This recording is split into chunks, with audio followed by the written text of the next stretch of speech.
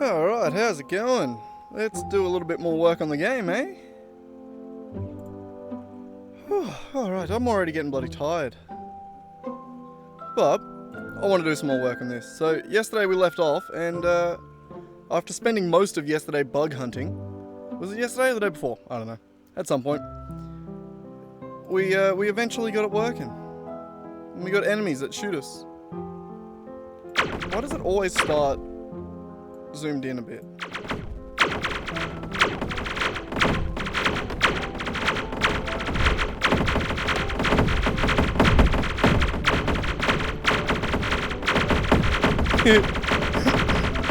Right, so nothing at the moment stops them from shooting each other or like anything like that. They're straight up just getting into range and shooting us at the moment, which isn't even doing anything. So I don't know, what do I want to do this stream? There's a few things that I could do.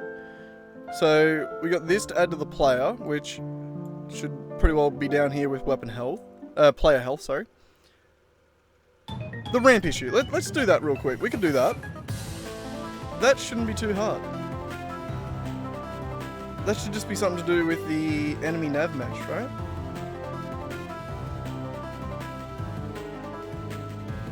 So it's a humanoid agent.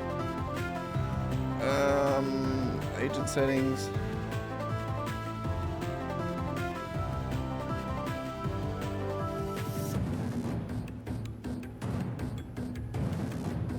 So, the agent itself should have no problem going up and down ramps, which it doesn't. It does go up and down ramps. The problem...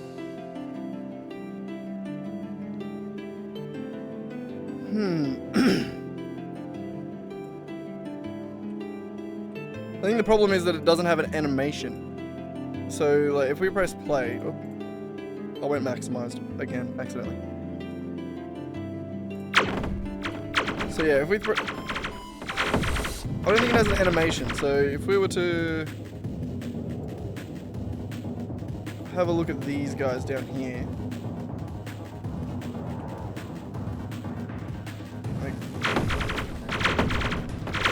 So they're trying to move up it, but their velocity is based on their animation, so which ones are these? We need to select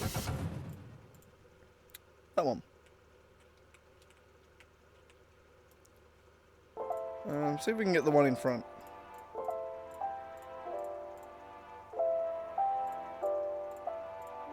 God.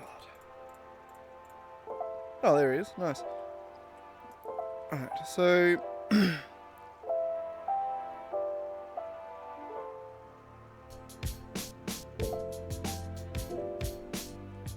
I reckon it's his animators probably, yeah.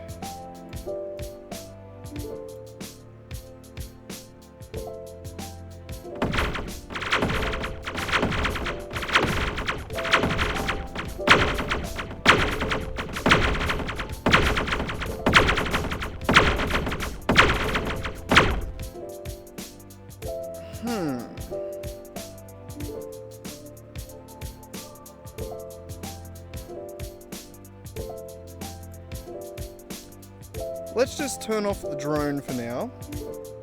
And...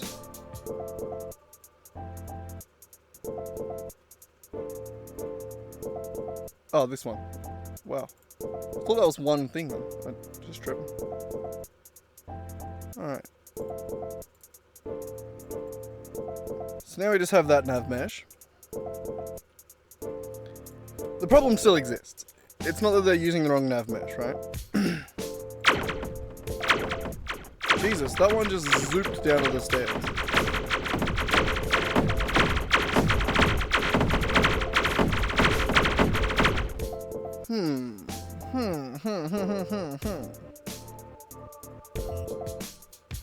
So it's something to do with how the... where is it? Add-ons? Nope. Ah, there. Third person character. Bloody hell.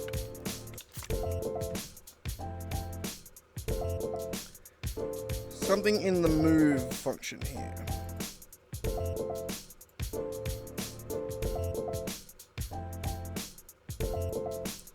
So how's it checking the grounded status? What is it actually doing?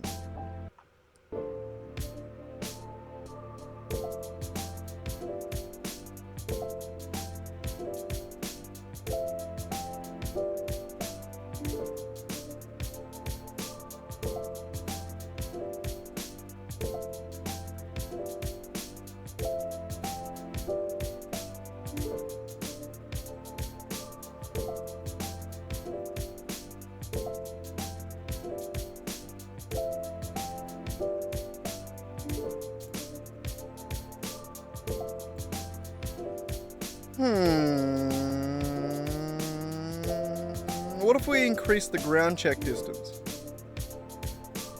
That might be something that works. We'll just try and test a few things first before we dramatically change how the code works.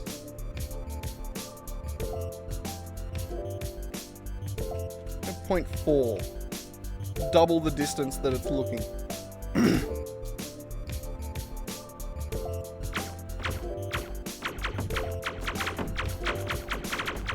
That fixed it.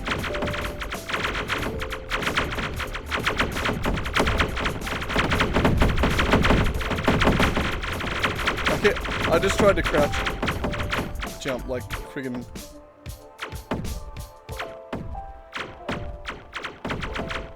Now they're all just being pushed by the guys behind me.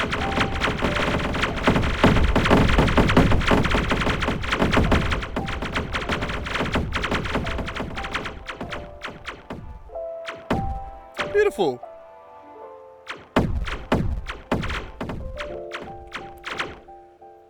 That's good enough for us. Like, we didn't have a whole lot of them being in the air, so them having like a very precise grounding code doesn't make a difference. It like, so that's fine. There we go. That's look at that. We fix enemy ramp issues. Bam, done. God, we're good. Marley, what are you doing out there? There's a bit of tin that's on the ground next to my van, and the dog walks over the top of it and makes a lot of bloody noise. Little shit she is. Alright, what's next? Well, I don't really want to do player health yet. So something I want to try, right? So the way these enemies work now, currently, the enemy AI, let's get rid of that. Get rid of that. Get rid of that. We can put that in there, actually. Ah, yes, we do need to do the enemy death animation, which that will be soon. So yes, the enemy AI. It has patrol, chasing, and engaging. Very, very simple 3-state enemy animations, enemy AI. So what I'm thinking of doing, which I think might be enough, just adding one more state might be enough to make it so that for our purposes they're interesting enough. And it is to try and reposition themselves so that they're what's the word? So like to check if they can fire at the enemy or fire at me, and then if they can't, try to reposition themselves to get a better shot. So we need another state, which is repositioning.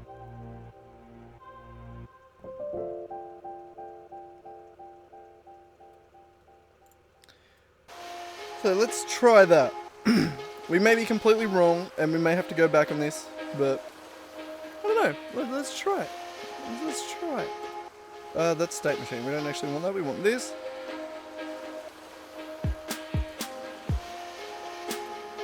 Okay, we're gonna go enemy repositioning.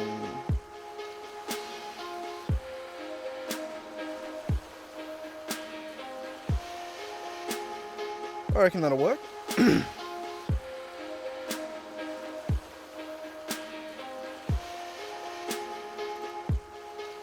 Alright, and yeah, that'll work. Okay, we're just going to take everything out of here. That's not what I'm meant to do.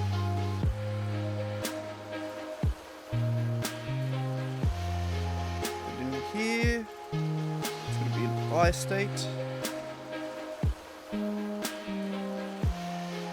Nav mesh.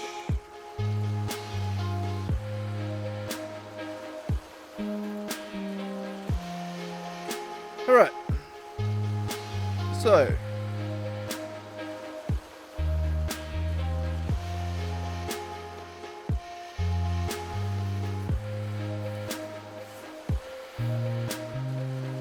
So I was going to transition out of into this one from engaging and then back. So these are going to be independent. Like, they're going to go back and forth. So that's how it's going to figure into this.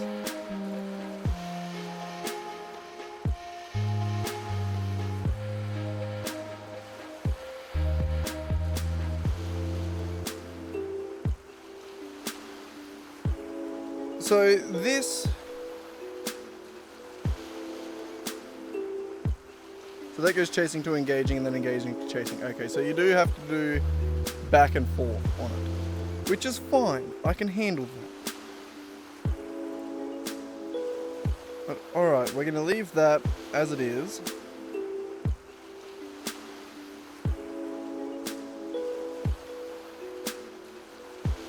So that doesn't need to be there.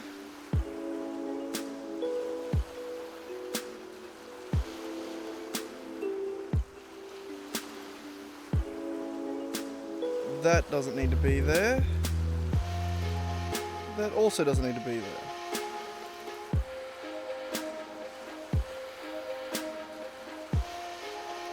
And because it's always coming from engaging, the material also doesn't need to be there. So that we can actually get rid of.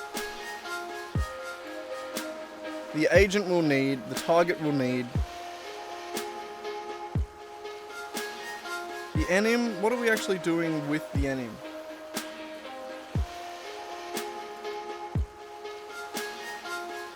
Changing that, so we probably don't need that for it anyway. Alright. So in this one, all we're going to be doing is find a new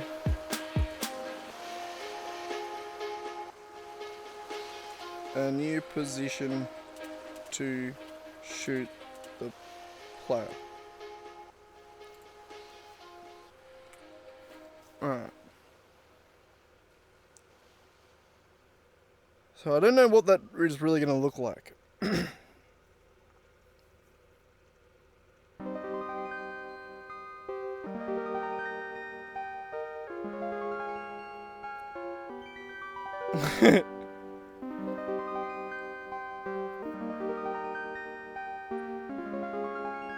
Like, what logic do we use to find a new position, is what I'm thinking. Do we just pick a random position around the player?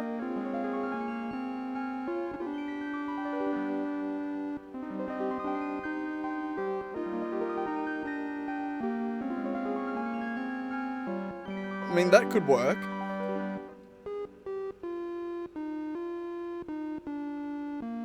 And then just do it based on the distance that they should shoot from me.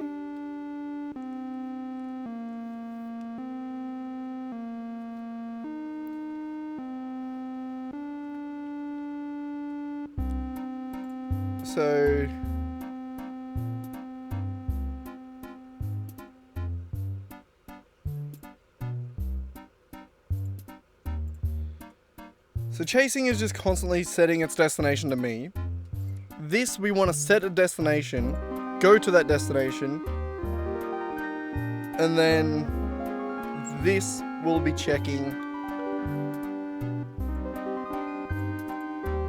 this condition, I guess.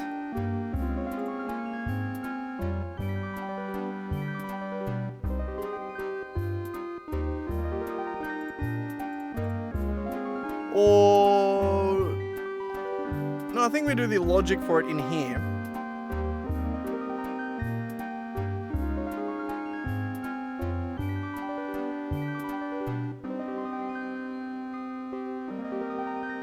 My brain, it's taking a minute.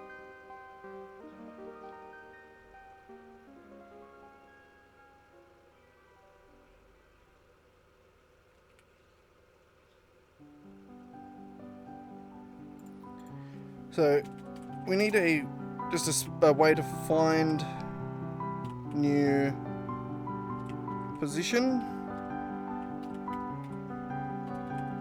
and I think that should just sorry,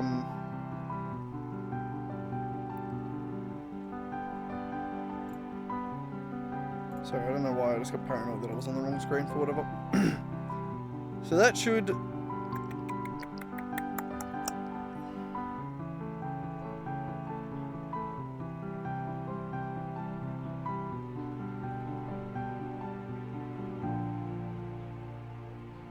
So that's gonna go. Okay. Vector 3 offset, and that's gonna do new random vector 3 random dot value times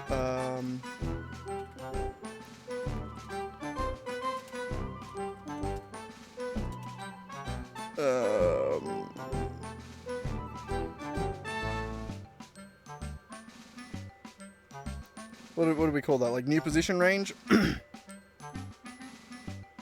Search radius. And we'll call it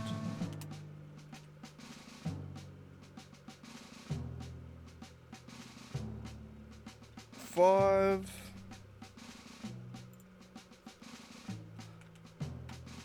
And search radius times 2.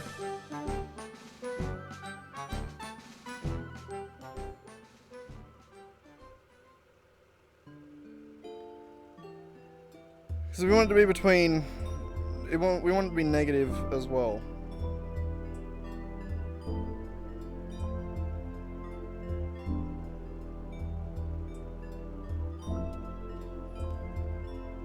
So I guess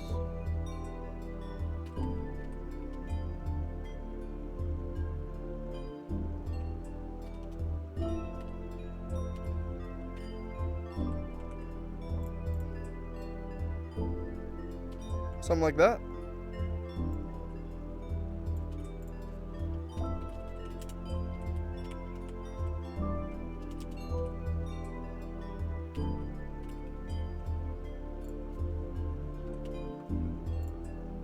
That work?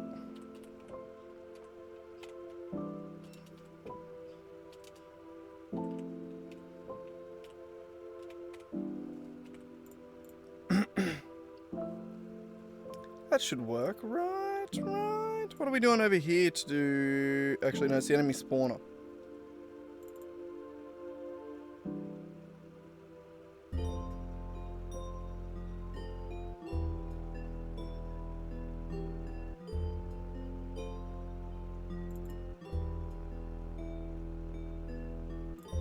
Alright, that one's easy enough because I just gotta...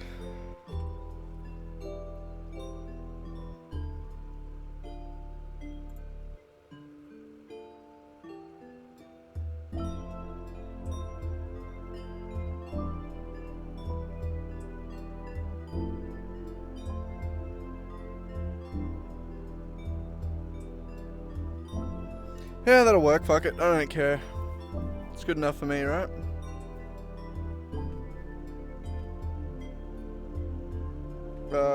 This is also going to return a vector 3.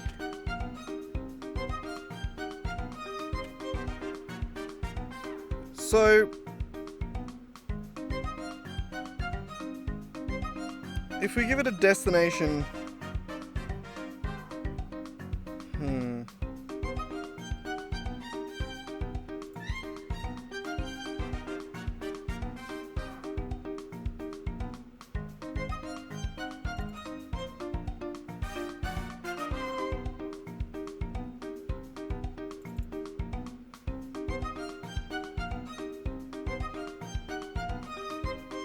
Can I just I can just call that from anywhere then, can I?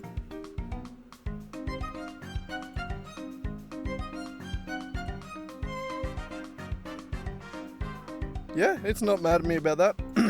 Alright, we're only going to check like 100 times though.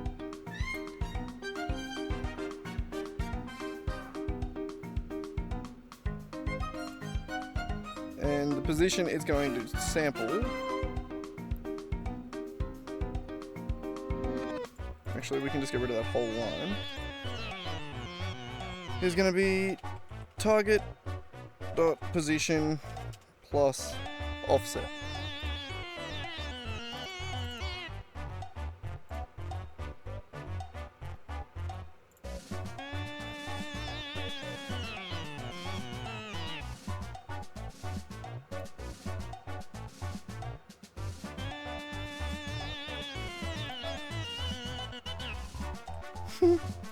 Computers do suck at numbers. Alright. So it should find a random position.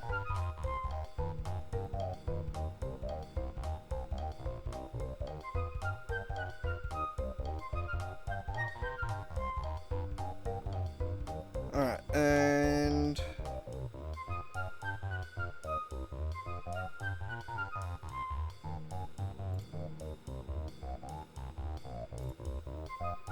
so this needs a bool, a boople.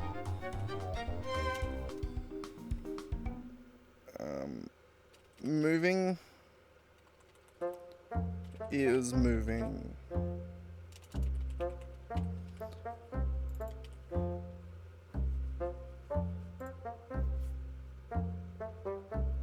Okay, so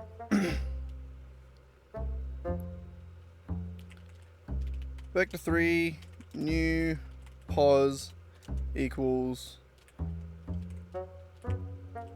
find new position around the player.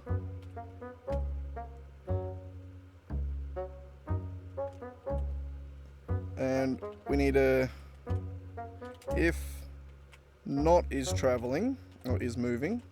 My bad, sorry.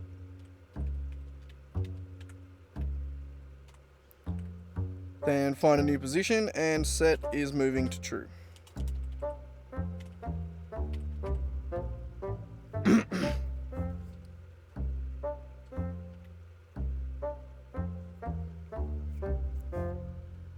Okay, and then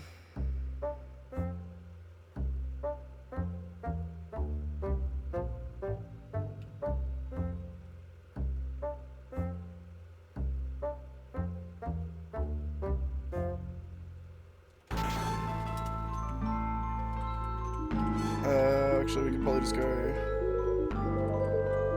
else if it is moving. Then we wanted to say if, not any, I'm sorry, if agent dot remaining distance equals 0.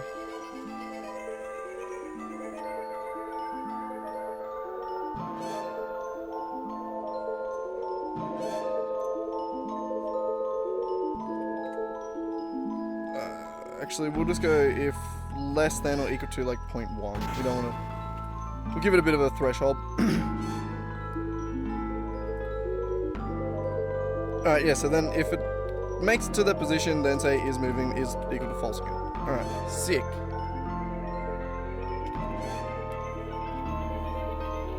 So that should now just keep making it bounce back between a bunch of different random places around the player. And then we'll say we need another function, which is we'll make it a void. Check for clean shot.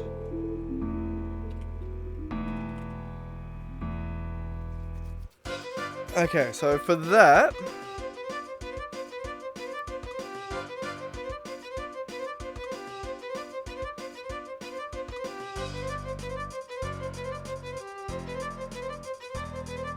we're going to need a raycast from the enemy to the player. And we'll just keep it simple. We'll make it one raycast.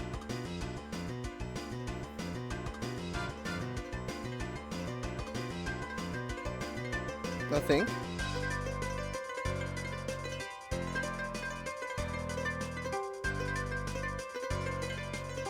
So what haven't I used here? I don't need that. But I do need a transform.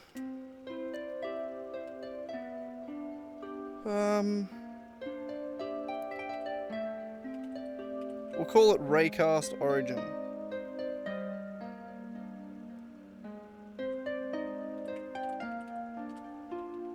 Because that way it can be sort of just like any sort of position that we might need.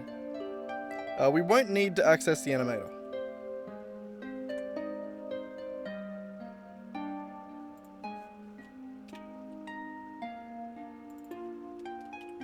Alright, so that...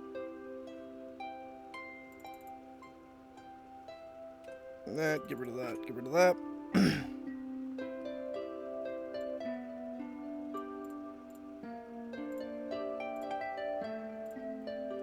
Nope. Add. Dun, dun, dun, dun, dun, dun, dun. Gotta keep it in my format. Bloody hell, bloody hell. Alright, so it will check.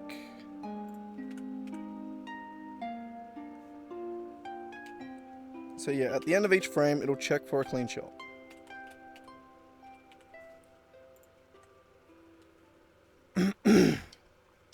I don't know if we need to do that every frame, but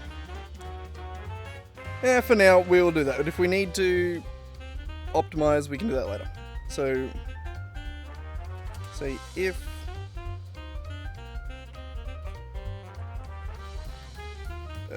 raycast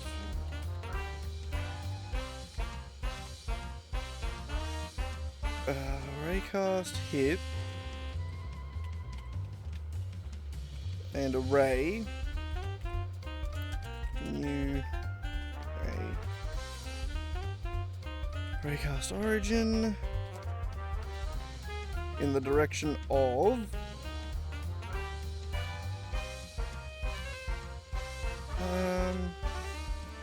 so it's aiming at the target's feet.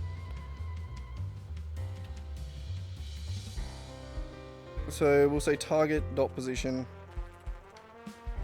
plus target offset, which we need to make. Also, why don't you have access to raycast?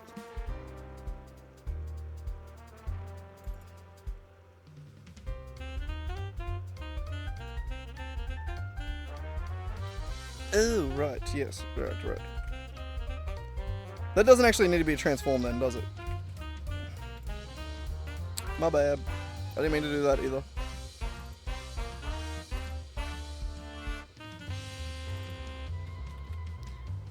Okay, and we do need to make that, which is a vector 3. Target offset is going to be vector 3.1 times 1.5 was where we were aiming at, weren't we?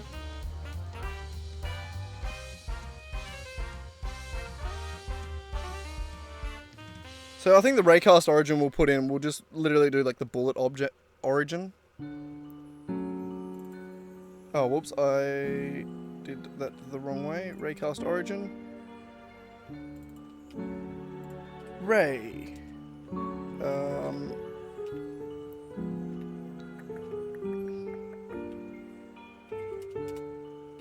Out hit. Max distance will go like 50. I don't know what the engagement range is on it.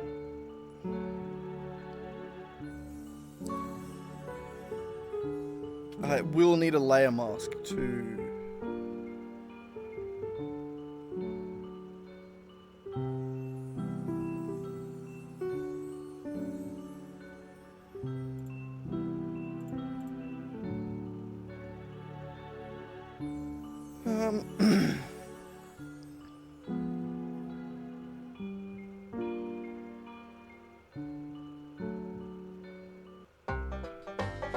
You know what? I think this doesn't need to be done in here. We could simply call this function from here.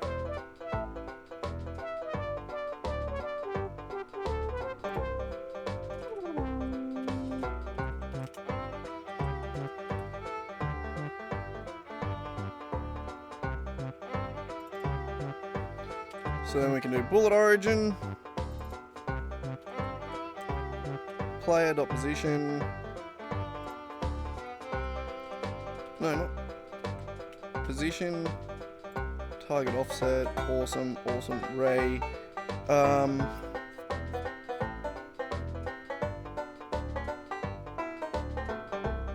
Maybe it shouldn't have a ray mask. Because it needs to be able to hit everything, right? Except like UI and stuff like that, but those don't have colliders attached to them.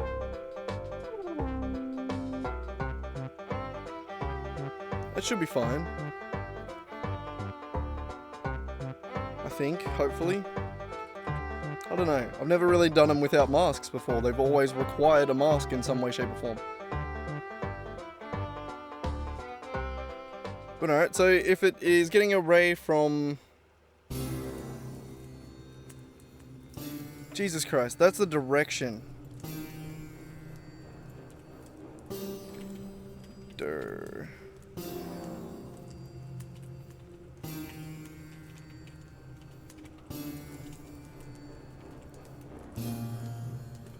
So that's where you're aiming. Minus bullet origin dot position.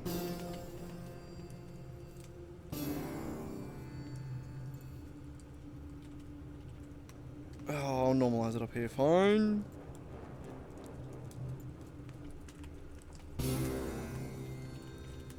I probably don't need those first set of brackets, do I? Because, you know, like 1 plus 2 minus 1, or 1 plus 2 minus 3 is still the same as whatever. Fuck, I can't do that, undo that in my head. But that probably works. But I'm not going to do it because I don't trust myself. I don't trust math.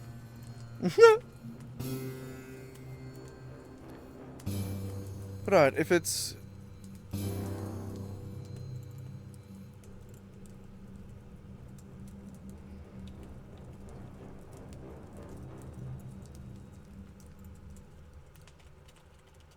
Can shoot player equals false to begin with.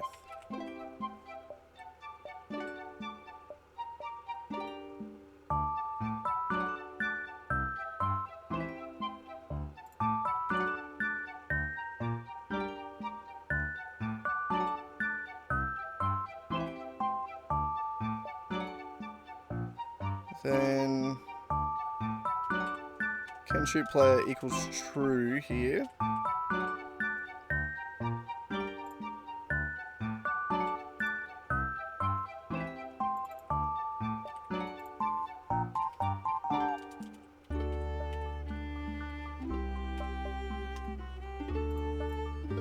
So initialize it as false there.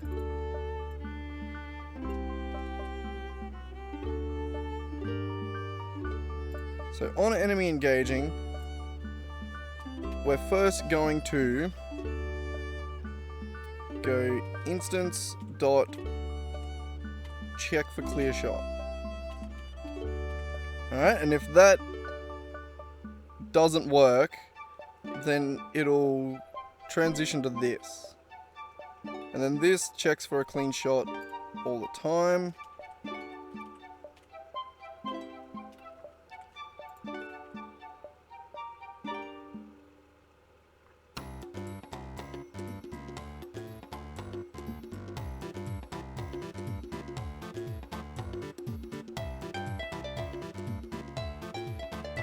Okay, also...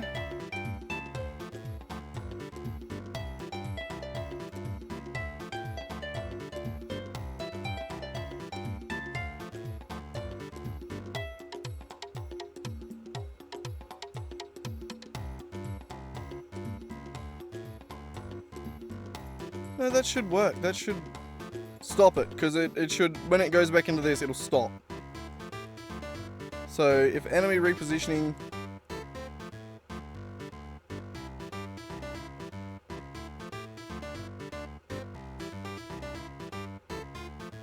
Alright.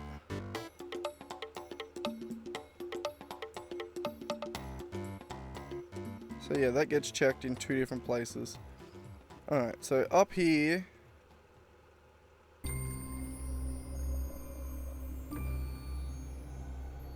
So we need another one, which is going to be repositioning.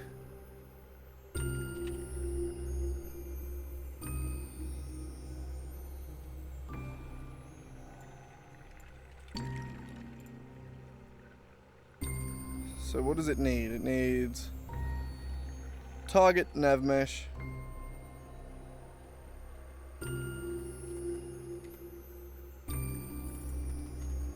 That, right?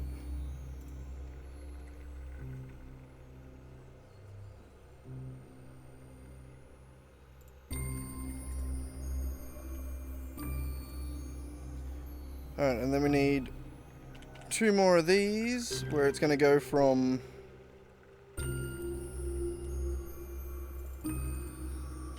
engaging to repositioning,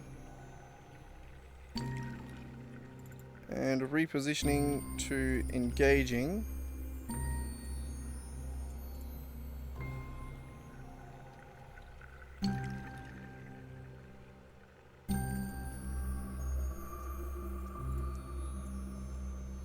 And that should simply just be can shoot player.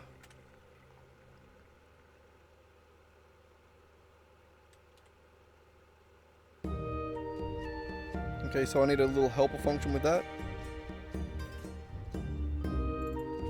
Can shoot player.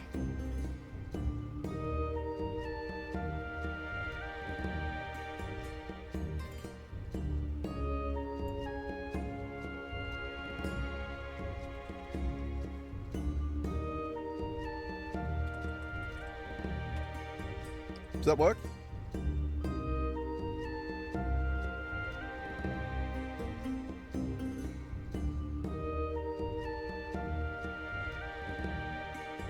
I don't know how like these funk balls work.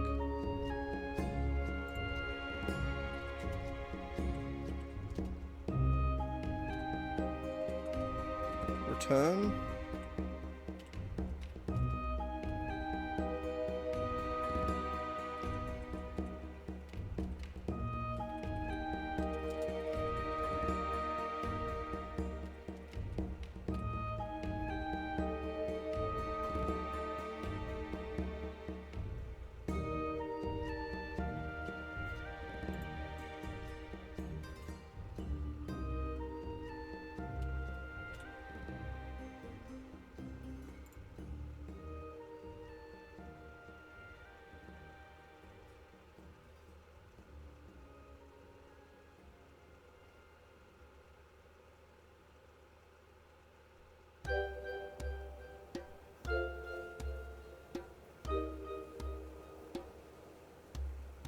I just don't want it to be doing a raycast every frame that it's repositioning, right?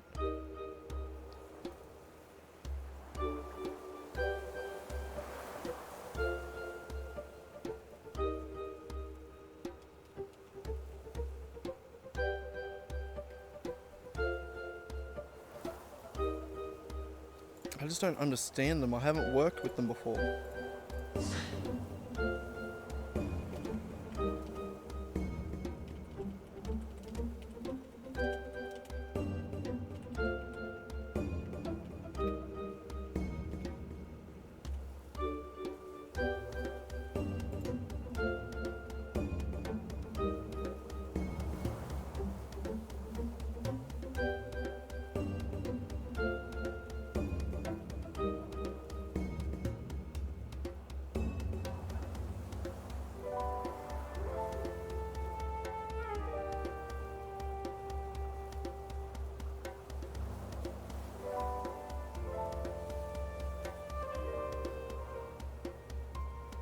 I don't know if that helps.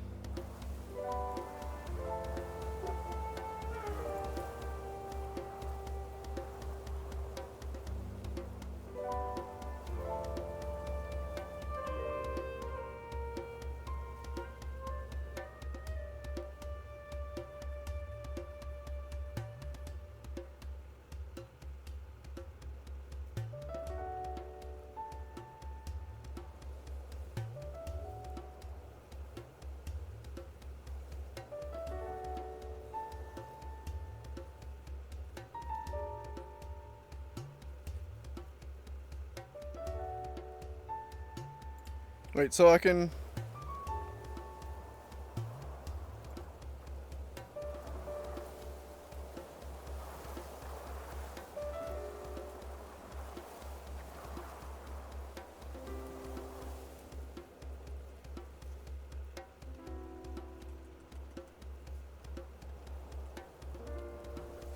I don't get it. I don't get it.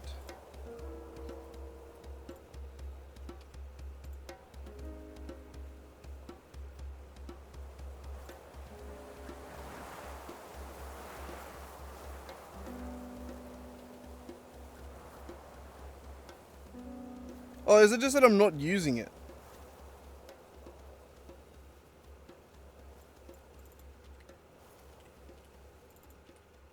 Yeah.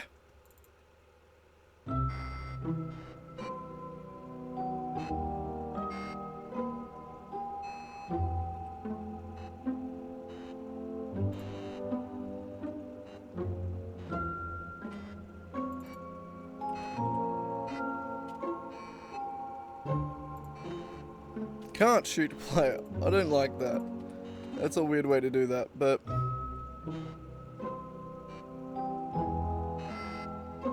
it also needs to be the other way around.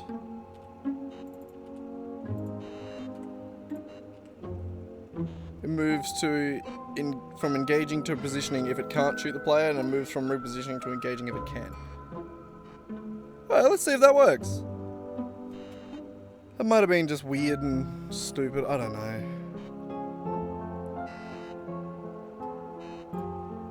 Let's see if they do anything different.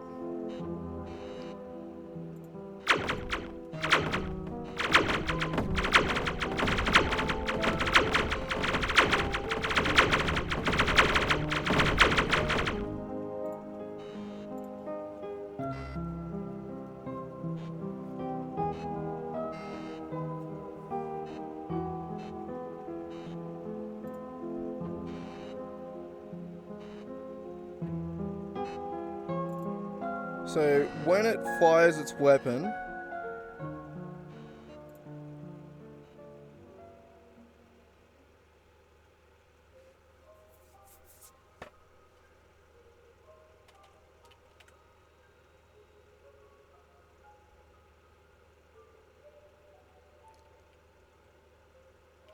I'm not actually gonna, I was gonna say what we could do is check for a clean shot, and then if it doesn't have a clean shot, then abort it.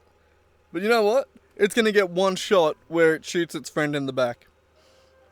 And then it's gonna realize it needs to reposition.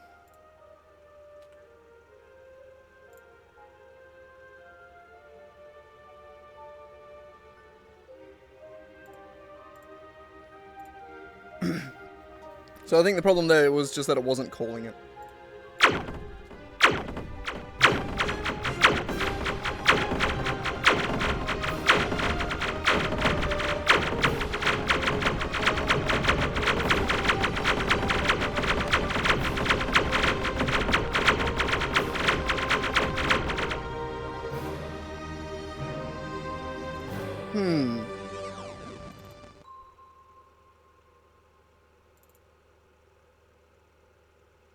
Oh my god, that's so stupid. I'm so dumb. I need to check if the raycast is hitting the player and not just its friend in the back.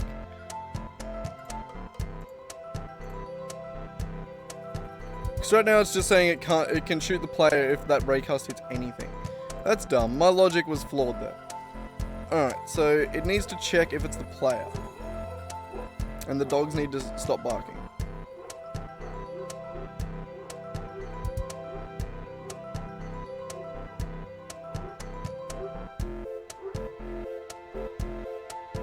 So can I just go if hit dot layer transform dot layer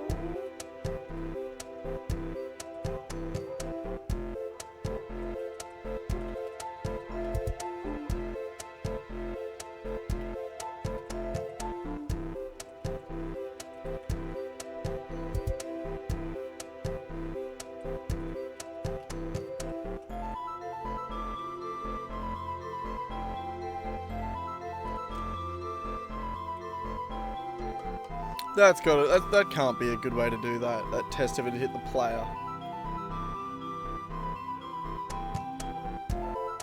Oh no, that's when you should be doing object tags. Right, I'm an idiot. There's something built in for that. Hang on, oh my god, I didn't turn my heater off, but my legs hurt.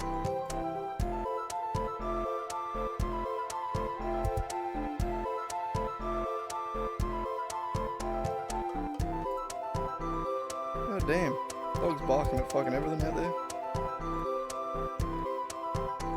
Alright, they distracted me because I was trying to listen in on them. Tags, player tags.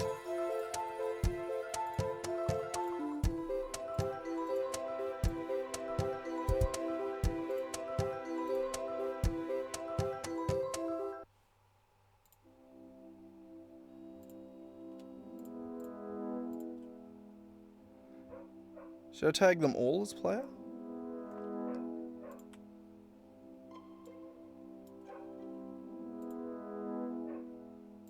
May as well, I suppose.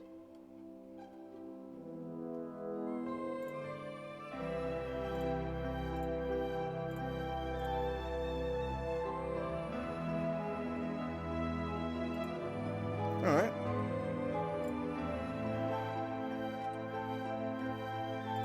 If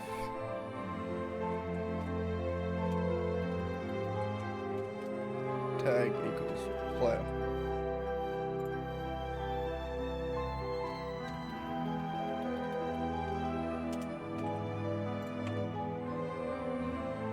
Alright.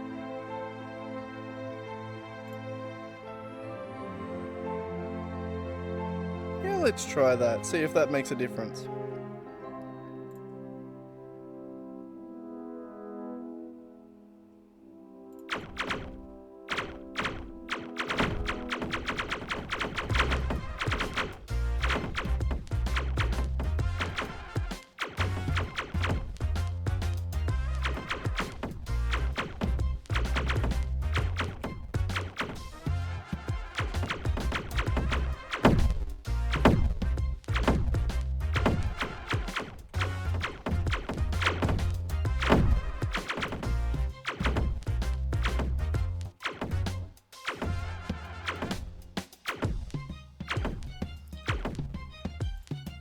So I need to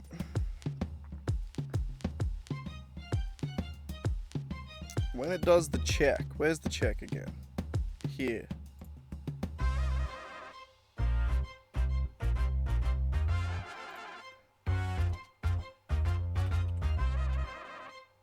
So I need to move it forward a little bit.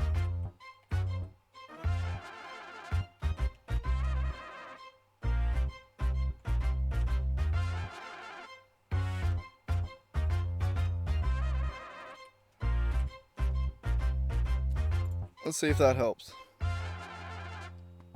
Because they're raycasting themselves currently.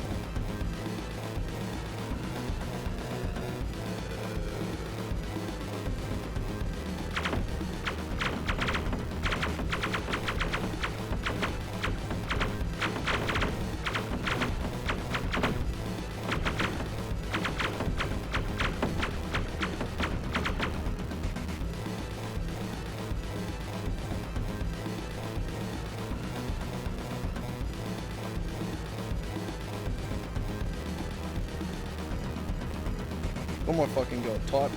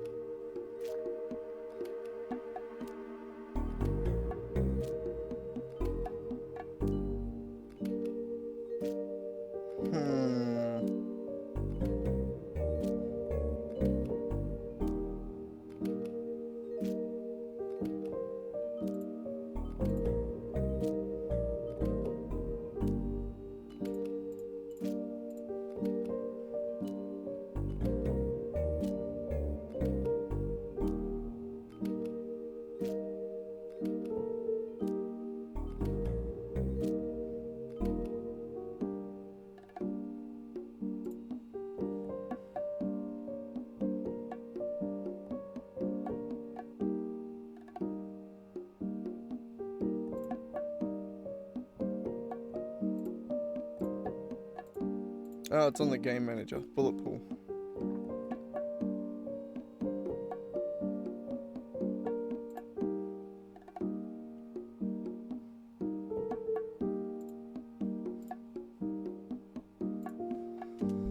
Just make sure I can still shoot.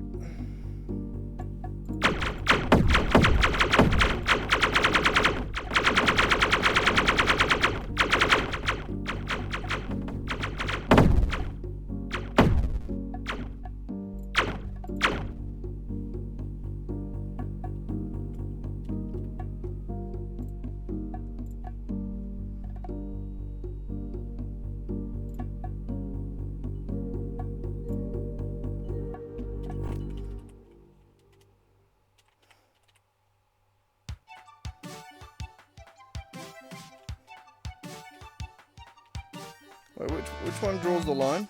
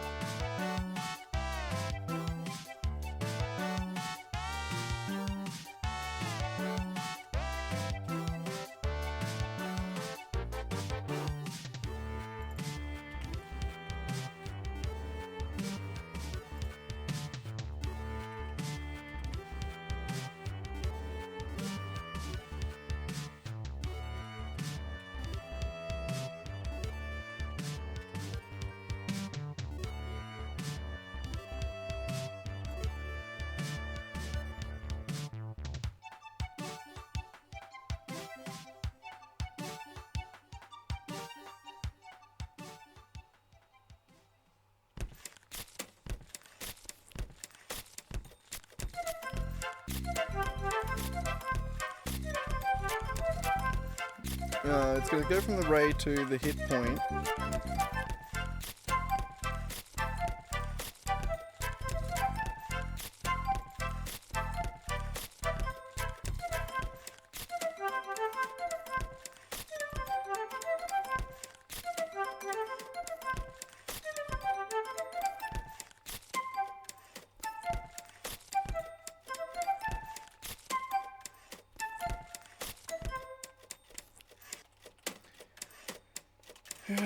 Hit something.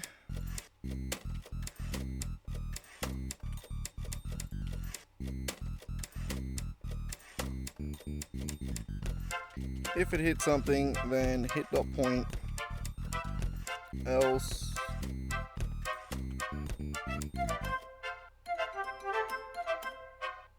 ray dot origin plus ray dot direction.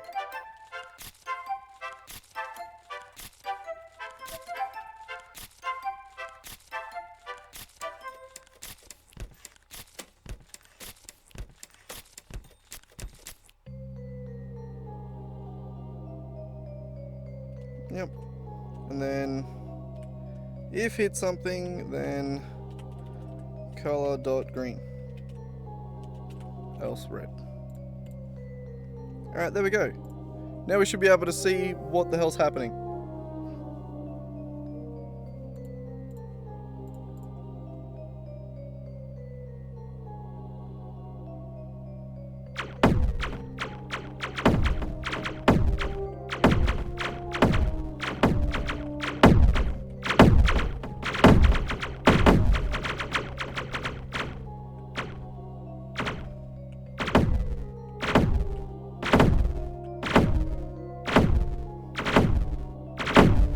Where are they aiming at?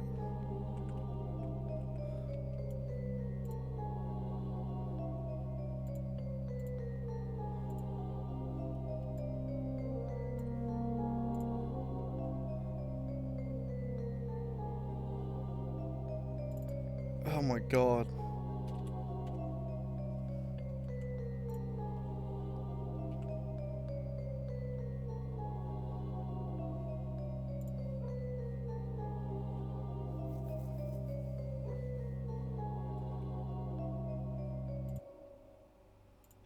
I may have just fixed it.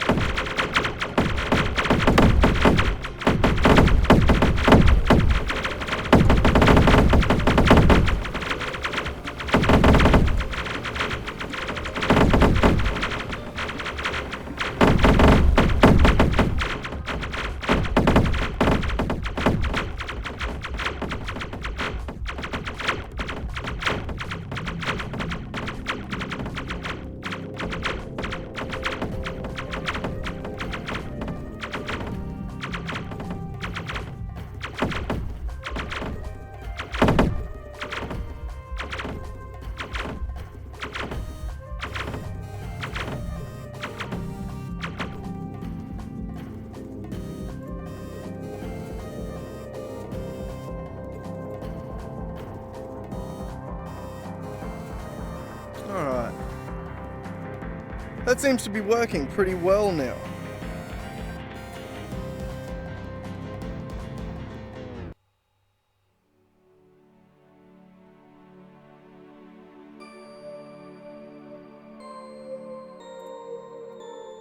So we can get them to stop shooting each other in the back a little bit more by making it so that when it's about to fire its weapon, it checks for a clean shot, and then we can just say if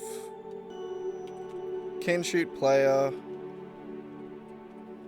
equals false, then return. That means they'll shoot each other in the back a little bit less. So that should make them... Oh, we'll play it on focused again. We never changed this, also. Hit something equals true. Now we get to see the beautiful raycasts in action.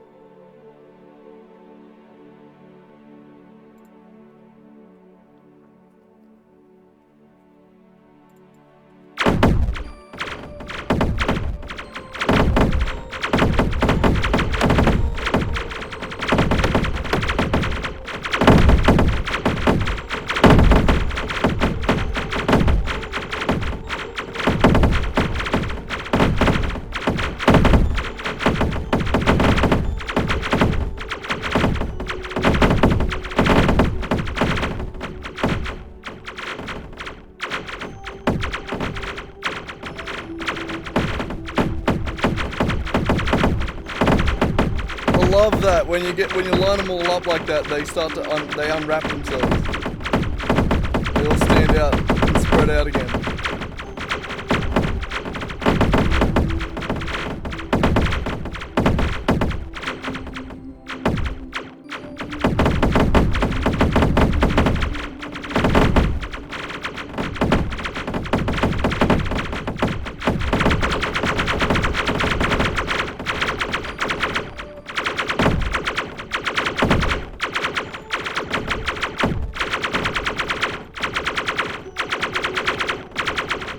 That's awesome! Oh, we're getting it.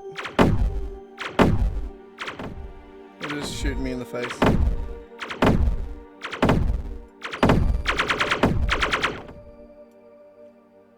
Oh my god, this is getting good. This is getting good. We're getting there. Alright. The enemies are a little bit smarter now. I really like that.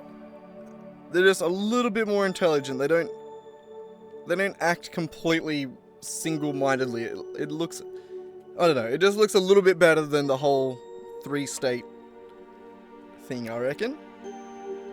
And by the raycast there that it was showing, it was only raycasting every now and then, which is how I want it. It's how I want it. It's only when it fires the gun that it checks.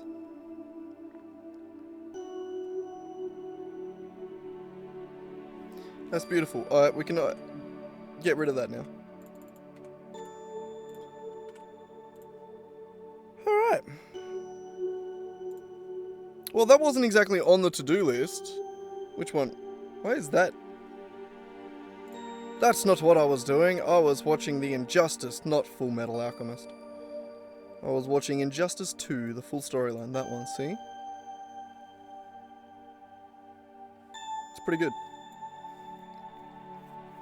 Alright. Well, I mean, now it's shooting the player, so we could do player health. Though I don't want to die yet. I don't want him to kill me. I'm a pussy. Then it's easier to test. I don't want to have to, like, if I do that, then I have to implement a god mode, which is like 2 seconds. It's literally just like an if, like it's a boolean, just being like, if god mode, then don't take damage. Fine, I'll do it. So, we got the weapon controller, we got the first person controller, which is the actual thing. We're gonna need a new script again.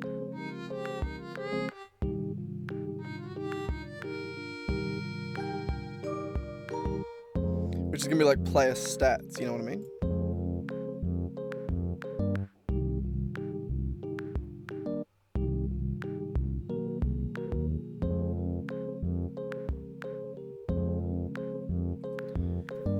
right? Like, we don't want to put that on the on this one. No. So we want a new one. Player. Maybe not stats, because we might want like an actual statistics at the end.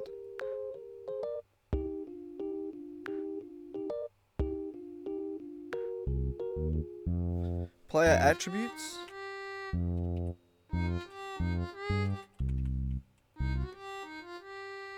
No, we're doing player stats. It makes sense. And plus, you know, like if we actually do a statistics manager, we'll call it statistics manager. I don't think we'll get it confused. Actually, we'll just quickly apply that up there. You can go right to the bottom.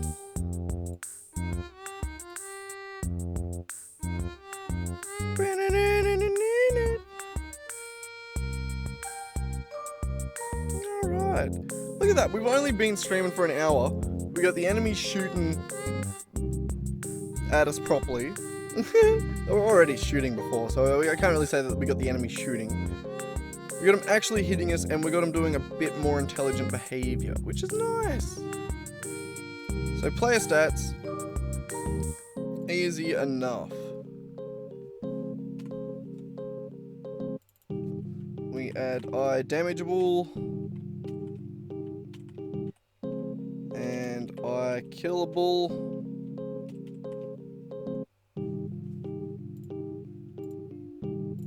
Implement.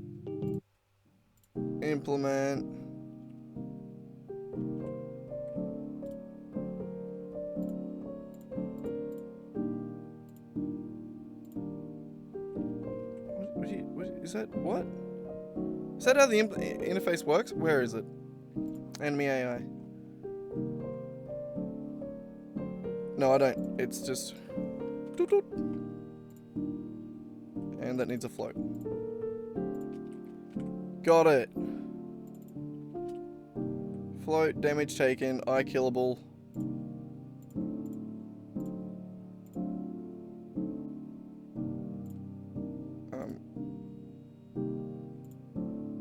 There, beautiful.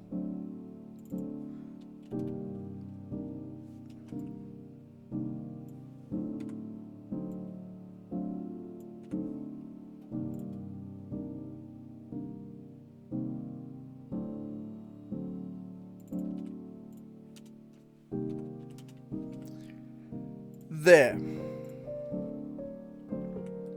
So, you can't kill the player. Not yet.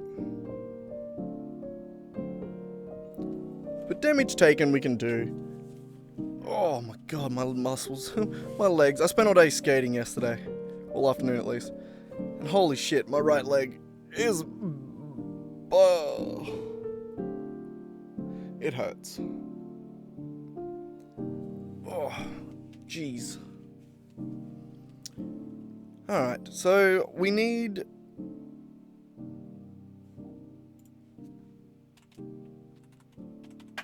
a public float. Probably doesn't need to be public. I don't need to make everything public. I don't know. I'm really not good with best practices when it comes to the level of access variables should have from thing to thing. You know, whether I should be using accesses. I know how to do it. I just don't know what the best practices are as to when to use them. You know, I feel like a lot of that is just opinion. Not so much like actual thing I should be doing. I don't know. I'm gonna take a second. Give me a minute. Give me a minute.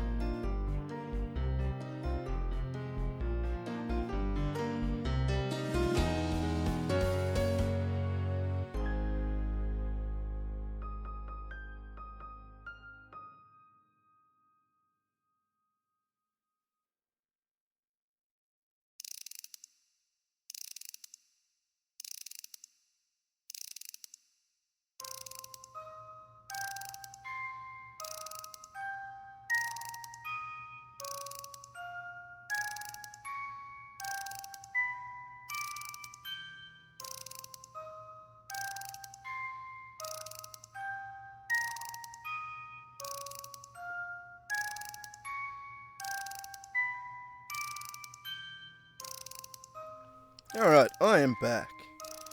God, I just gotta say, I'm really proud of that. Hang on. Gotta skip the creepy song. I was gonna say, I am really proud of the bloody the bullet pool script that I made yesterday. We can say we. It just works. Like, it's just a short 100-line script that manages every bullet on screen. We haven't implemented max shoot distance. That's another thing we need to do. Was it this one? Yeah. Oh god, that's bright. Implement. I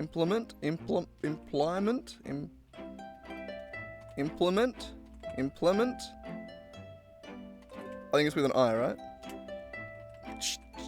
Implement. Max shoot distance. Because currently, actually, I might do that right now. Because currently, bullets travel indefinitely. There's no limit to how far they travel. And that means that if I was to, like, shoot it out the window, it would just keep traveling forever. Why are you...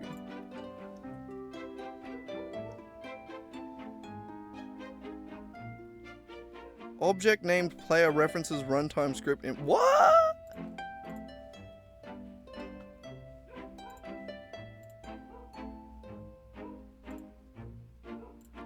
Oh, public float. Max health equals a hundo.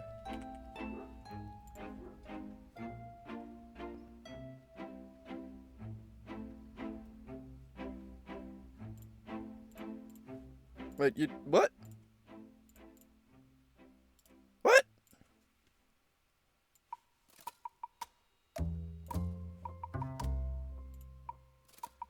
Oh, it doesn't derive from a mono. Right, an enemy AI has to also be mono behavior. Got it. I keep pressing Control X instead of C. There we go. Okay, now it'll be happy with us. Sorry about that. I didn't notice. It didn't like us, so it got mad at us. Okay, I'm sorry. You happy now? Jeez. Jeez.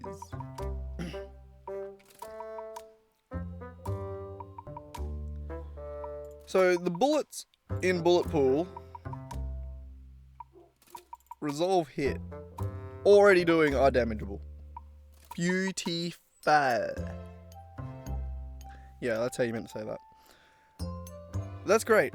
The stats I didn't care about. I wanted to do... we need Bullet Pool. Bring it back. Bring it back. Bring it back. Where is it? Okay. We need to do max hit. Alright, so each bullet needs to keep track of...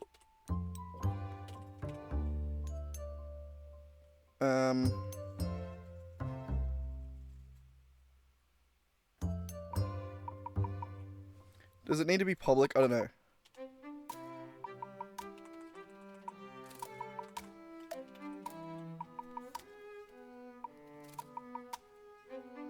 We could probably keep it... We could probably just keep it like this. Okay, float, distance, traveled, 1L. And we'll start it at 0, I suppose. So progress, every time it progresses, it needs a float, 1 move delta, Jesus Christ, is going to be equal to speed times delta time. So we're going to move in the direction times move delta. And then we just want to say distance traveled plus equals move delta as well. So now we have a record of how far the bullet has traveled. And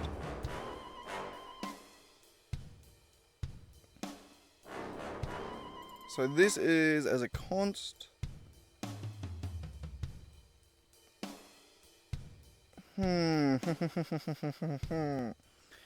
So where do we check whether or not a bullet has traveled too far?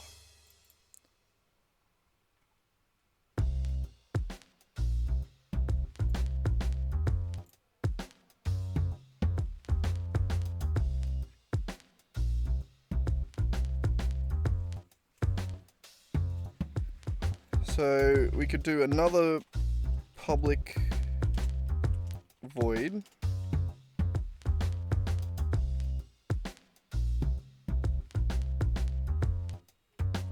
Maybe even a bool.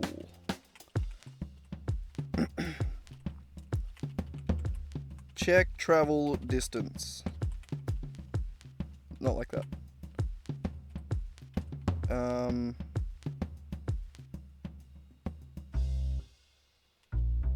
Actually, no. What we can do is this: create a public float distance travel. I know I wanted to capitalize, son of a bitch. Distance.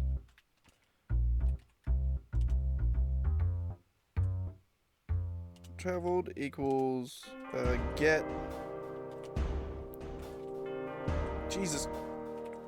Return distance travel.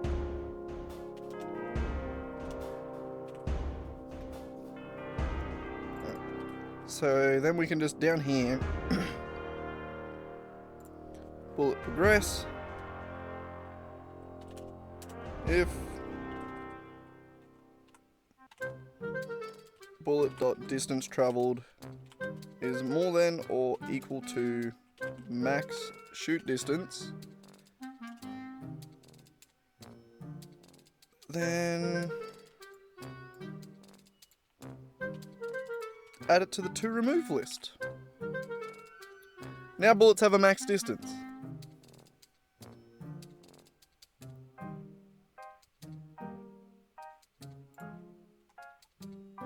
Yeah.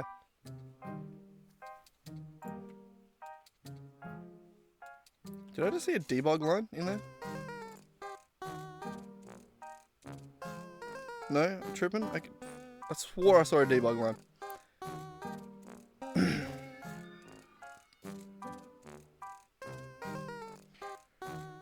There's no real way we can test this.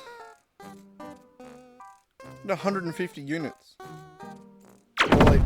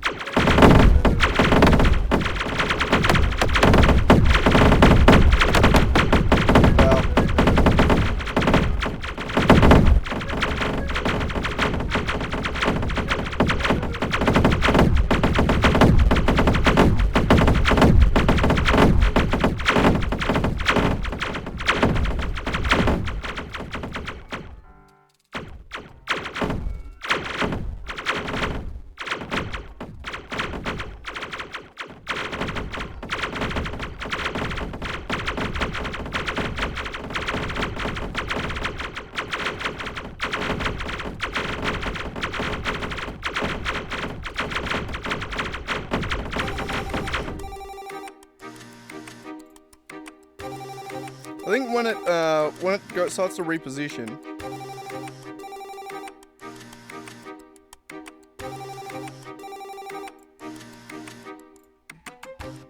it should have a timer. I think float time since last check.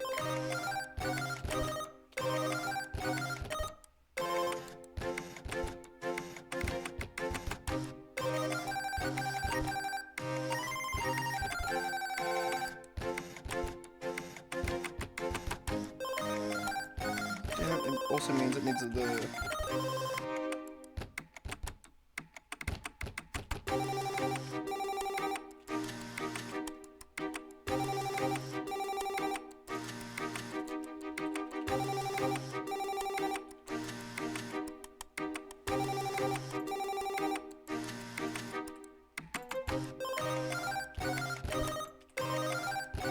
Okay.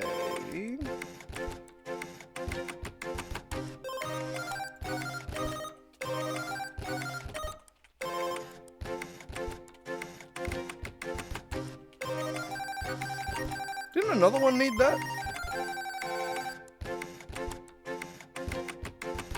Oh no, the bullets need that.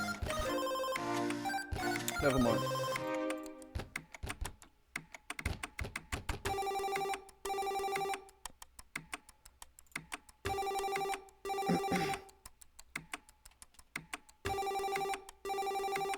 Alright, so we'll say...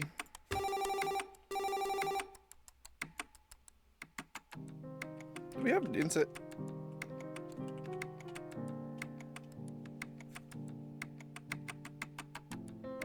So I do have access to time in here. So I don't need to actually... Why did I put that in then? Why did I think I needed to do that?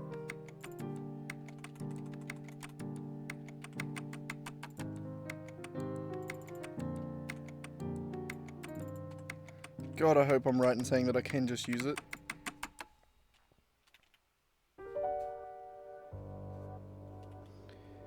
So time since last check plus equals time dot delta time. Okay, it's not mad at me so far.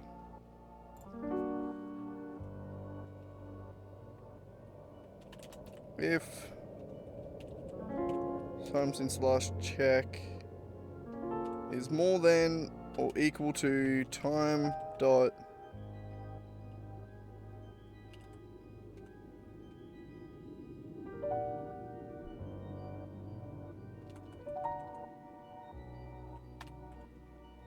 is more than 5, right?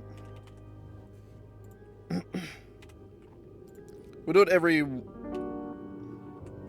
2 seconds.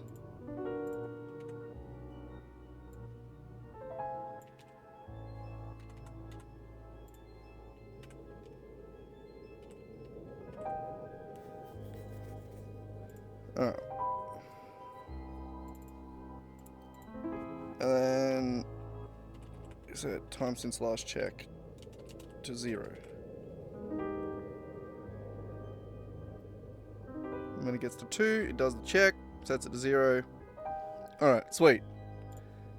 So now it should just do less checks. It should do a check every 2 seconds instead.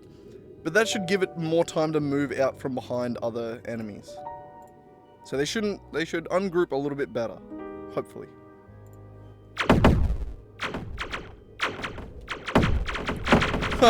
I'm actually losing hits.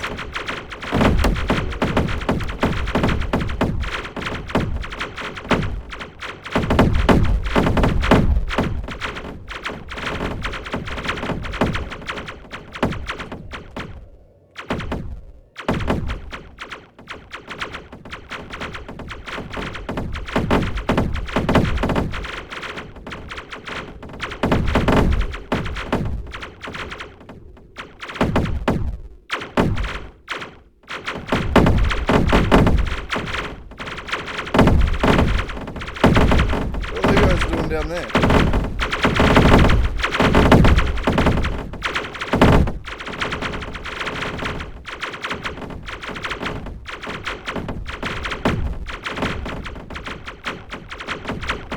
The nav mesh trying to catch up, is it?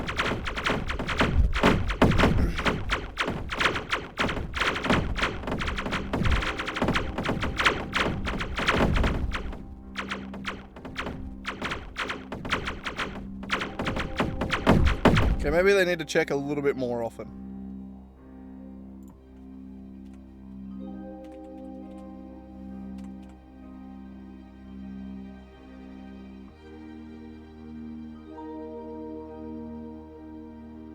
Okay, so where is it?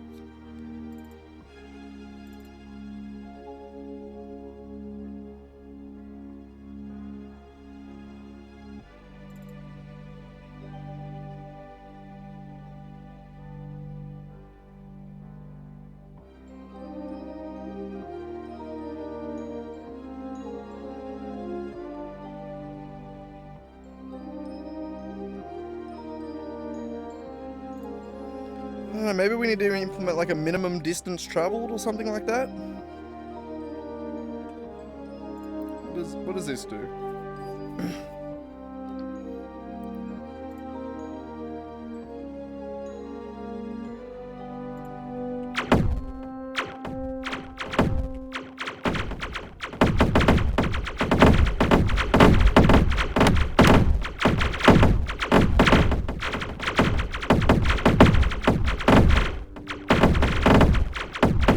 It just leaves people behind.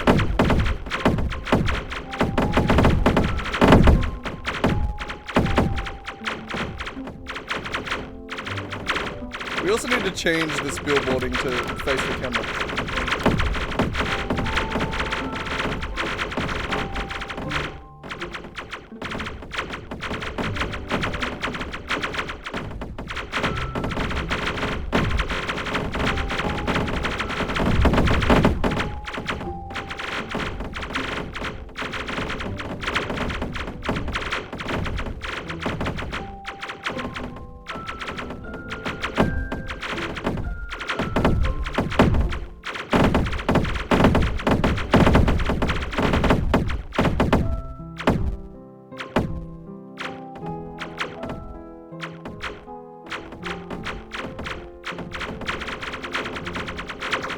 I reckon this is pretty good. Right, the ones at the back sort of lose their mind a little bit.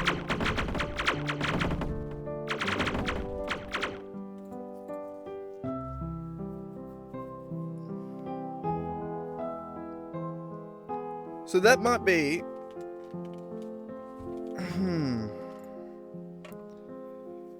I mean, it's gotta be to do with the nav mesh and it not being able to...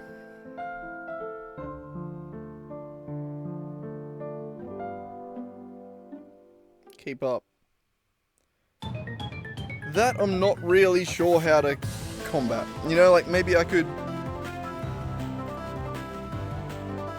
I don't know. I could make it so that it checks less often.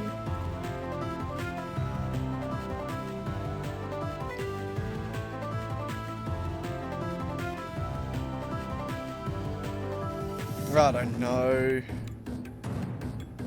I think that's something we can come back and visit at some point. Alright, I did that. Implement max shoot distance. Player health, I did add. Enemy spawning would be a big next step. So I don't actually know how I want to do that though. So, this is our map. Can't see shit when we go out, but... I was thinking they'd drop down through the roof somehow. Like, where they'd, like, put a hole in the roof, or... I don't know, where could they... There's gonna be some sort of organized entry point or something.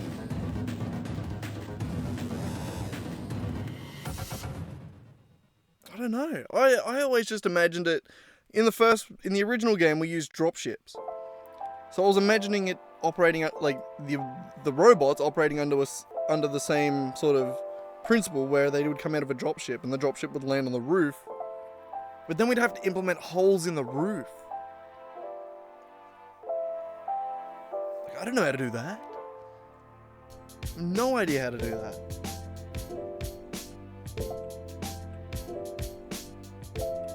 No idea how to do that.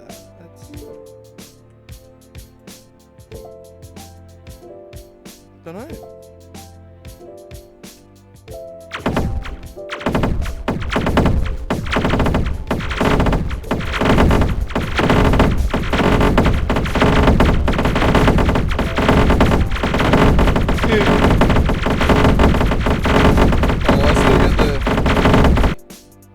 I get the sound as if I'm there.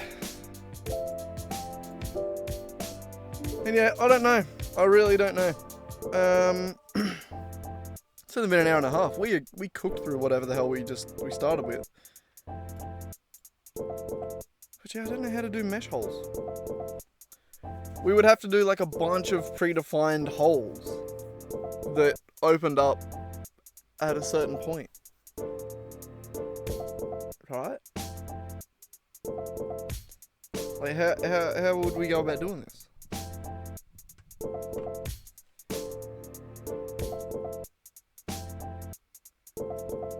I mean, for sure, I could make like a bit in the roof that when something landed there, it broke. I could do that.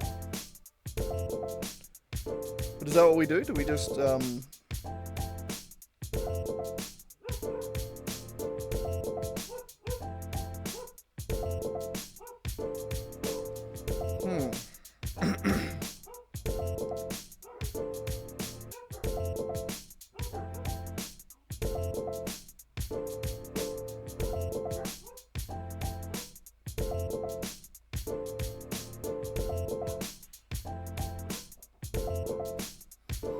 Bloody dog's barking again.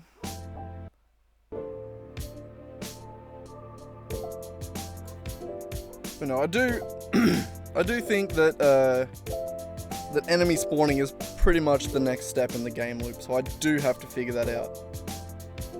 So I'm thinking, bloody hell. So I don't think there's any way to do this procedurally. We would have to do, hang on a second, we need to find the square.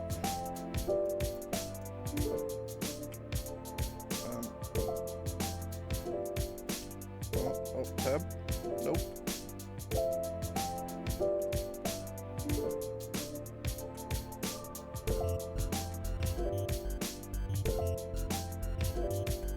Ah, there it is. Alright, so we would have to create a bunch of pre-made holes in the roof.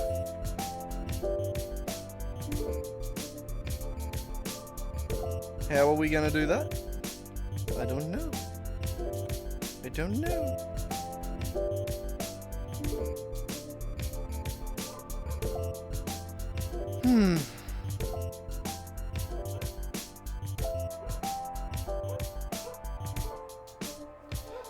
So, oh, that's gravity. If we were to take the roof, give me the roof.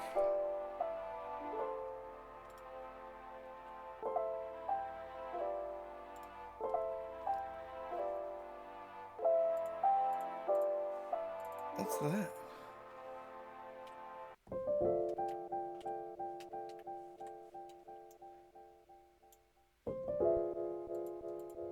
What is that in there?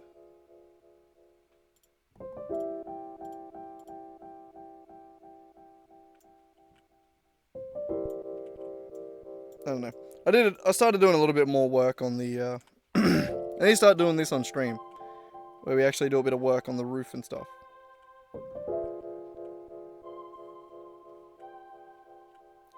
This also bothers me. I done this using a wireframe,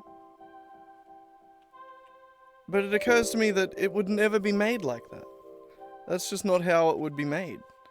We're gonna have to fix that at some point, but oh well. So I think for now, what do we do? What do we do? What do we do? I think we take the roof, which is this.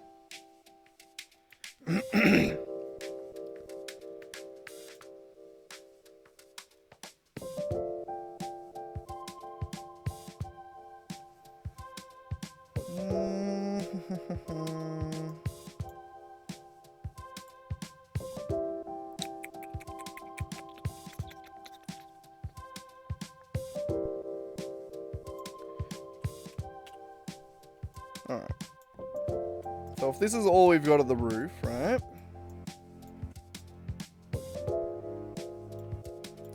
What if we were to just like start breaking it into segments and start...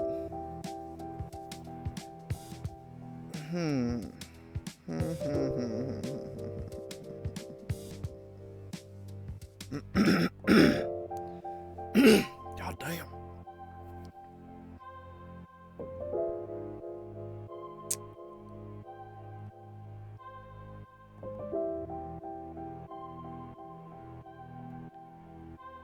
I'm just at a loss as to how I want to go about doing this.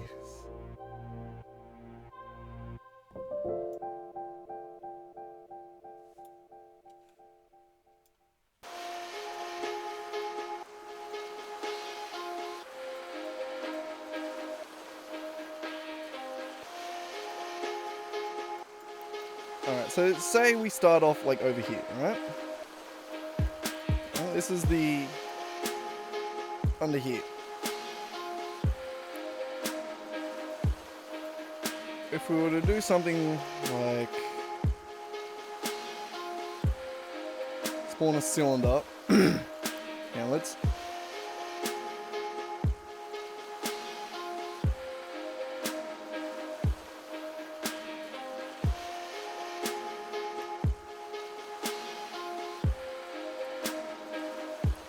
that way we have a good one to fall back on if we break it. So like we could go like that and then add a bunch of these around where we just cut out a circle. Or we could do...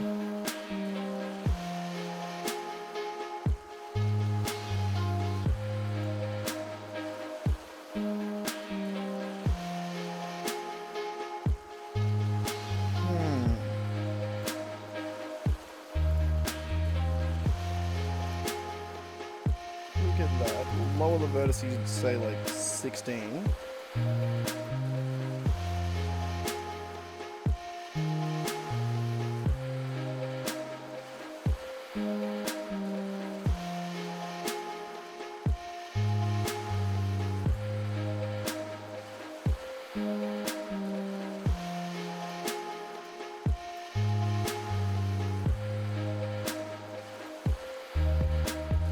I need to scale it in.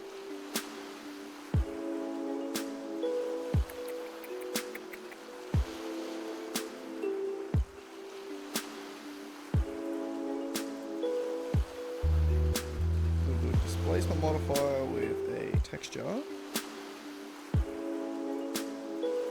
Clouds. Yeah, displace in the direction of normal.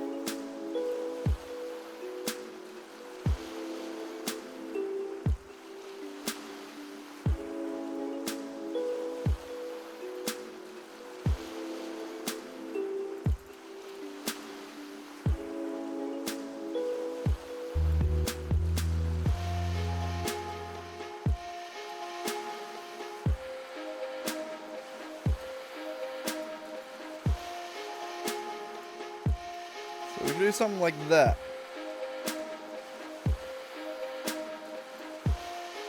Or like that would be a hole in the roof based on like the silhouette of that.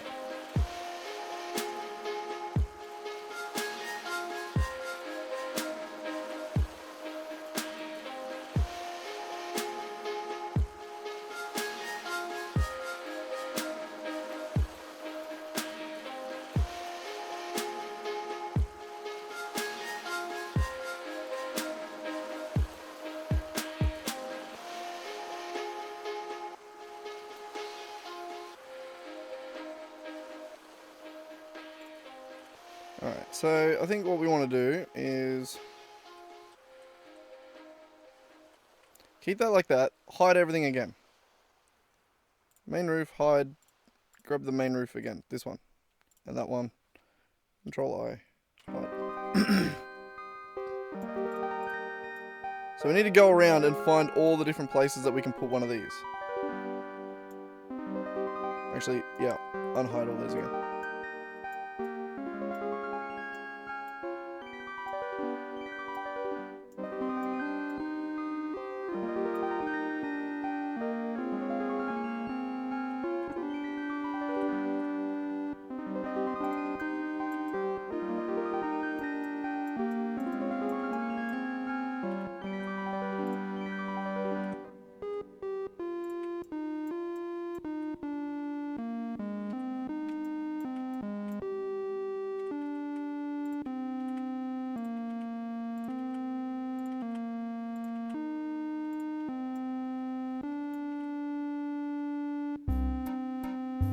Which side can they drop down on? The other side.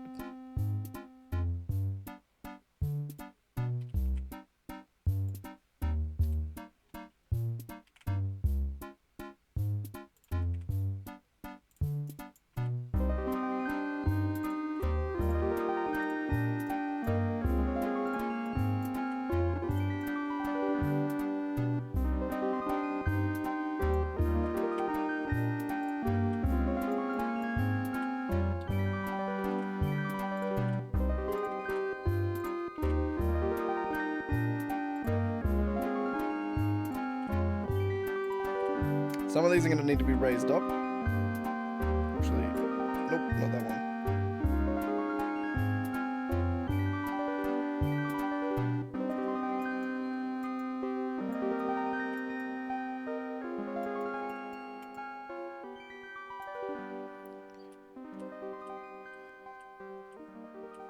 All these are going to need to be raised up.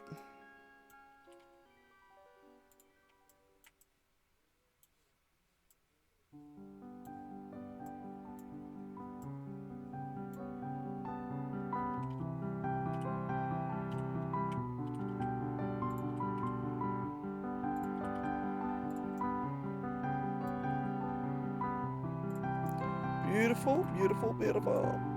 Alright.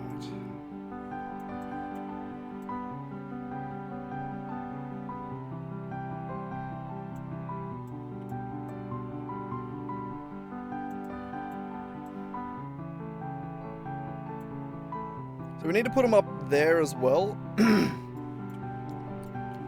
But for now,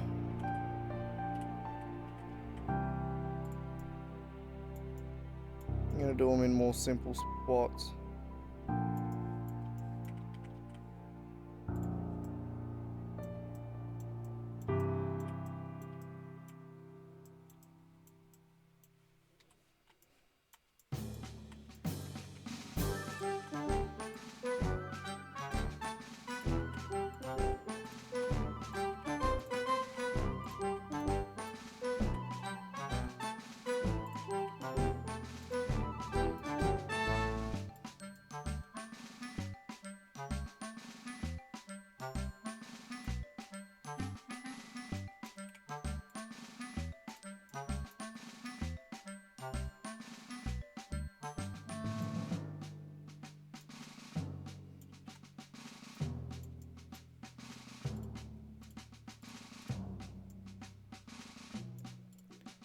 Alright, so I think we do that sort of piecemeal.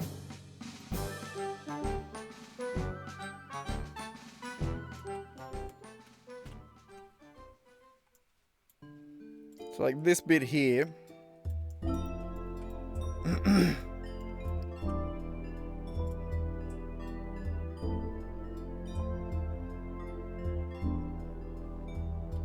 It's like that.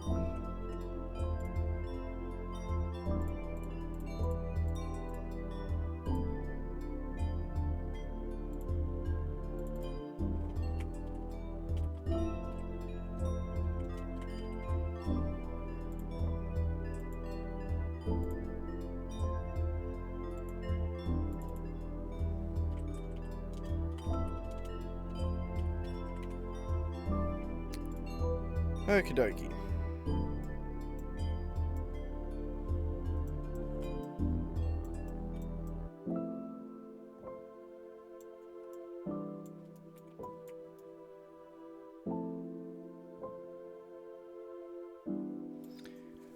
So I think we just sort of go with that. Like, I don't think we need to. I was gonna say we need to modify like these ones here. So like that needs to go over there. That in.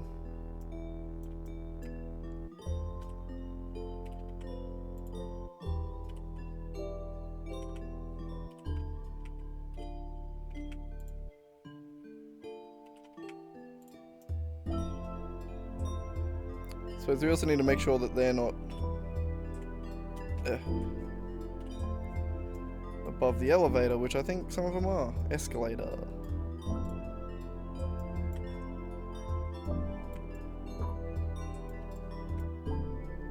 Ooh.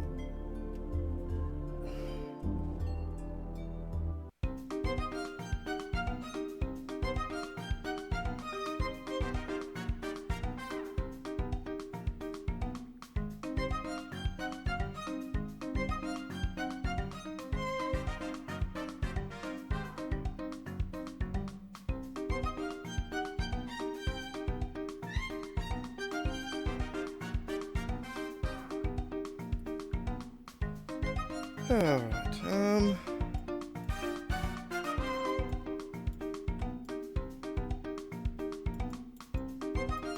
actually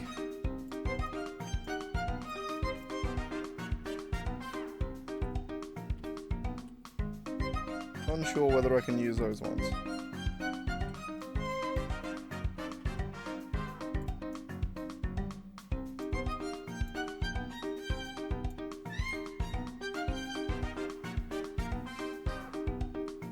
I don't know, maybe we could make it so that they come up the escalators as well, but they already struggle with those enough, so that's probably not a good idea.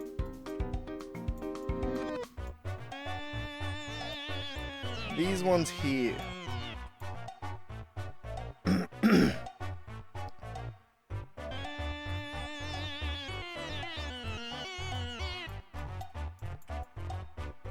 I mean, the main thing that we need to do is just make it so that they can spawn in a decent amount of places at both ends. Like, I don't necessarily need them spawning on the straightaways.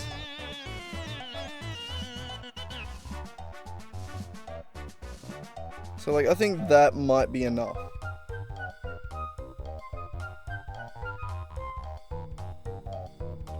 We need to fix these ones over here, though.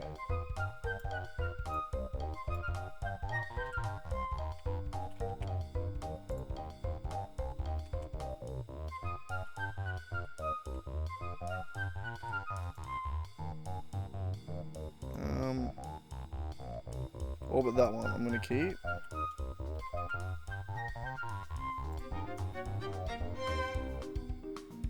Yeah, alright.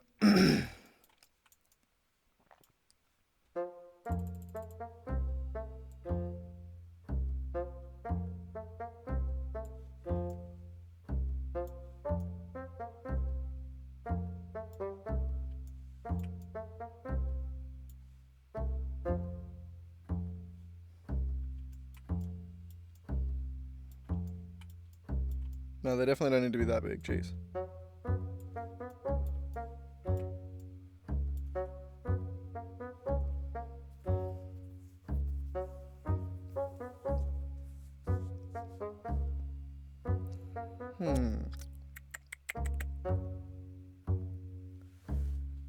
So that should be good, I reckon. Now if we turn that off...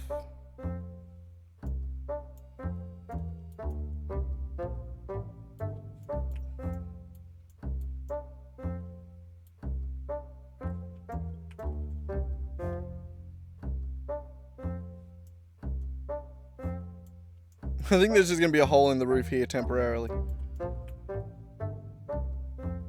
Alright, so the way we would do this is we would go something like this, where that, I think now that we've got them all in the right spot, we can apply that. This we would do like a boolean on with that as the target.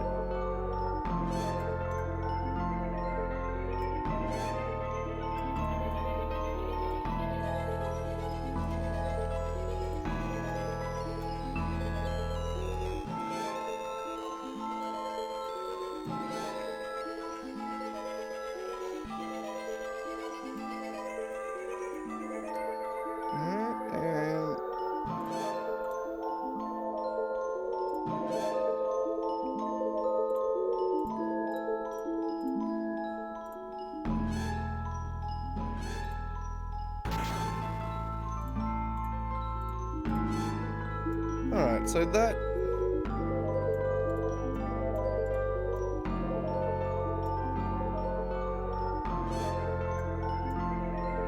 We also need 2 of these, so...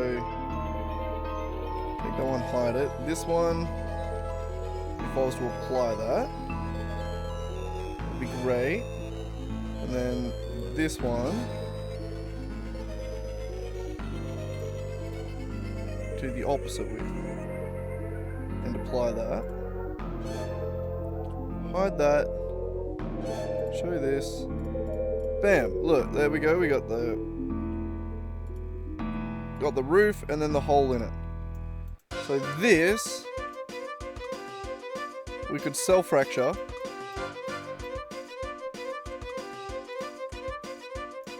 Also, yeah, we need to refine the geometry a little bit.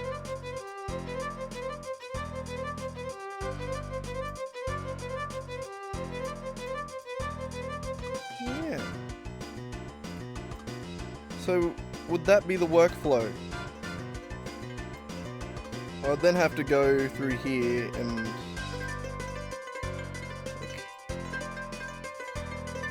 actually squareize this thing.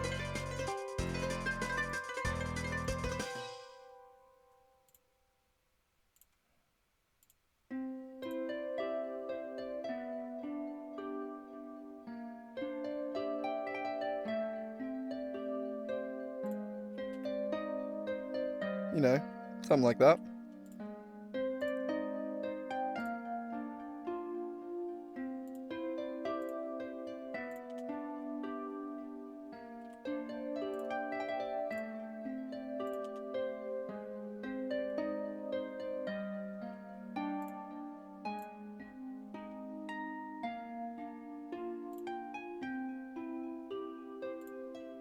Doesn't have to all be squares.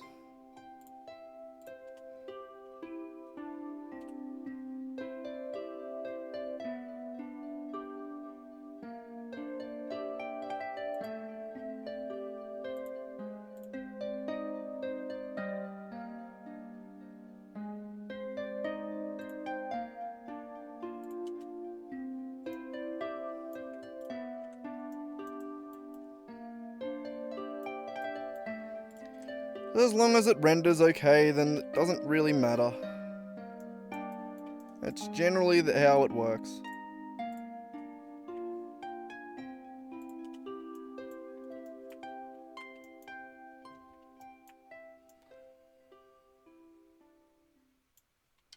God, it's a pain in the ass though, trying to get these two.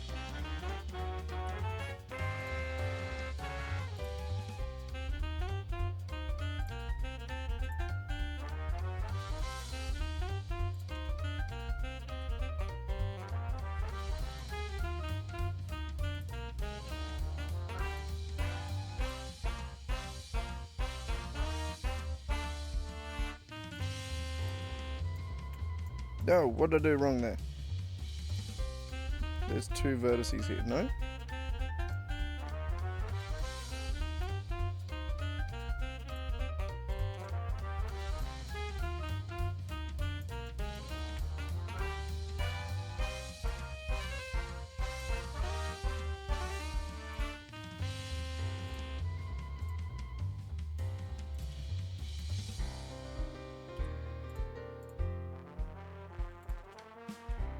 Okay, nothing. I didn't do anything wrong last time. It just didn't like it.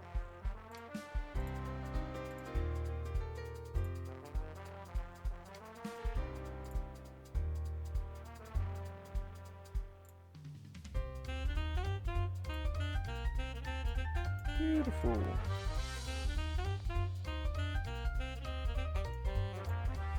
Still tedious though.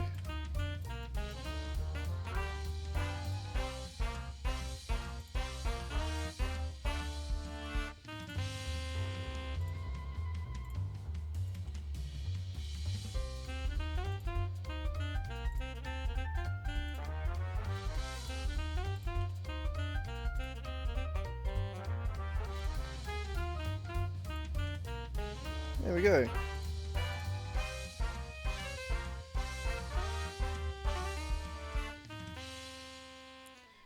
Alright, but that's not the important part. The important part is... not you. Hide, that part. This part needs to be self-fractured again. Which, I'm pretty sure I have that enabled. Right, yeah.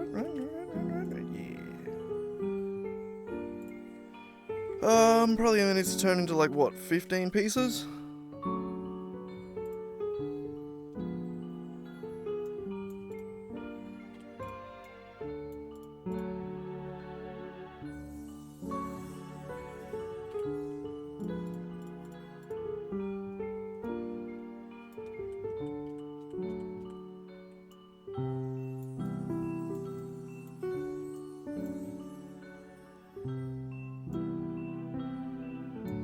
Okay, and then we need those in... we need to organize these a little more. So these...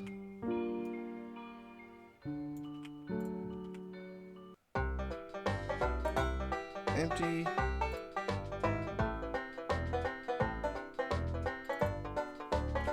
hole 1.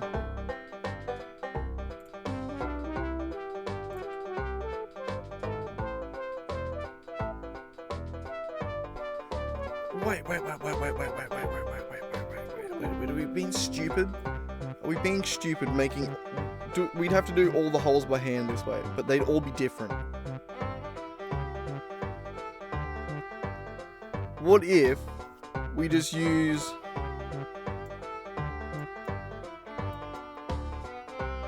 like one of 3.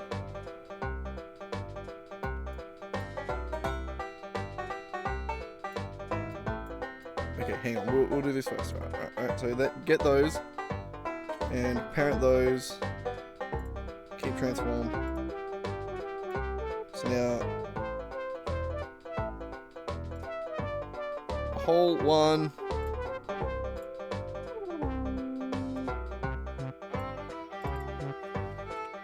Hole 1 full.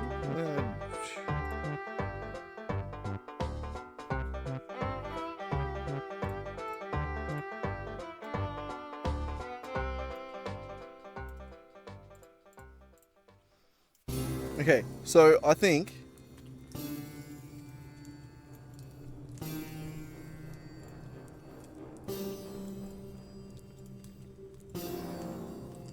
sorry, I just thought there was something extra under there. But what if we just take this hole?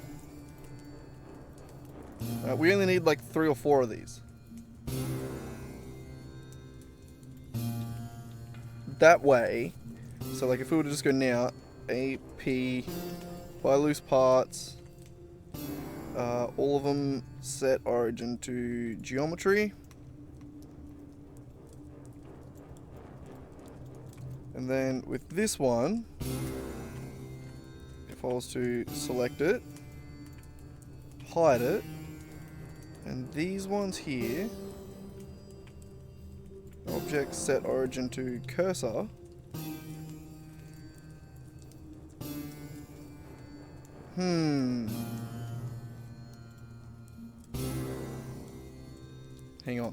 Hang on. We need to undo this. God, got a lot of cylinders now.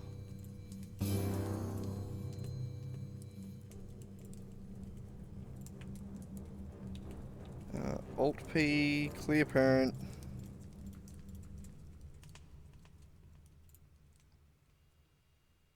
Hole 1, selection to cursor.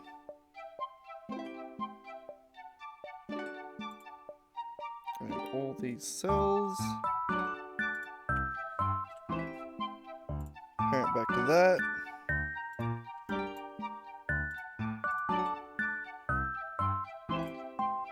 And then hole full.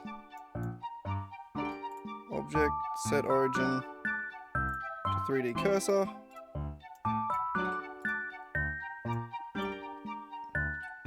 Alright, so now that and the plug for it all comes with it.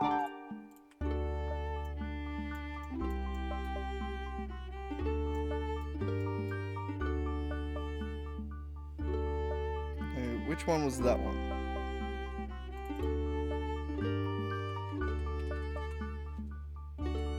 Hole punch 1. And we'll keep 3 of them, I think. That should be enough.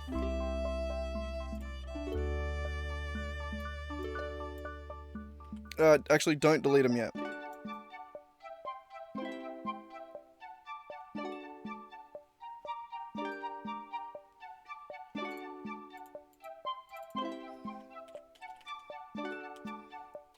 Hole punch 2. Hole punch. I can't see what I'm typing, the cursor's in the road. Hopefully I've done it right. Alright, cool. Those now are just annoying things.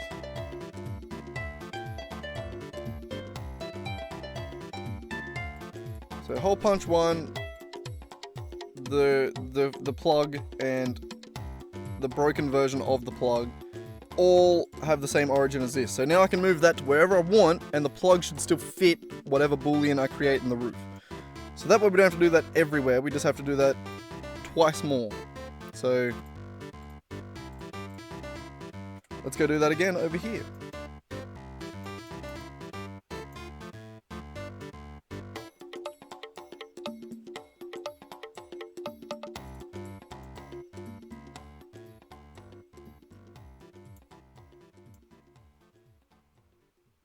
Why is that there? Oh, they all got moved.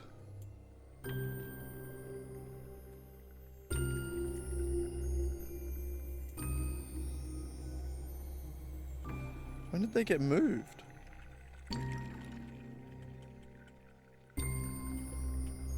Oh, that's a real bitch.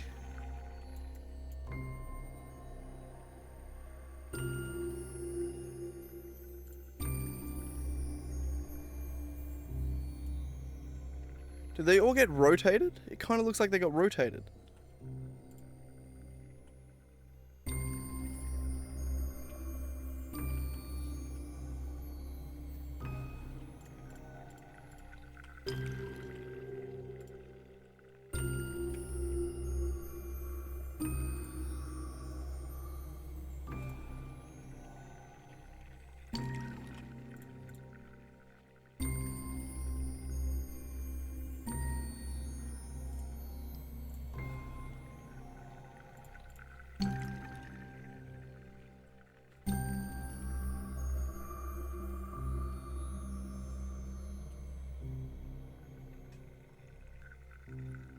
They did.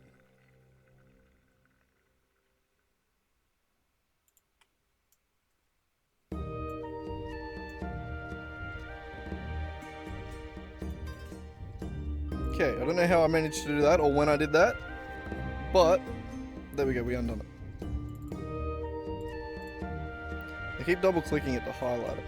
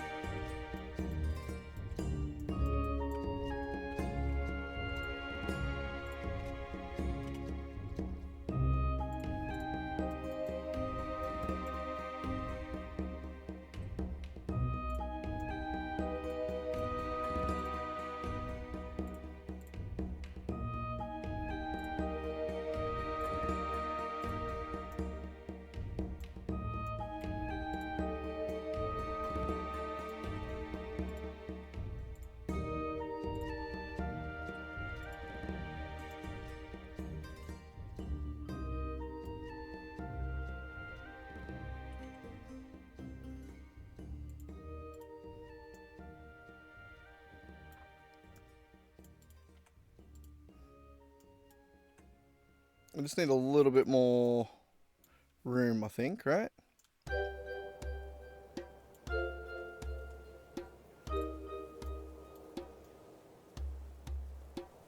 Yeah, that's probably a big enough hole.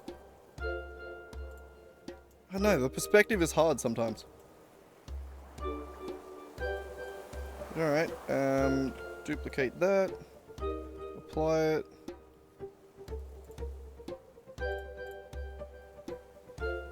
Also, hide that.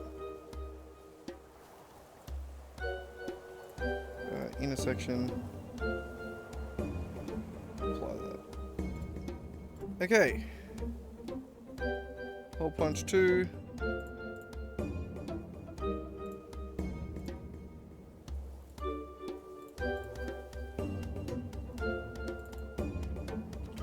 Hole 2 full.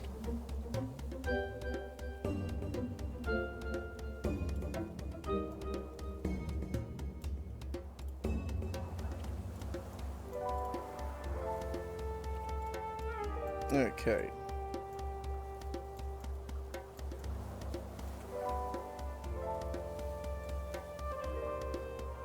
Well, let's do this then.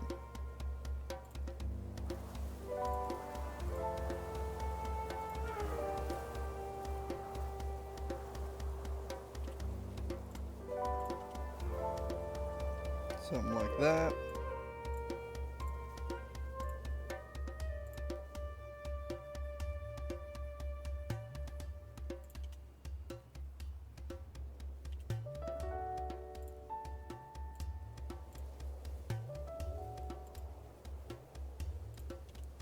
Nice. Nice, nice, nice. Wrong button, completely. C. No, what? K. Jesus, what am I doing? I can't tell if that's concave or convex, so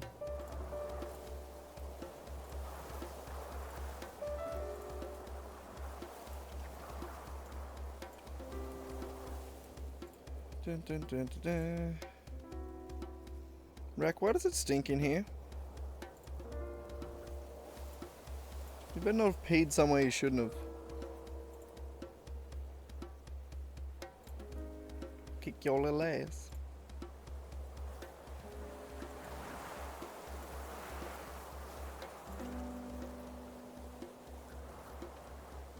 Right. And that. That'll do. Okay, alt hide that one, hide that one, this one. And we're gonna do the opposite.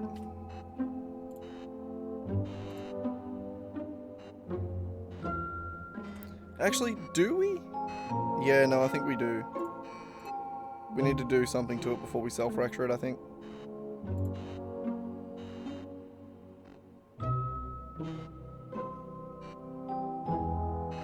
What the fuck's going on here? Oh, it's got a little bit of...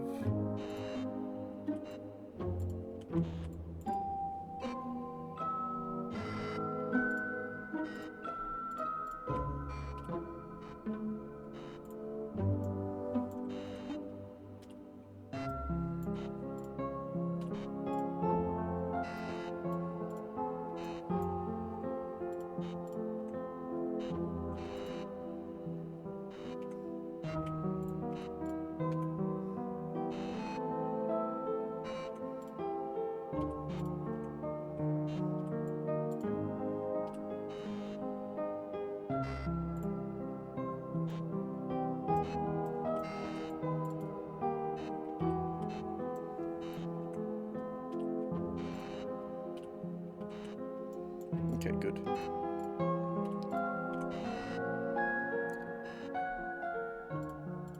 Wait, what? Didn't I just...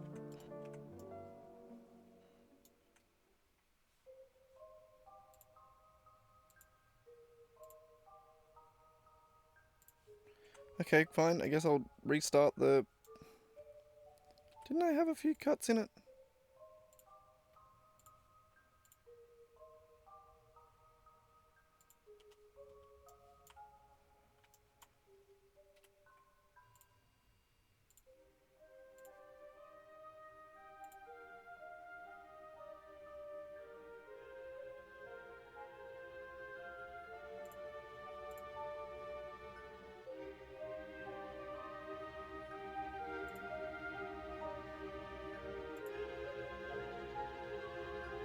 Yeah, I don't really trust the squares that are that stretched out.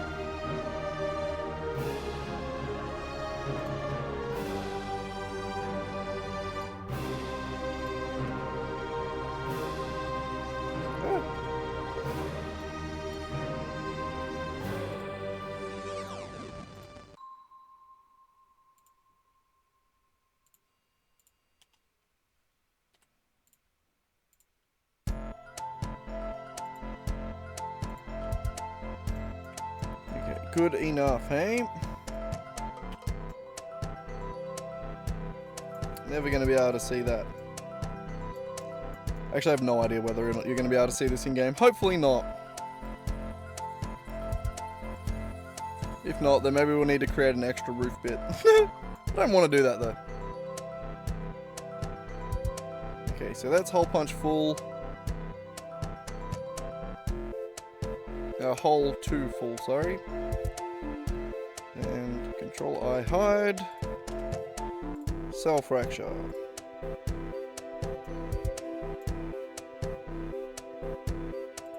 Hide that one. Actually, bring that back. Bring hole punch 2 back. Hide it.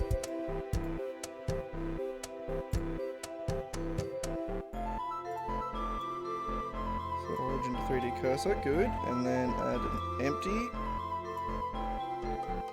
And then all these.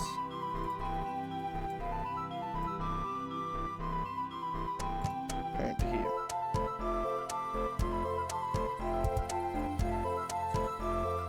Also.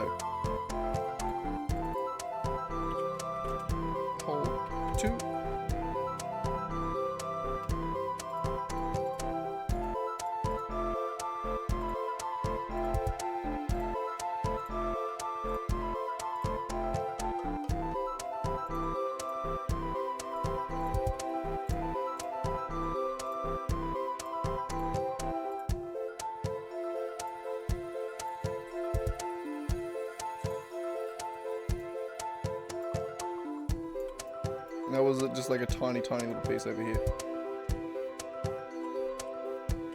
Ah, screw it, we'll keep it.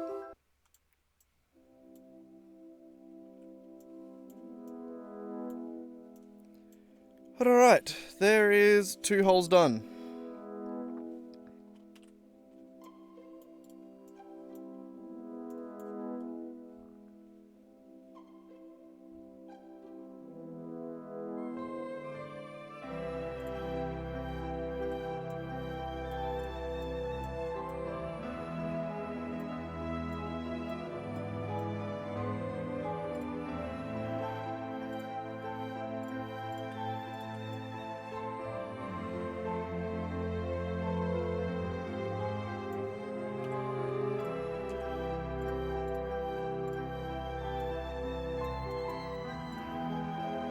Alright, the boolean.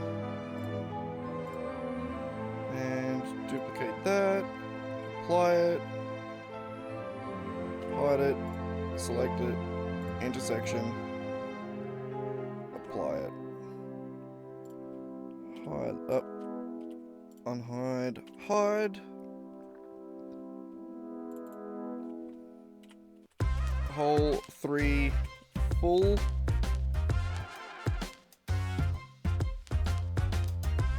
Yep, stray roof part, don't need your name.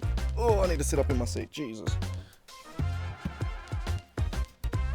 Oh, just slouching.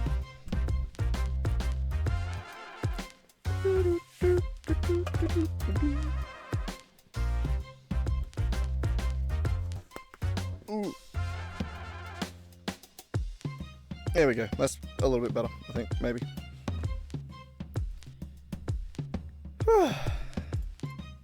Okay.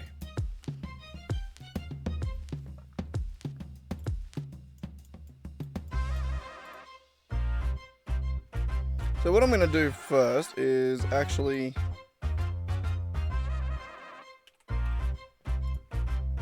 try self-fracture it. I didn't... Yeah, okay, so it did break it a bit. Alright. I won't self-fracture it yet. I'll do the right thing.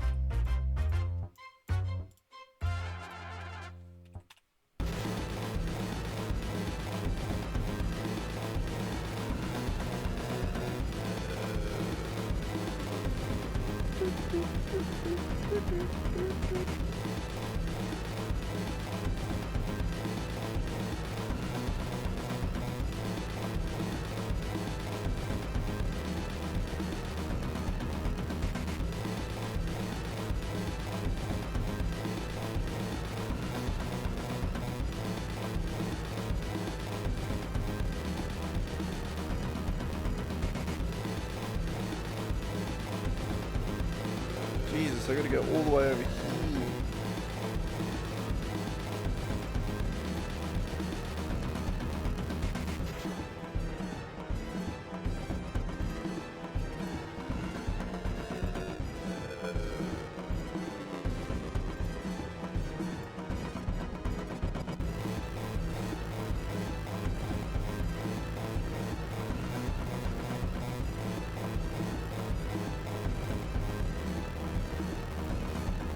I don't think that changed anything.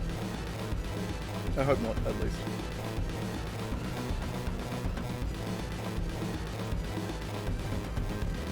Okay. Man, this song is going way too hard. Nothing that exciting is happening right now.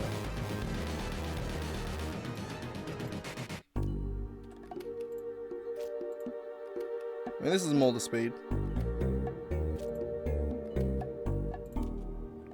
Okay, that works.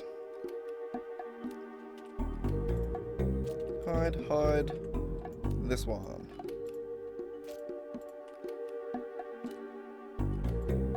Okay, cool, that didn't change anything. I just had to check.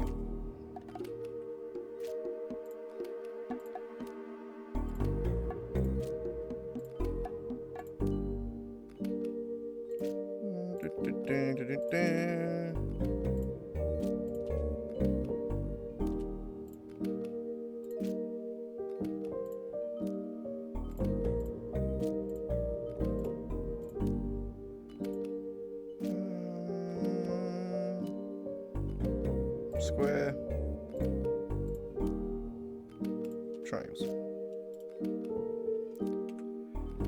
Okay, now self-fracture. Oh, yes. Now self-fracture it. Sick, and it's all happy with me.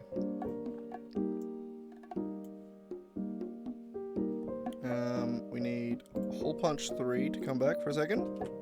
We need your origin.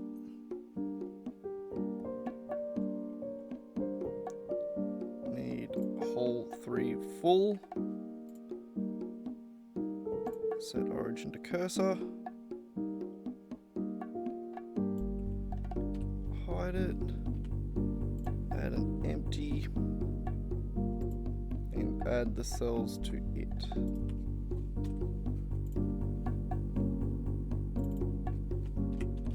Hole 3. Alright. So now we have 3 holes and 3 punches.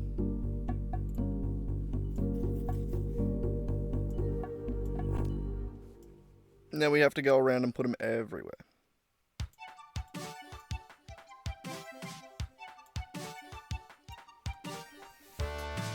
Sucks.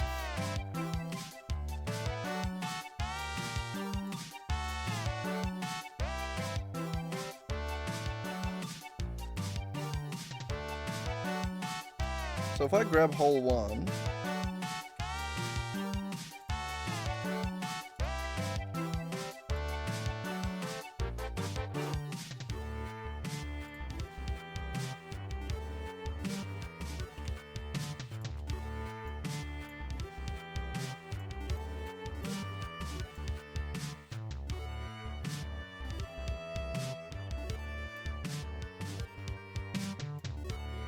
sorry, my mind was jumping way ahead to like texturing and shit then.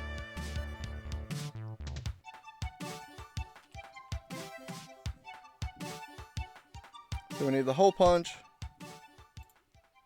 the hole, and hole full.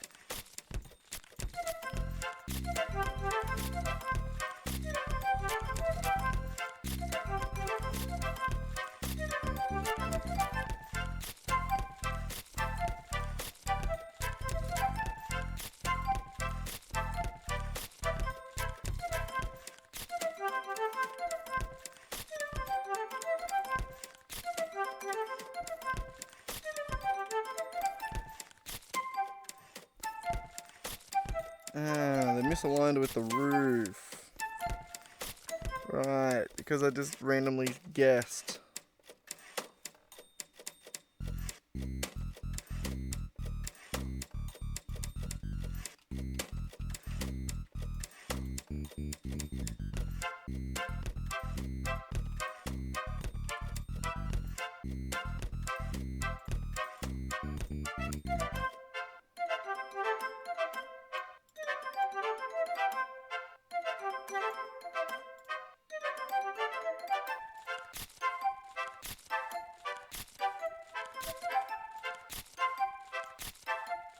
Close enough.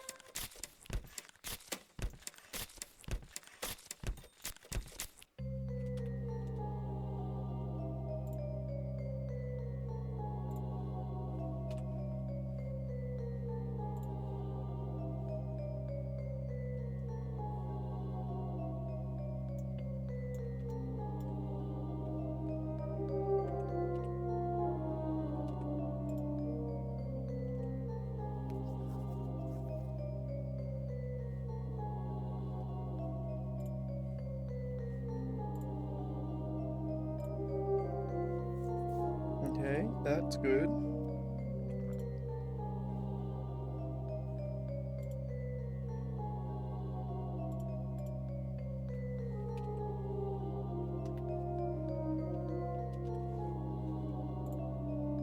Oh, I gotta actually select them all. Alt P, not clear.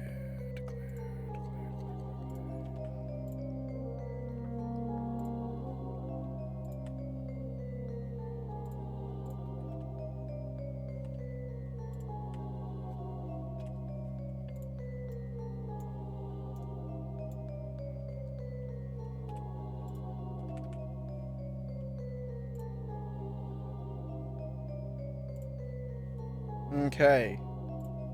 Okay. So select that. Hole 1 full. Oh, shit.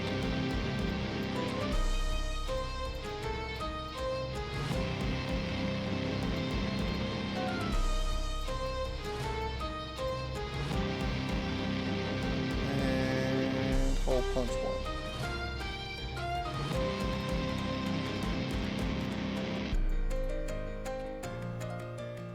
Okay, perfect texture bashing. That's what I like to see.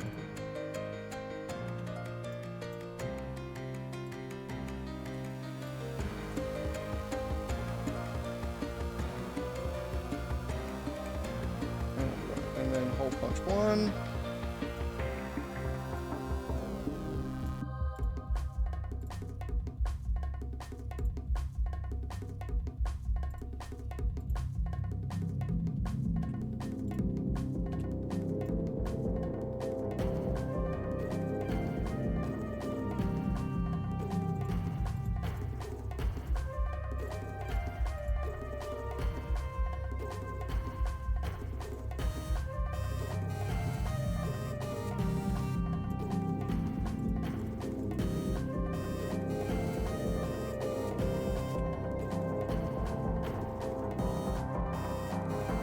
Is there a quick way to select hierarchy?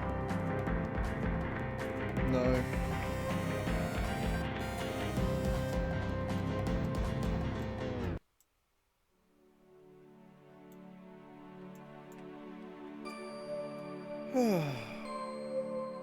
This is just going to be just a grind.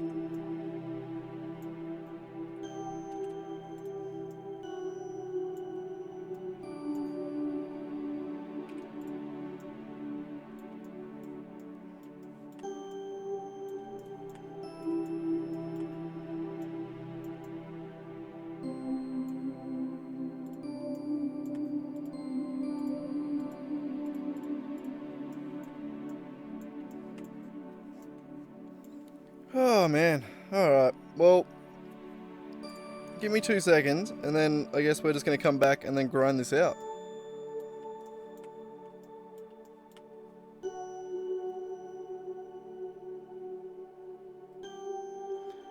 I mean, I think that's really the only way to do it. I don't know. I don't know. I don't know. Anyway, I'll be back in a minute.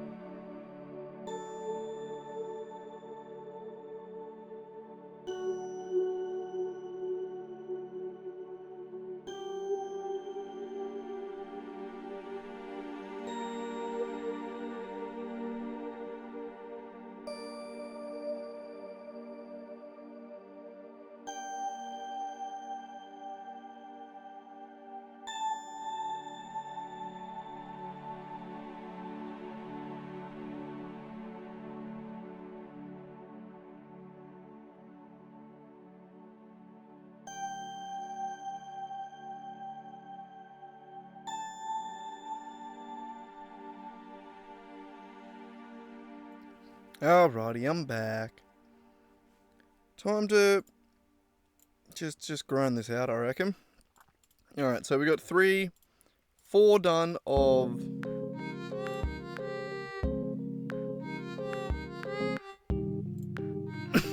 that many. What's that? Where does it say objects selected? Number of objects. 29. We can do that.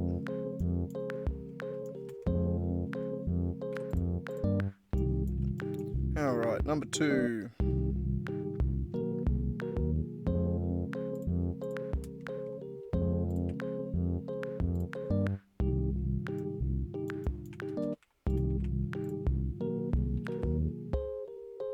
Give it a bit of a rotate.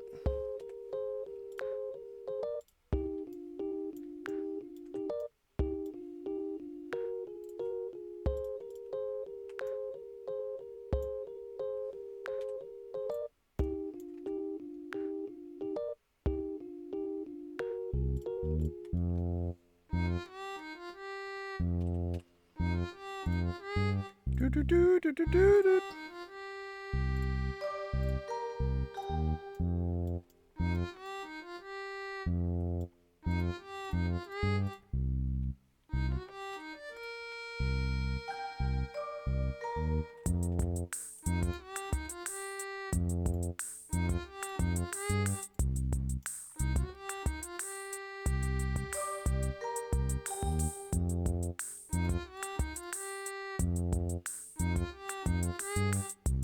Alright, cool. He just did some weird shit last time. Alright, let's get to triangulating again.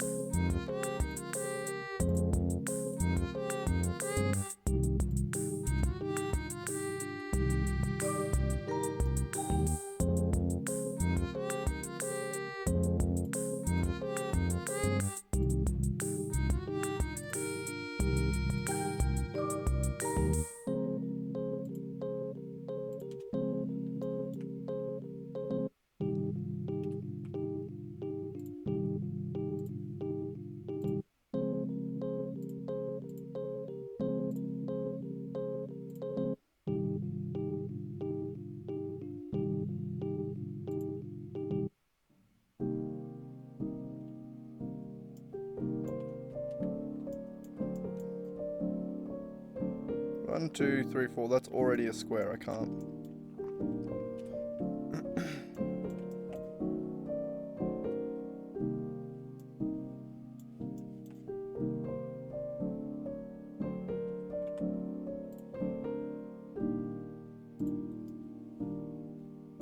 Oh my god, the perspective.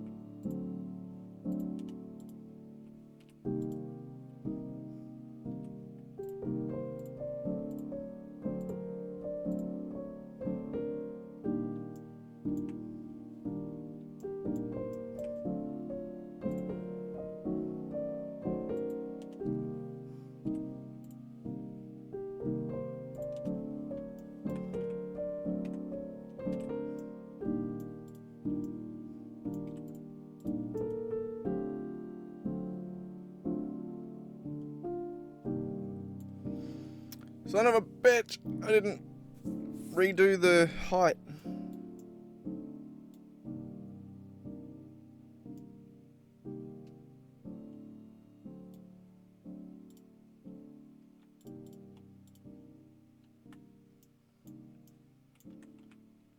Where's the other one?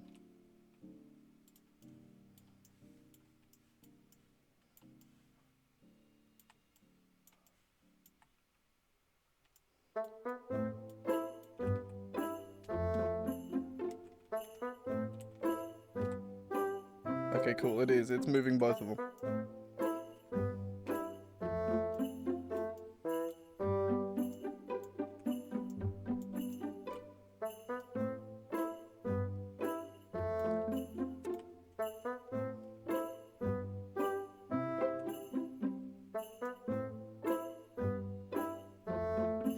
Oh, I'm gonna have to do it all over again, aren't I? Yep.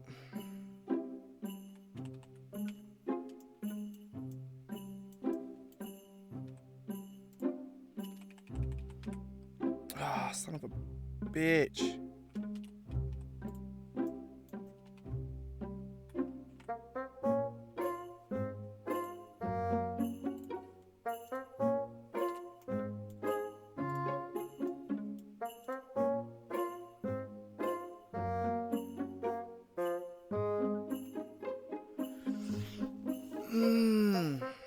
How do I fix this?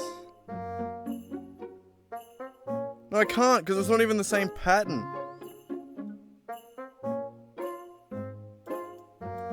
No, it doesn't work. I gotta just delete all this. Delete that. Delete that.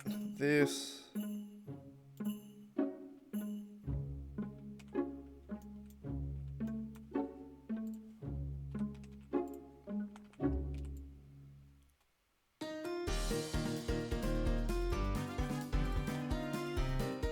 Merge at last.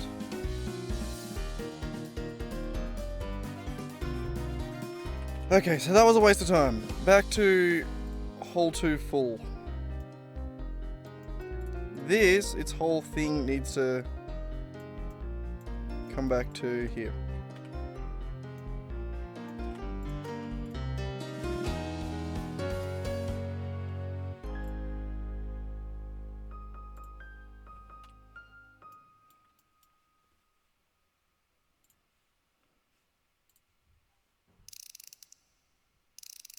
That one, and this.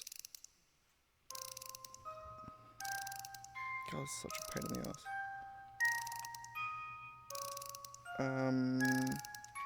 Needs to unparent. Set that back to that.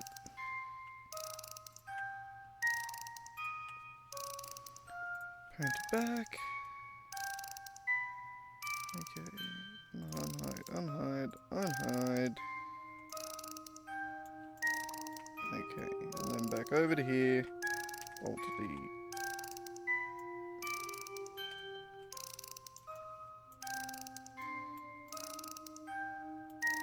Stop playing the creepy song.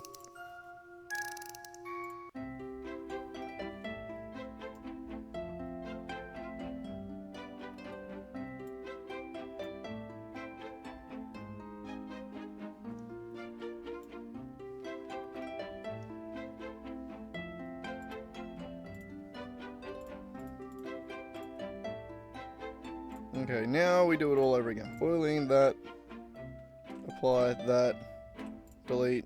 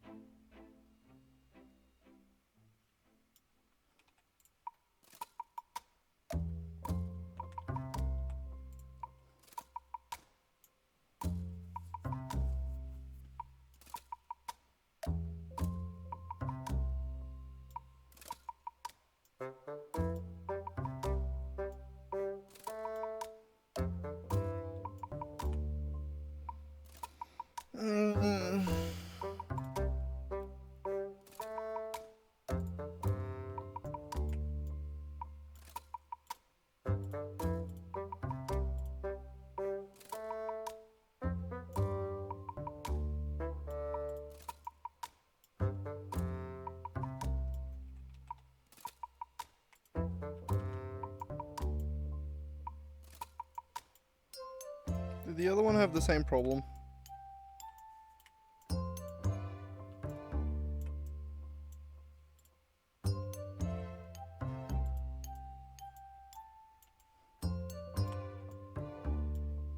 Yeah, it did.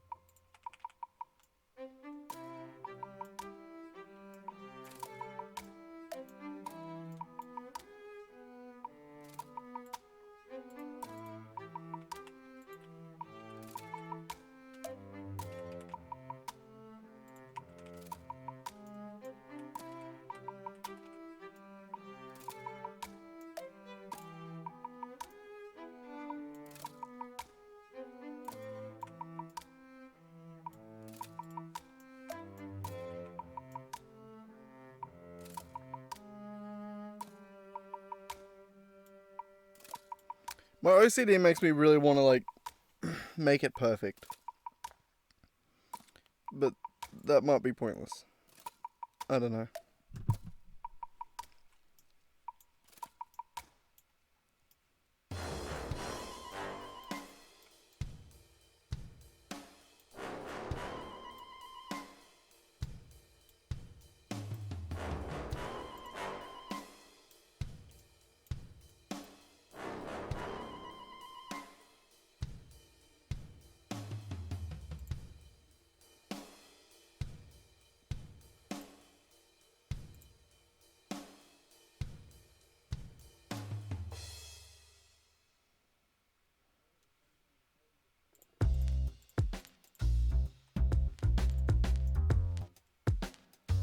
Yeah, I'm gonna call that good enough.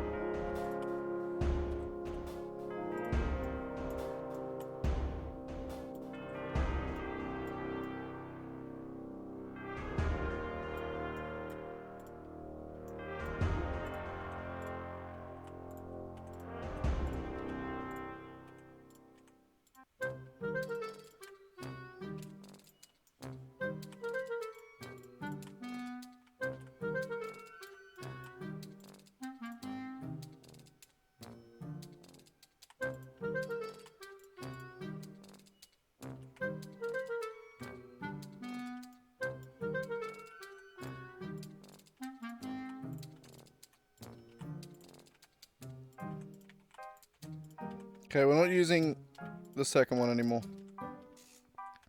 Hole punch 2 is out of use.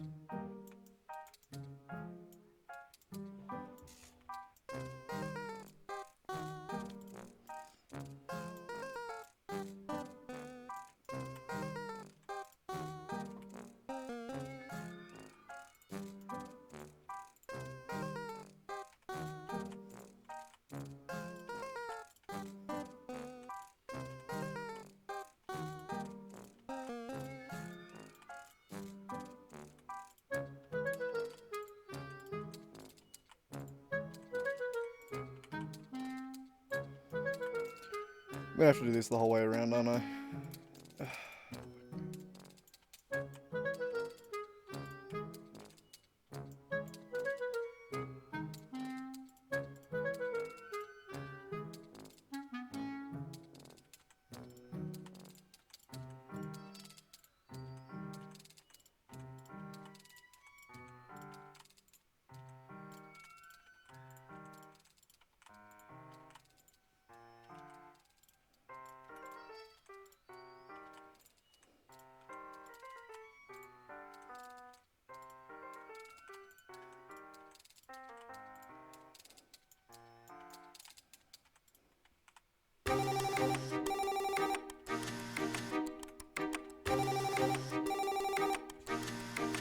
Oh, this is fun.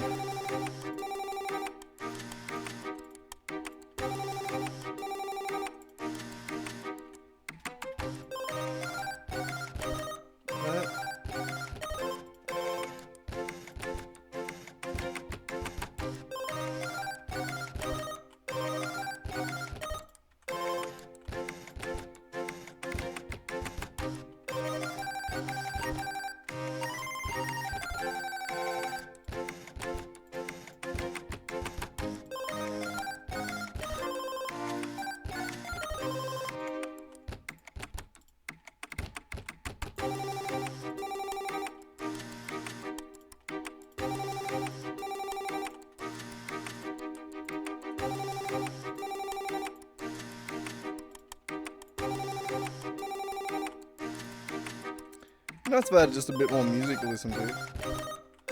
Don't get me wrong, this playlist is amazing and I'm so glad I have it. And I'm saying that's good enough. I just wish I could play my own music, you know? Alright, Hole Punch 2. You're out.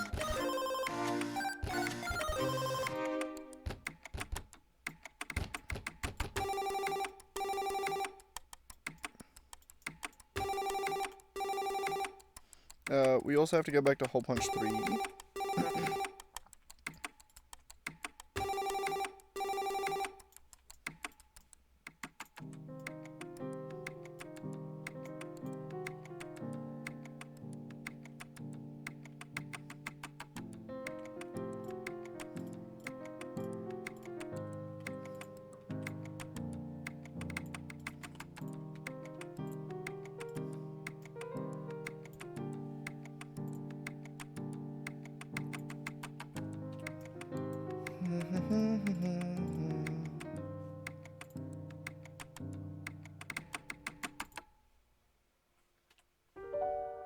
At Hole Punch 3, did I?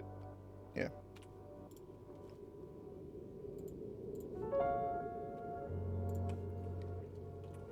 Parent everyone. Select empty, move the empty.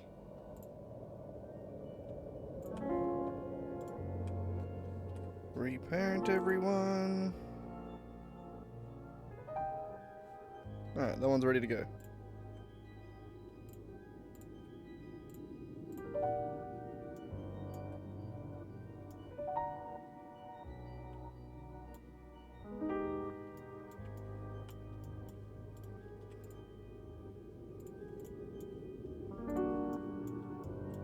Did I just move something?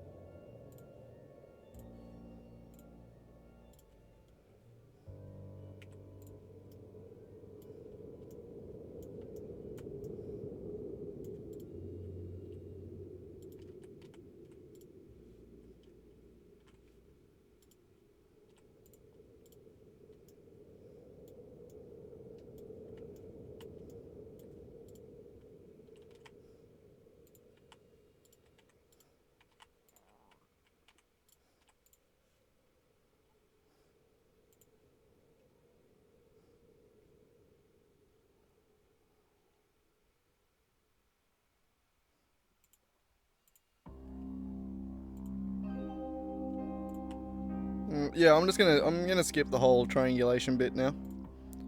Hole 1 full. Hole punch 1.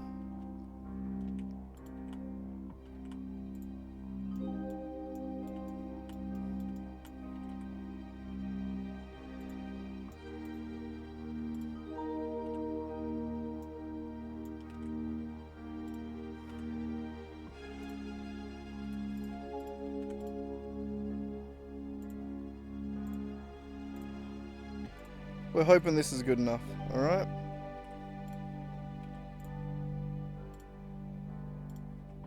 Perfect.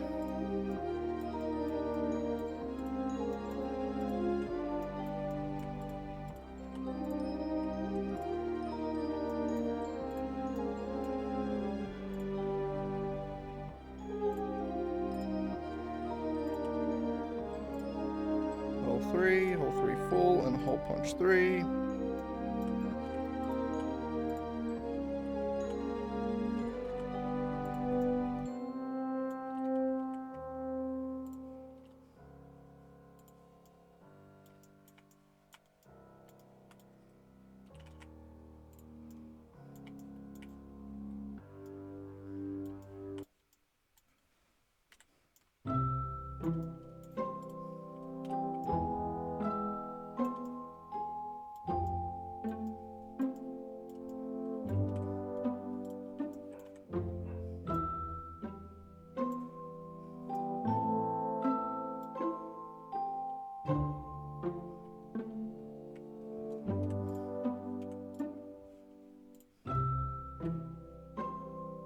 Lean. Apply. Delete. Another hole.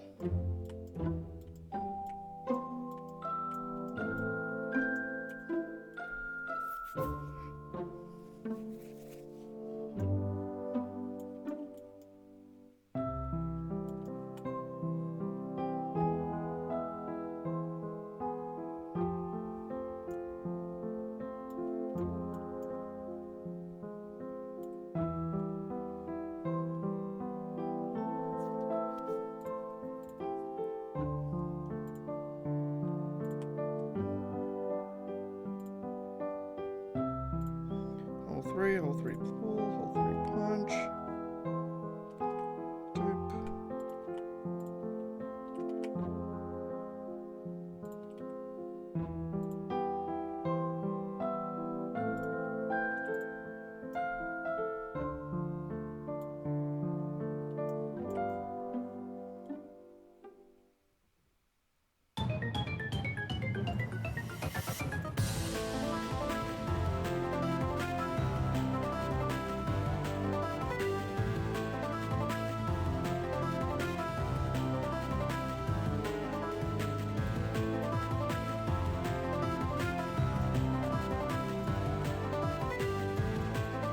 Oh well, I suppose I just keep going.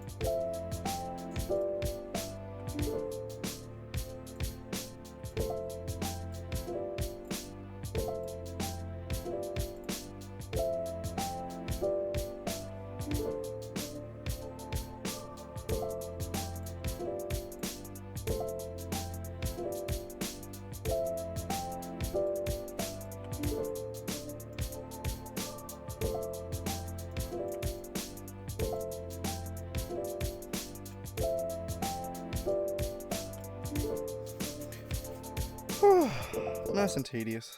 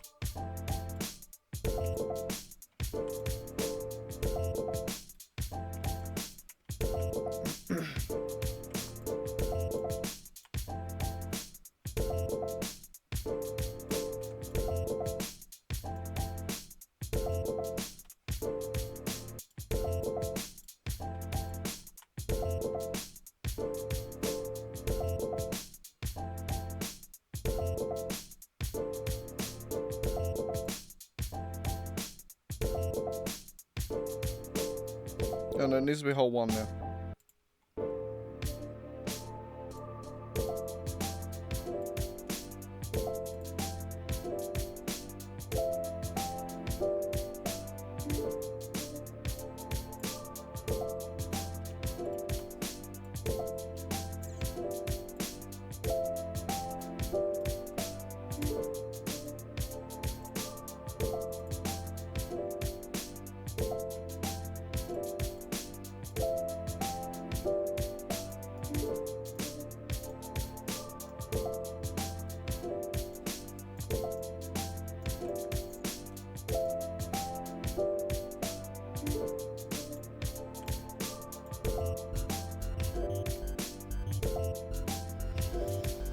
I'm already so over this.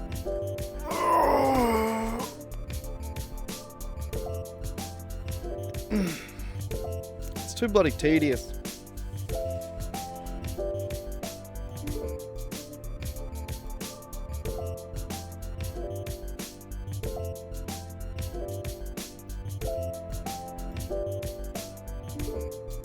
How many more do we got?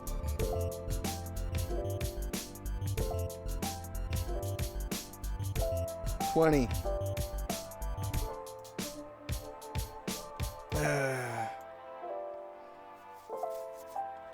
There's just no good way to like map them to the floor. Actually, this one, that's all the same height, I believe.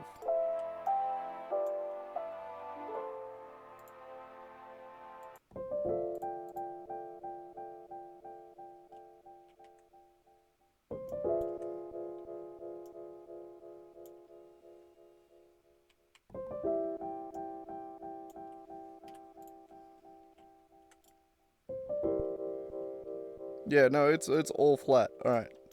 That's good. That means I can do something like this.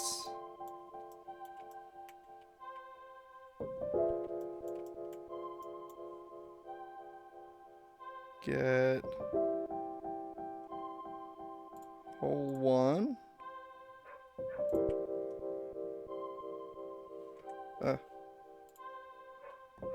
Hole 1. Hole 1 full. And hole punch.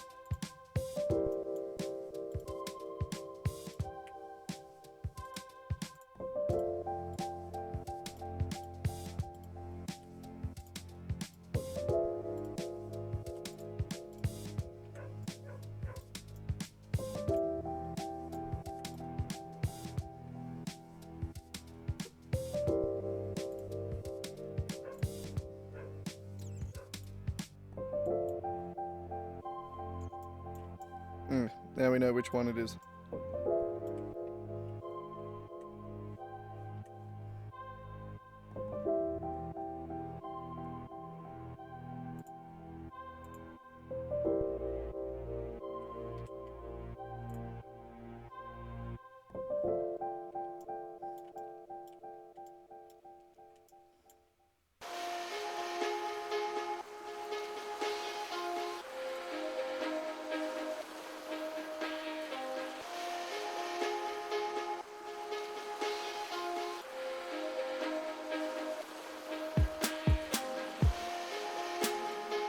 3, hole 3 full, hole punch 3.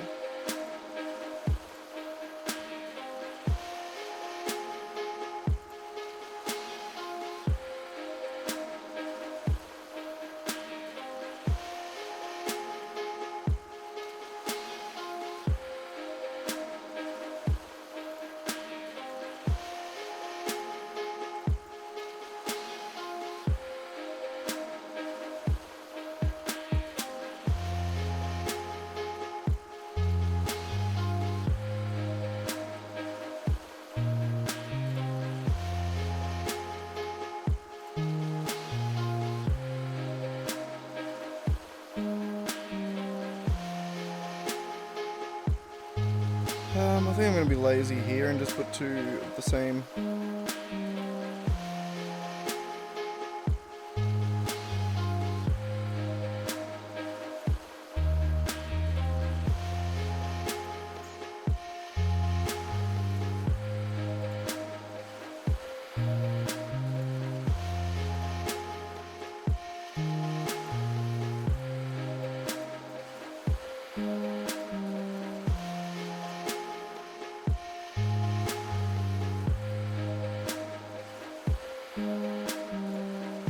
Yeah.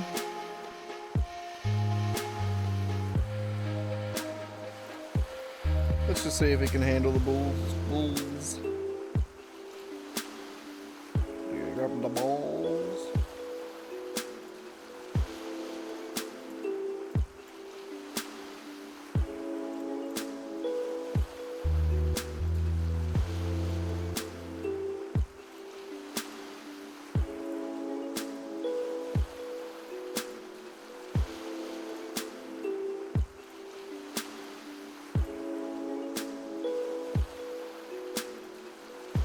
This was a little bit quicker.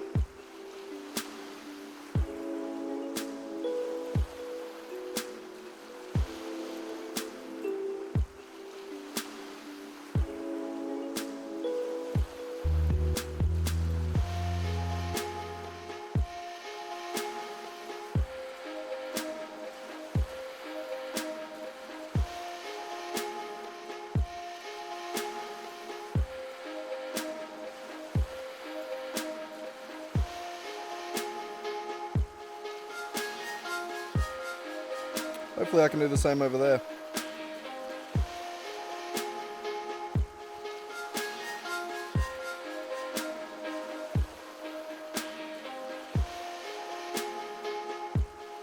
Turn back over.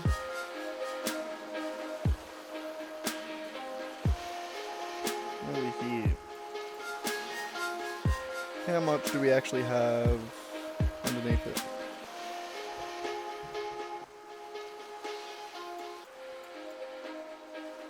Yeah, we could probably fit 2 in there.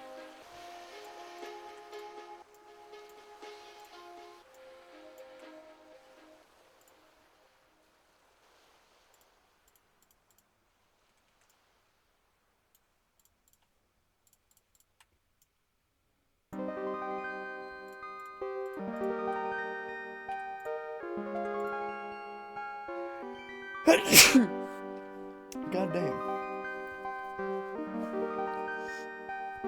Oh, Jesus.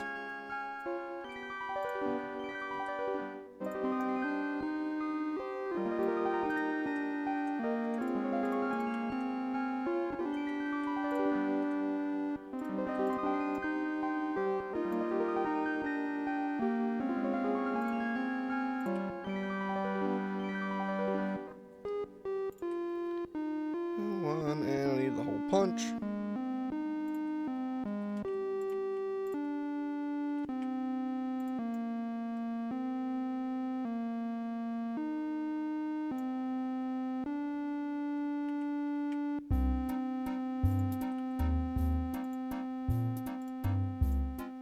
That'll work.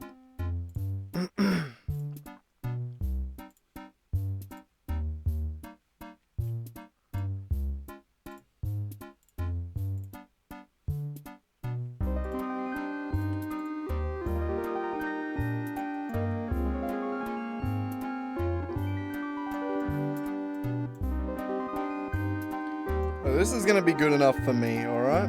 don't know if this is going to be perfect, but it's going to be good enough for me.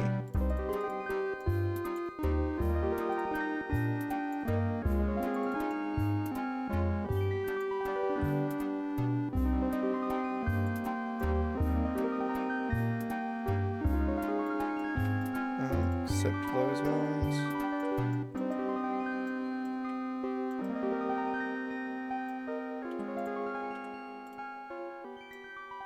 Beautiful. I'm looking over here to where it says dimensions is 0.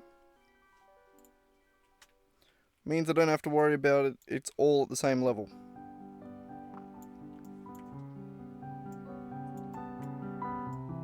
So, same as before. Start with hole 3 this time. Hole 3 full. Hole punch 3. Duplicate over to here. 1, 2, 3.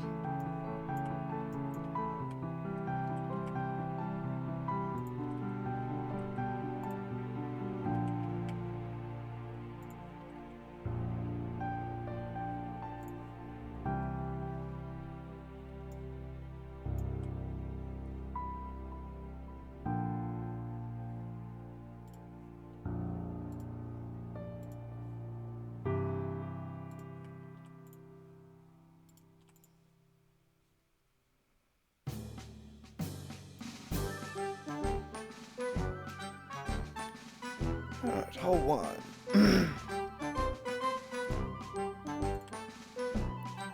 So we ended up getting a bit of a workflow happening here. This didn't take anywhere near as long as I thought it was going to when I first started.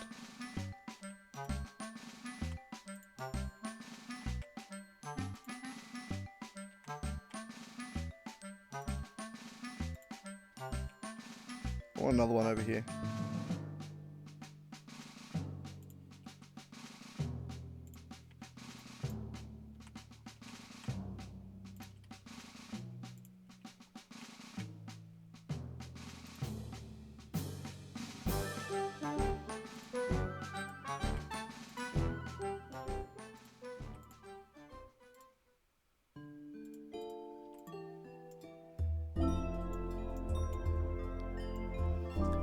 All right.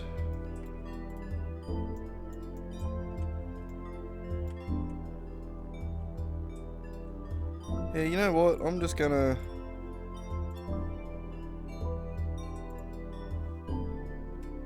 You're happy.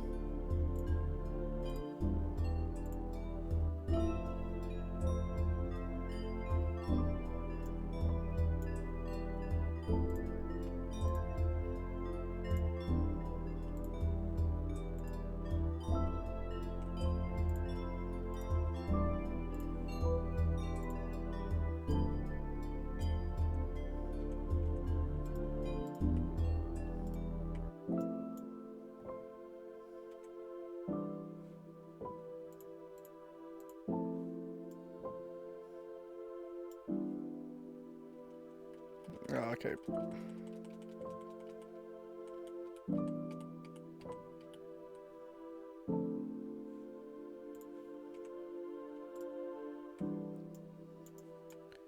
Do that one by itself, and that one by itself. Alright.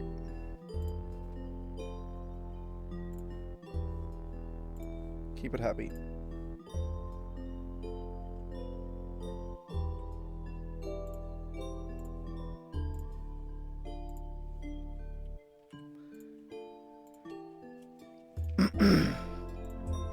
Doesn't like doing it if it's too big and complicated. Which, fair enough, I understand, I can relate.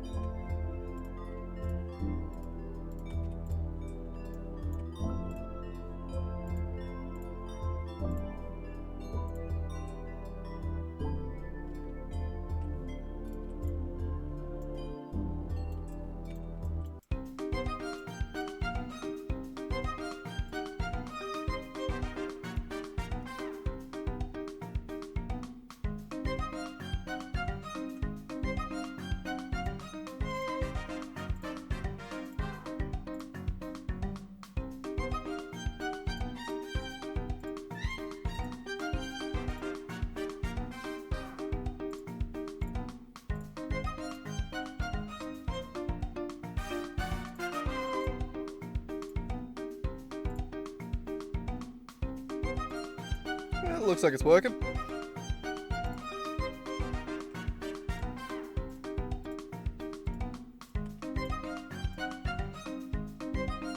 Two more.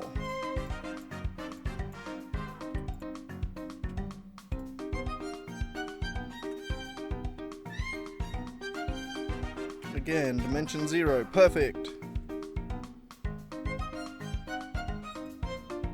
And I'm going to be lazy. And we're bringing 2 whole ones up.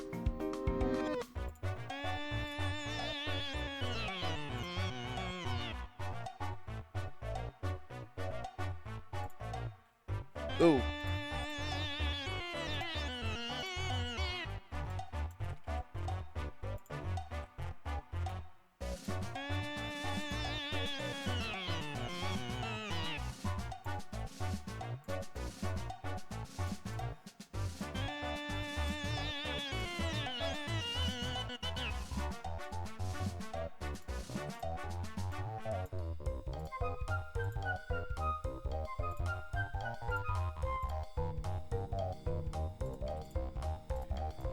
Okay.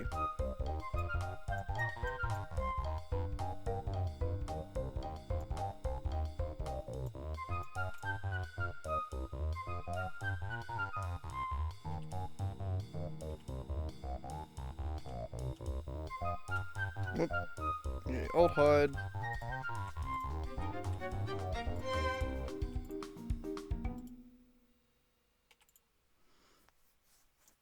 Alright. That looks pretty holy to me. What do we think? Holy? Holy enough? Good enough for me, I reckon. Okay, let's save that. Hang on, let's go to the big ones. And A, just separate by loose parts.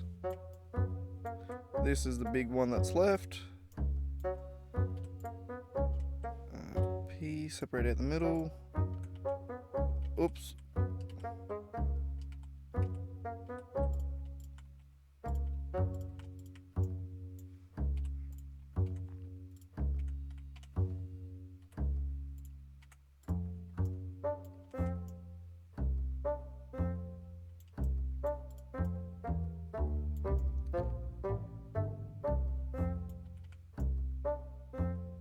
Alright.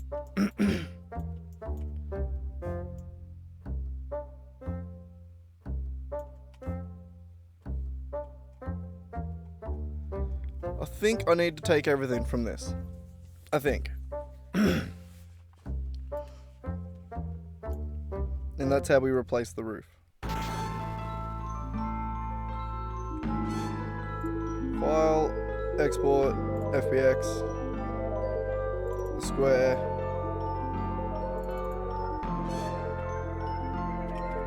fractured roof.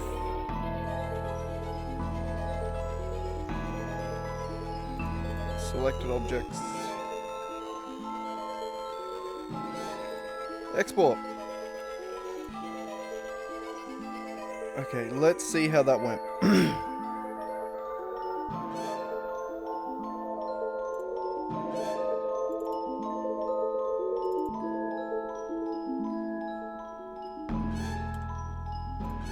First of all, I gotta figure out where that actually saved.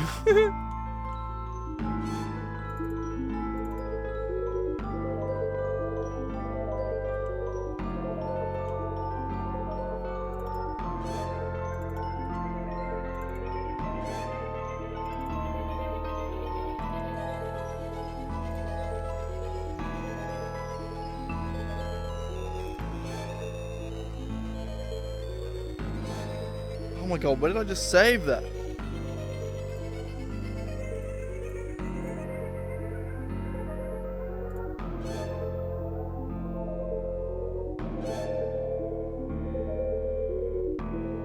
Oh, I thought it would... Damn it, I looked there, except I thought it'd be a project called The Square, not...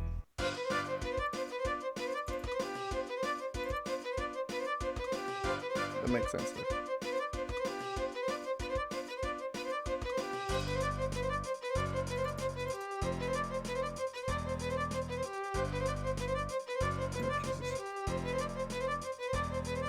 environment.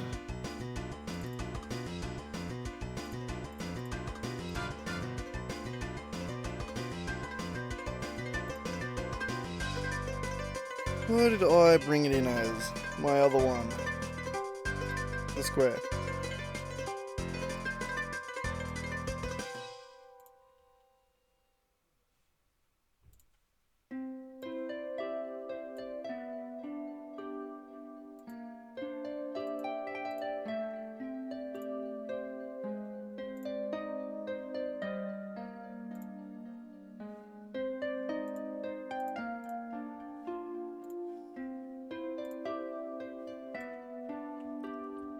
Okay.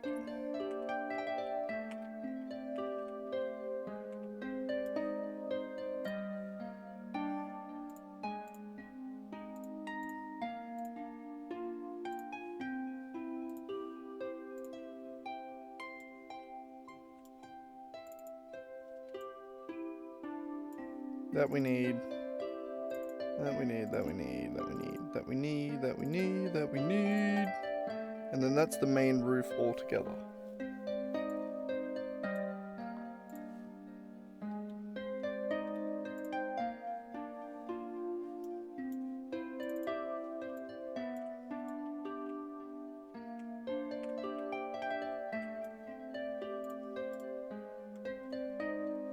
Alright, first of all, what I want to do, unpack that prefab. Where's that? Unpack completely. And then I want to see how visible that is. Are we visible?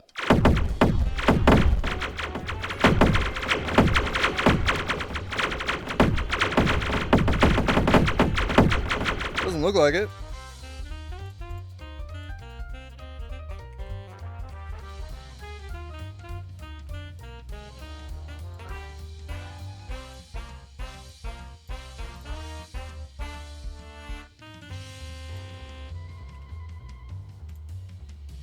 Perfect. They actually cover it up beautifully. Okay, fractured roof.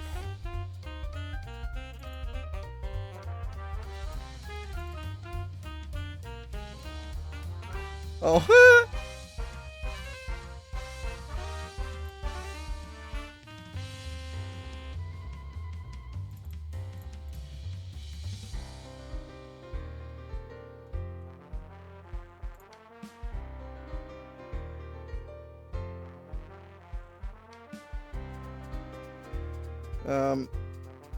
We should probably find where that goes.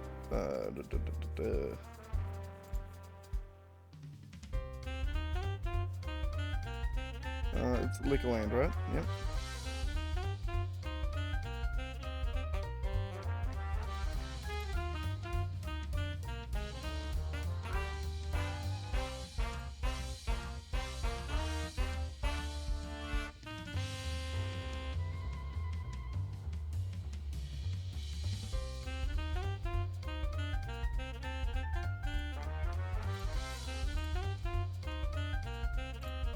Okay.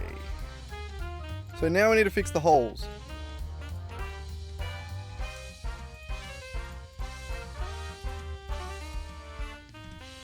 Okay, how are we going to do this? So we got the hole full. And then when it gets broken, it's going to get replaced with this. The broken version.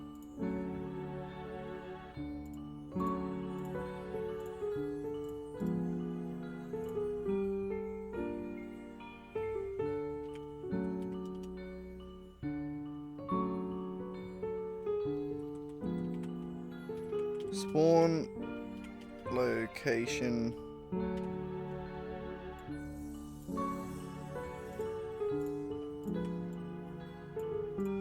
Okay.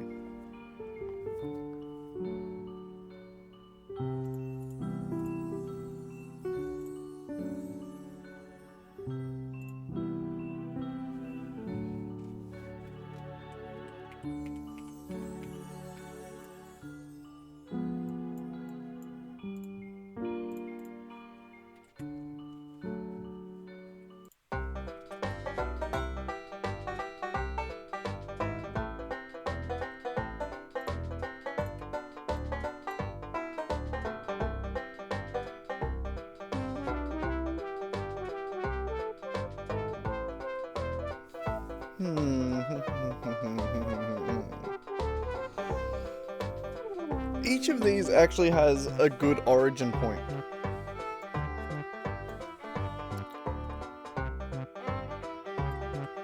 So maybe rather than doing a spawn action like that, or object like that, we can just do this, and then when this one dies, we just deactivate the mesh renderer. No, because I want to have colliders on them.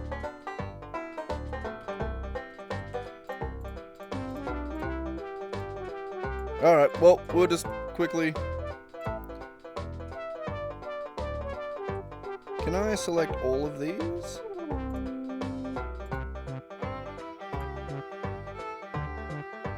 Yes, I can.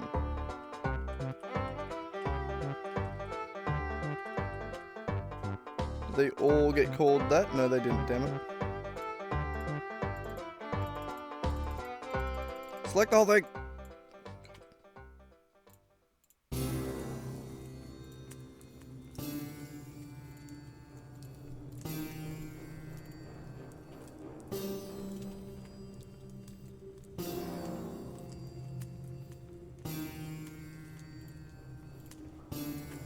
God, this is annoying already.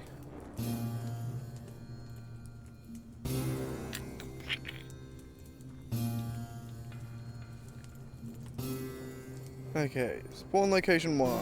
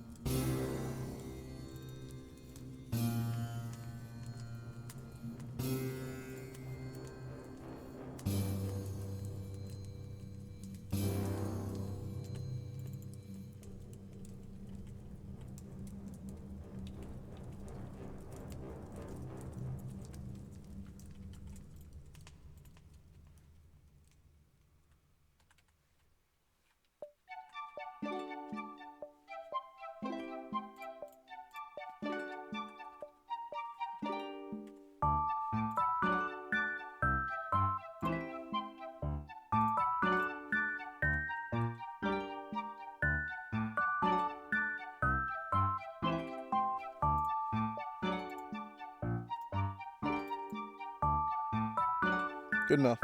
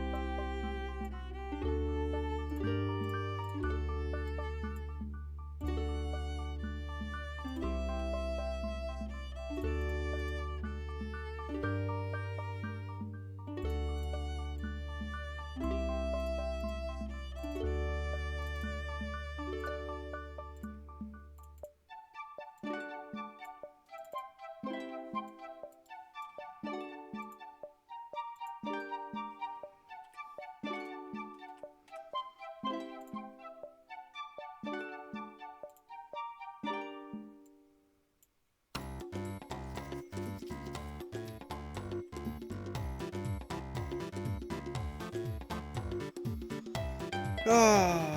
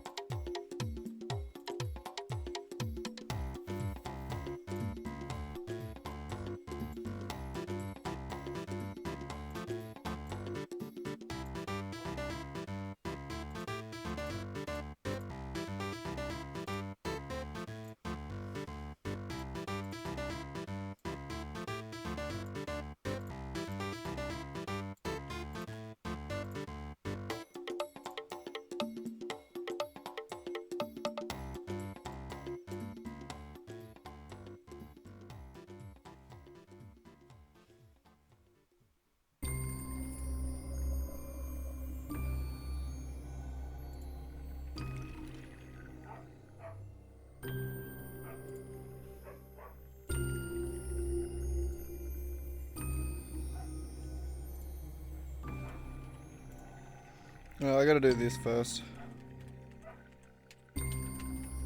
Just because of my OCD. No other reason.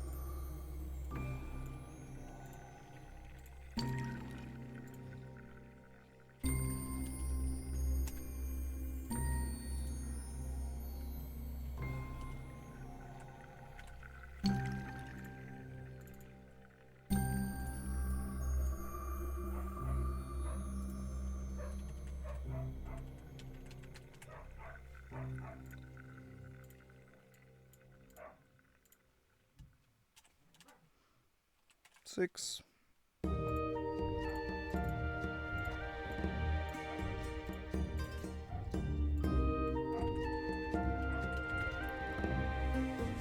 That and that. The dogs are just being real annoying today. Real pains in the asses. Alright, that works.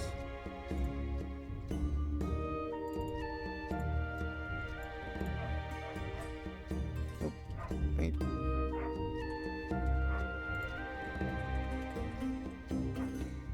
I think now they're just playing. Being assholes, running around being idiots.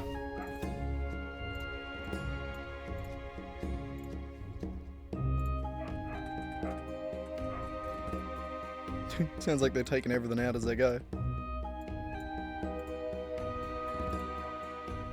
Okay, spawn location 9.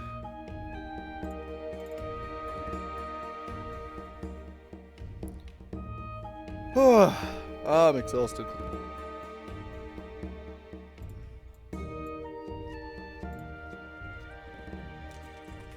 Spawn location 10.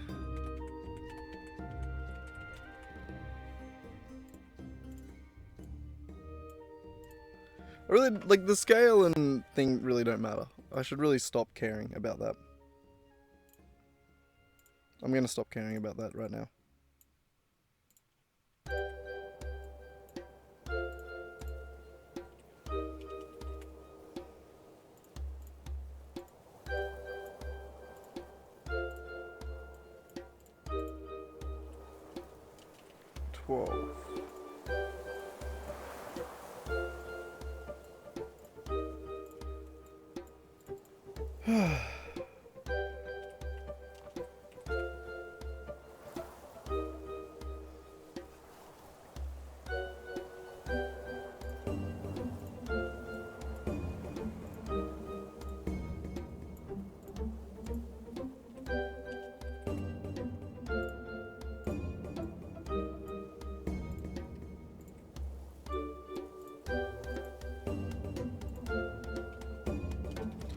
$15.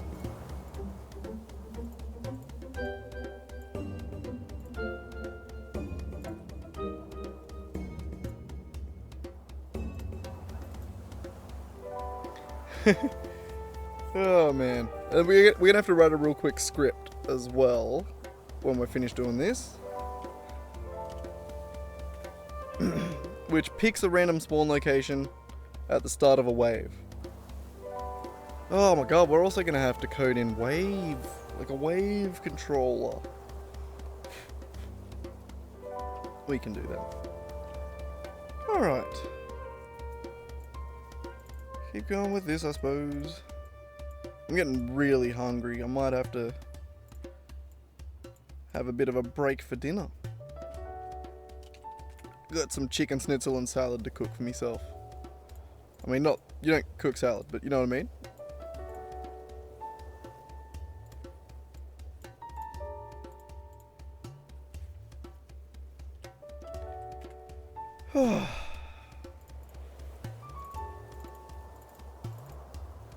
I just got paranoid then for some reason that I'd linked the wrong two.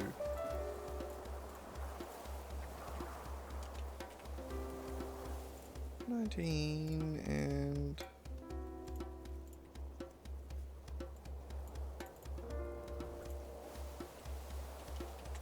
20. And guess what? We got a bunch more.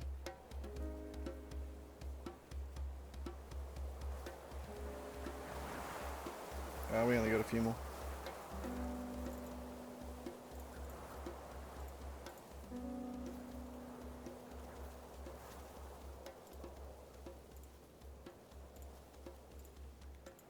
Oh, I should have. 21.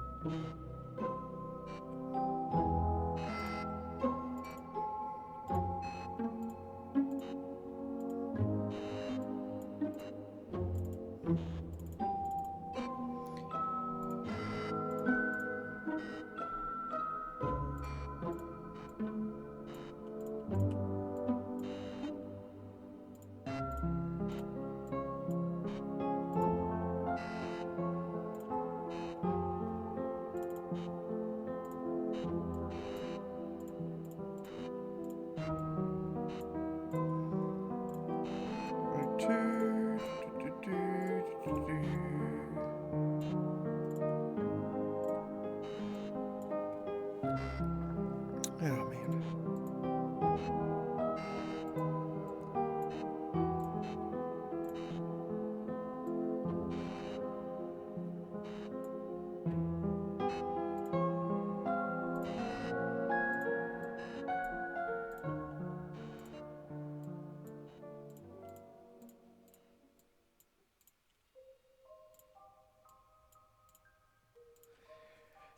There's definitely a smarter way to do this, I guess. I don't know.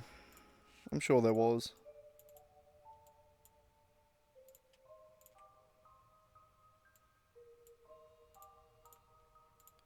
I couldn't think of it. Not while streaming and not while trying to make progress. Sometimes streaming, while it's good because it motivates me to just keep moving forward and keep working on shit, normally when I'd stop and have a break and I sort of just be like, alright, well that was only 15 minutes, what's the next one? You know, like there's no point in being like, oh, I achieved it in 5 minutes, I'm gonna go take a 10-minute break. I don't know. I just find it easier to stay motivated and keep moving with streaming.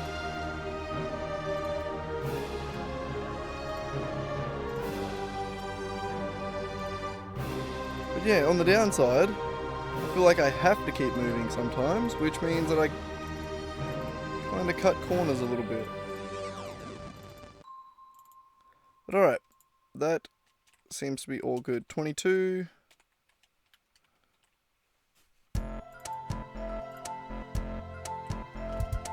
23. 24. 5.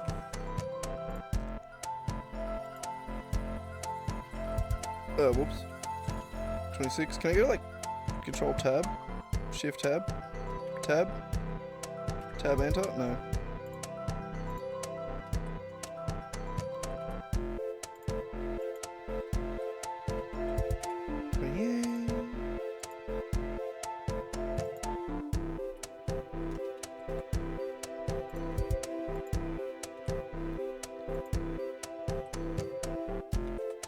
So we might end up closing up some of these, because I kind of did have the idea that we might do the COD Zombies approach of making it so that we could like barricade entrances or something like that. I don't know. I mean, I suppose this has only taken us, what, the last 3 hours to... No, not even that. 2.5 hours, 2 hours maybe? To organise? So 35 spawn locations. I mean, that'll be enough. Like, we don't need thousands. And we... Yeah, no, they sort of just need to be spread out enough. Dropping them down from the ceiling is honestly the bit I'm nervous about. What happens when I spawn a player up here? Or an enemy up there?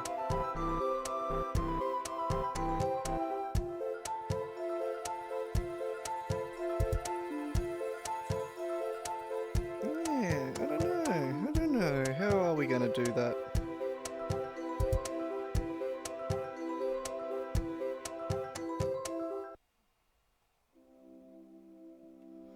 I don't know. For now, we'll just like spawn it just above.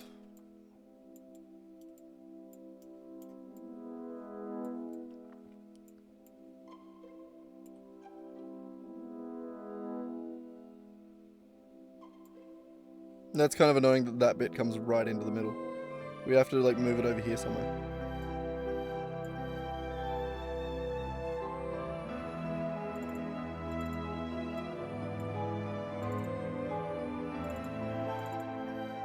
Those are all the same ones. These are all the same as well.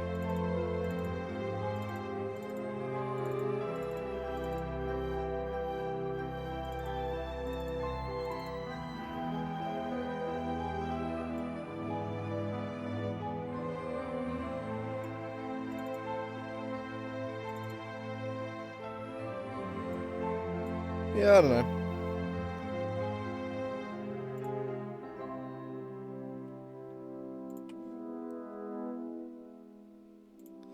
Alright, these all need a...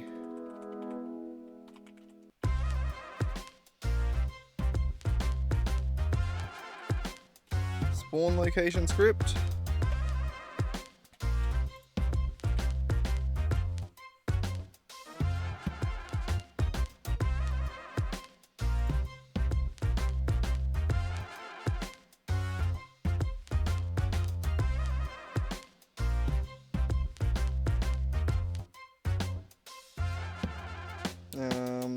Probably a utilities one.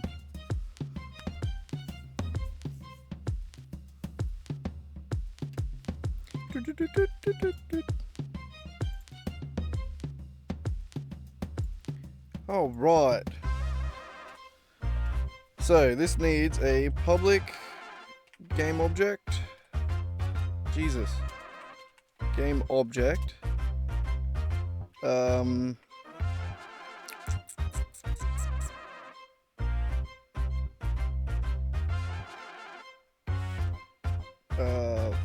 Full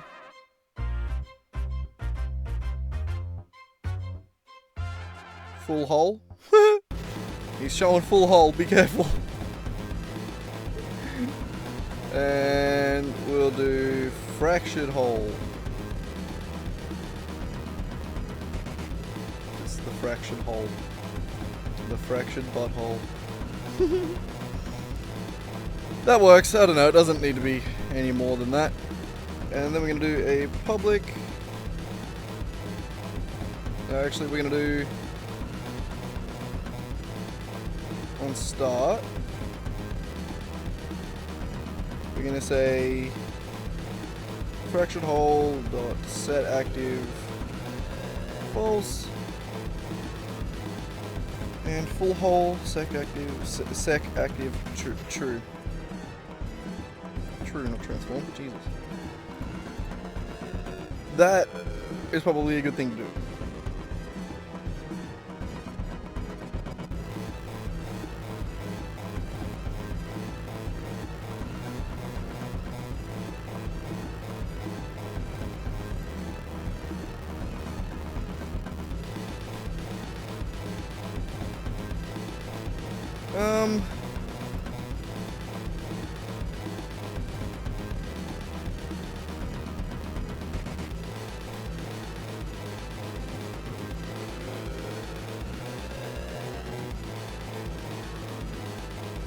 I think we just make it so that the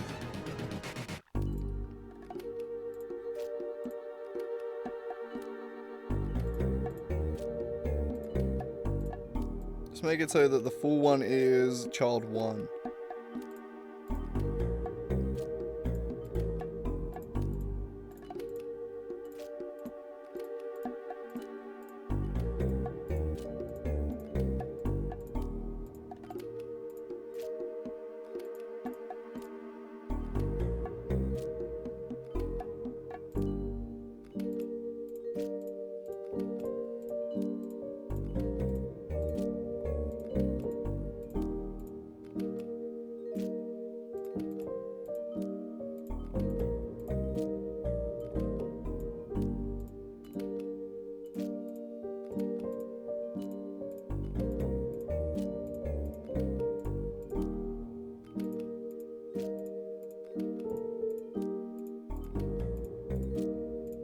Alright, so for that, what we'll do is just on start.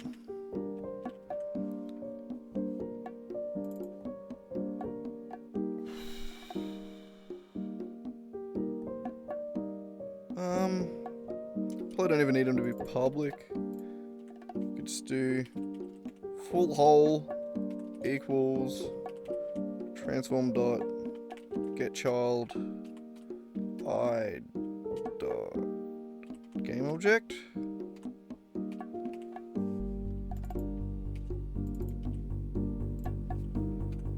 And the second one for that.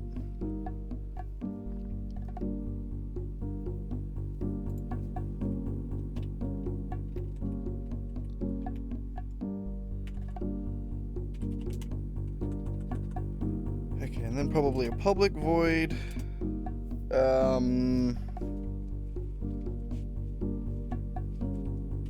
We'll just call it break.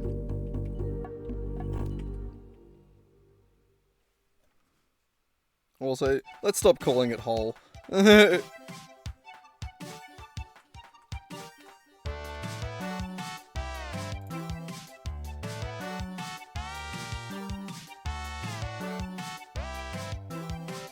Like, I'd do this as like just a general, like I could do like just a umbrella breakable object thing where you have a full versus a broken object. But this one specifically, I feel like doing it as a spawn location rather than just a breakable object. I don't know. I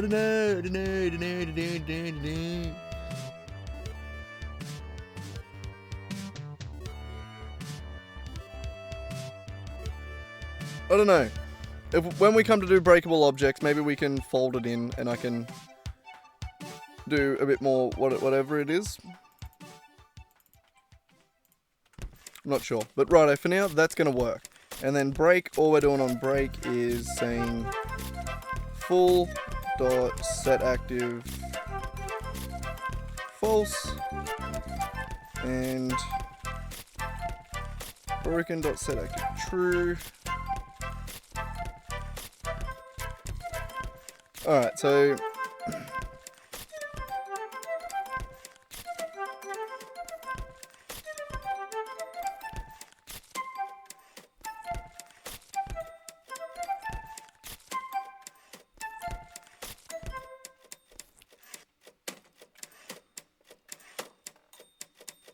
alright, and what if I also type in cell?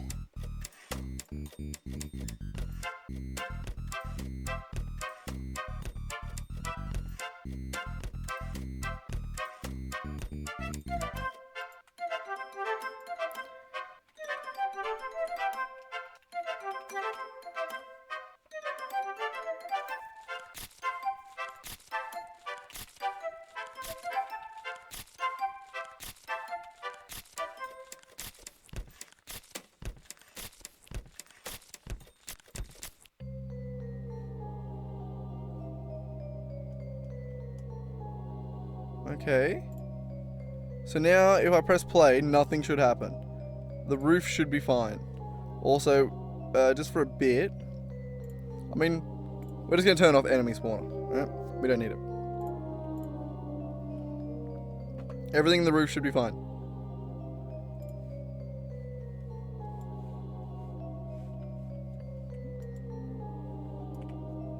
The nearest break's like here somewhere.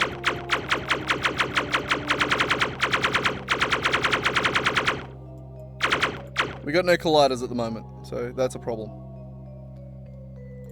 But alright, so what we could do...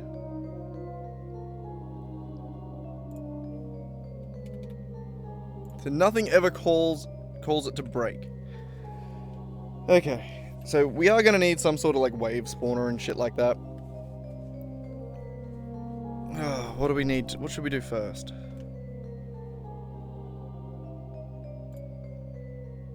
What should we do first?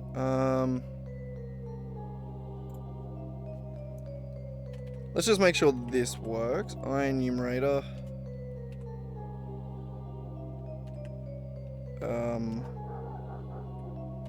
Timer. Yield return. Yield. Wait 4 seconds.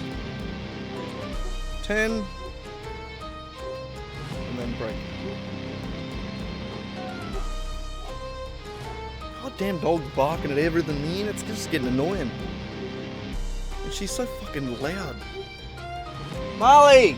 Shut up! You bitch. Yeah, it didn't help. Alright, so I just want to make sure that this triggers the rigid bodies properly. That's all I'm checking. Which is start coroutine.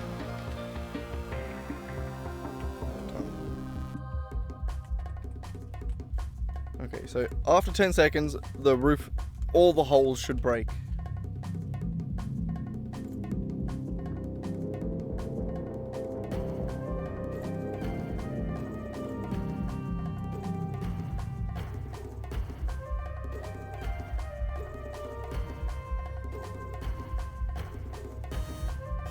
Nice!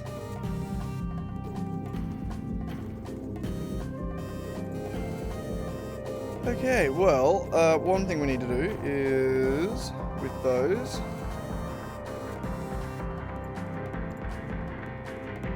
do the convex mesh collider. That'll keep it happy.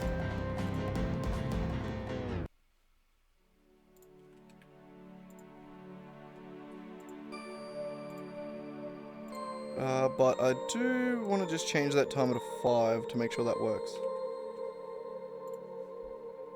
Because they just had no collider on it then. That's all that was. It just acted as if there was no collider.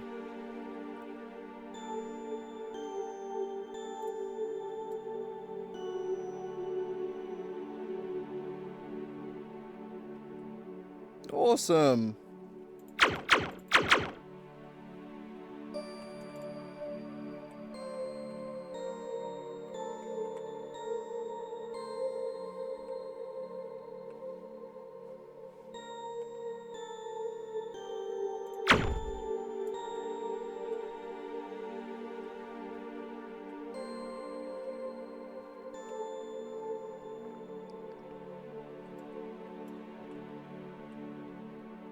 Yeah, do I just keep them on the ground or do I despawn them eventually? I have no idea.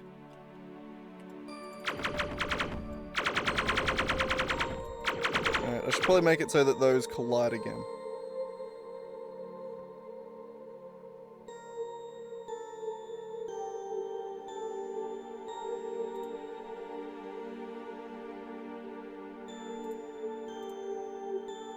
God, this sucks.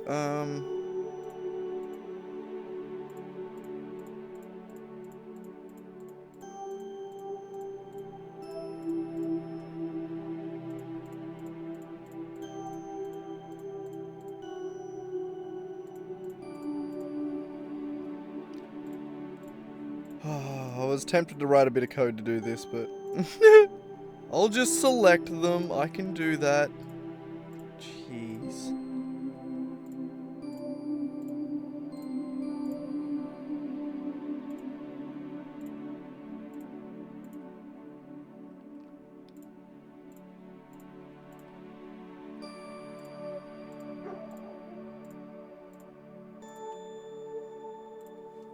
Alright, mesh collider again. Beautiful, and then all these roof parts here. Also need mesh colliders. Some of them could probably get away with not mesh colliders, but oh well. Actually, no, they can't because they all have holes in them, so mesh. Mesh it is.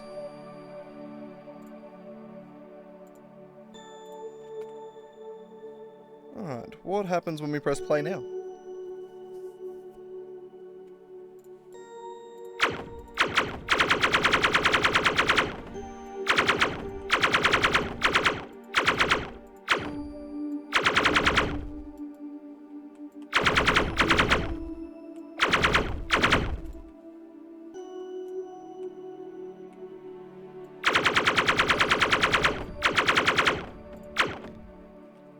God damn. Alright, we almost have a game loop, ladies and gentlemen. Alright, so that's also a spawn location, as we have previously discussed. So, our game manager? Where have we got the spawner? Enemy spawner.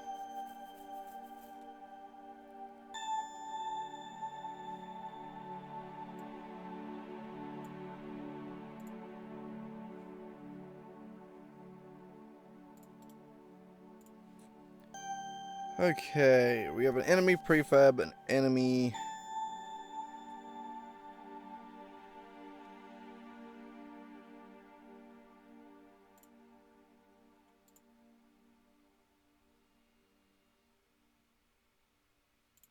Alright, so that we no longer care about.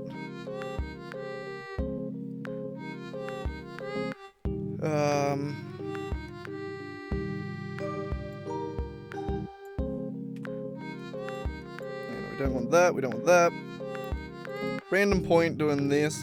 That could be handy, I have no idea. I mean, yes, I guess it is because it gets called from more places than right here.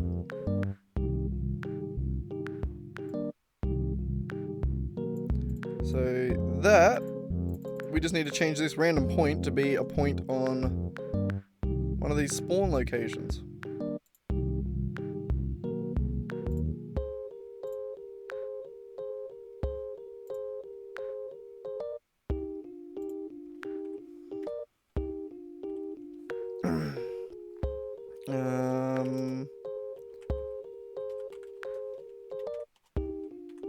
Spawn location array, and we'll just call it spawn locations. Very creative, right?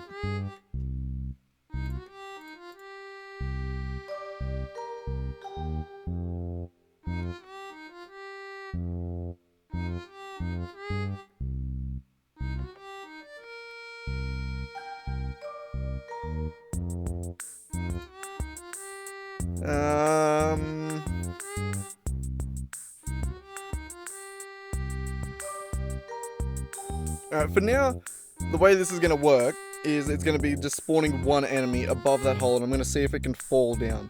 The way that I want to do that eventually is it's going to be spawn drop ship, which will land there and drop a certain amount of enemies out before flying off. So that way we're going to have another class of drop ships that we can program how many enemies we want to put in it and what different kinds of enemies that we'll be able to do eventually. So that makes sense, and then it'll just spawn them as it goes. For now, we're just going to spawn an enemy at a... So... it's going to return a spawn location. Pick random spawn. For now, and that is simply going to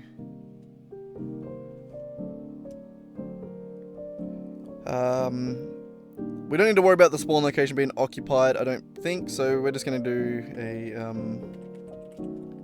return random, we're going to do spawn locations.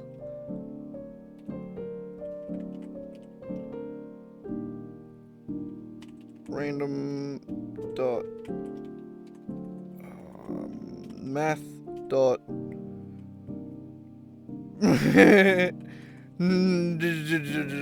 Math dot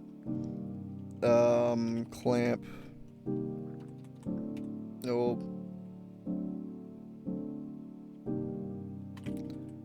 floor to int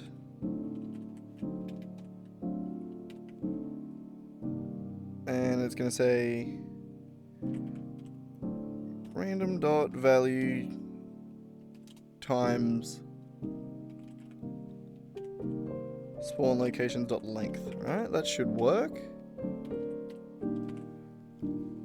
So if there's 10 and that is 1, it'll go to 10, or if it's not quite, it won't quite be 1, so it'll only get to 9, which is good because we're doing indexing. So that should work. I believe the math works out, so that should work. So spawn location dot transform dot position.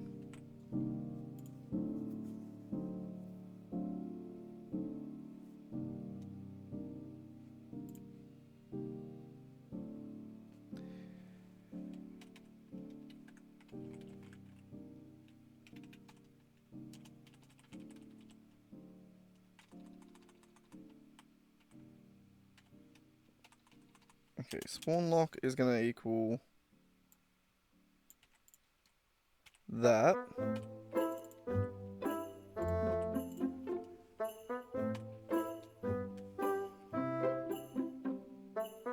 And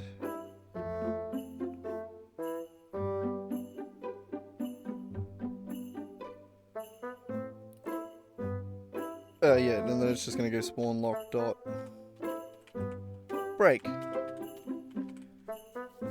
Okay, that works. That works. That should work. It'll pick a random spawn.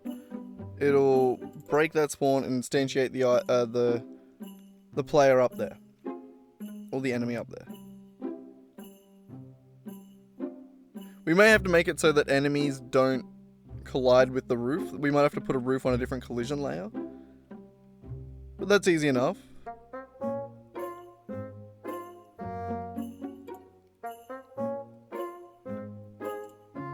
So again, just to give this a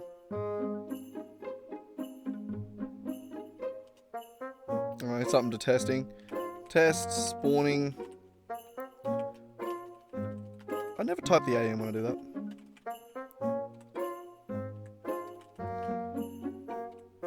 We'll do a 4 int I equals 0. God damn it! I don't want to type the whole for loop out for myself.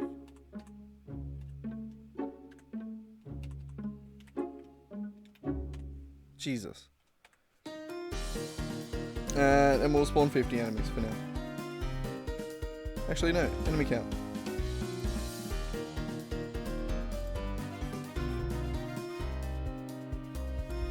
It's just gonna go yield, return, you wait 4 seconds.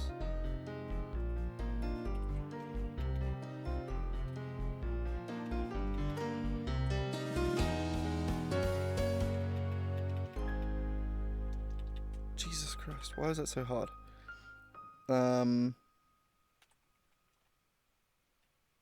2.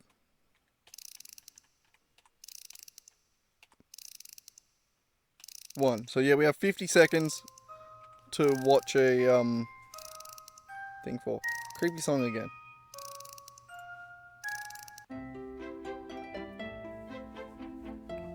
I mean, we have been going for a few hours at this point, so not surprising. Oh, wait, we just hit 4. Which is generally when I start thinking about turning it in for the day. But I will go for a little bit longer first. I want to see. So the enemy spawner needs a list of spawn locations.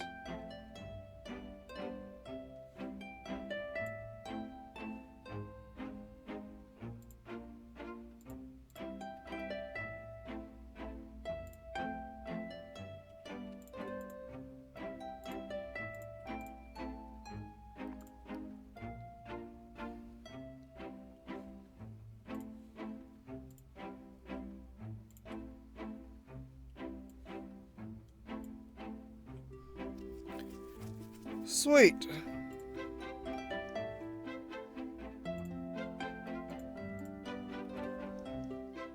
So we get a bunch of spawn locations and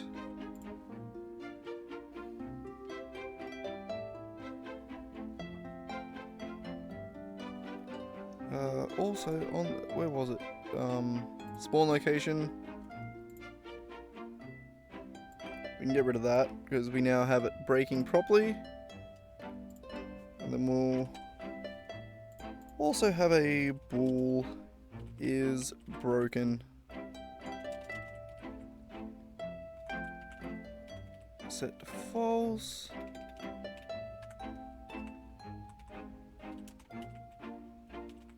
If is broken, then return. And is broken equals true. Beautiful.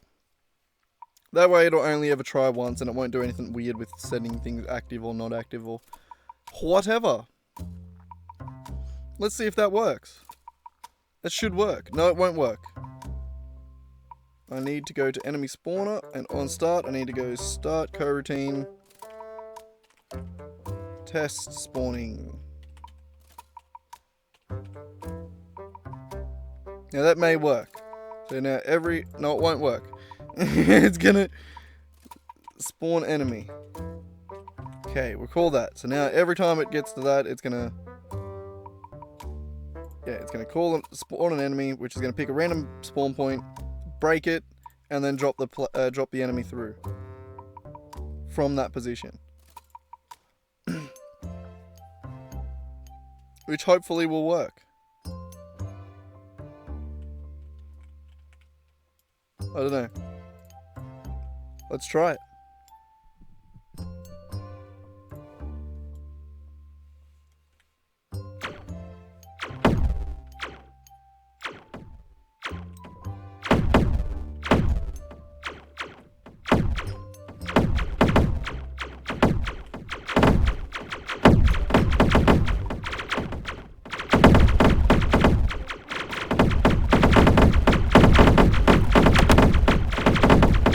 So it sort of just snaps it immediately to the...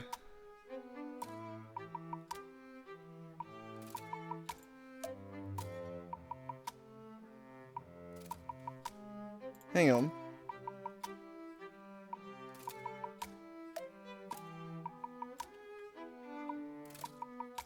What if I just...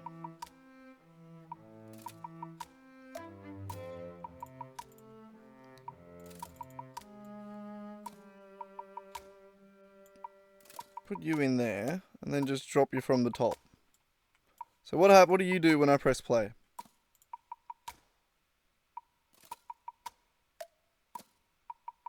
Just immediately drop down. If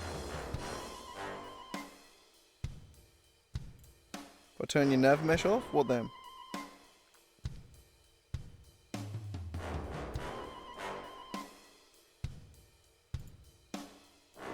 Do that again.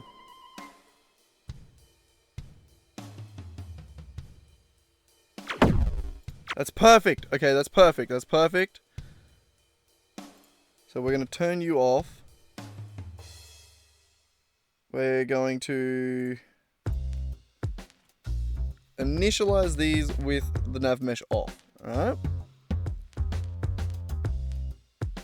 So immediately that's going to be a problem.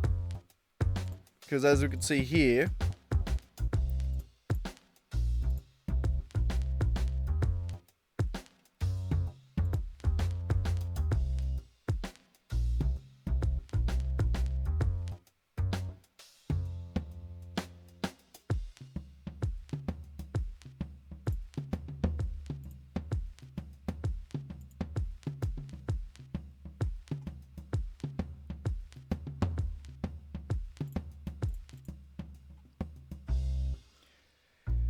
okay, do we make it so that when they land, it turns on the nav mesh?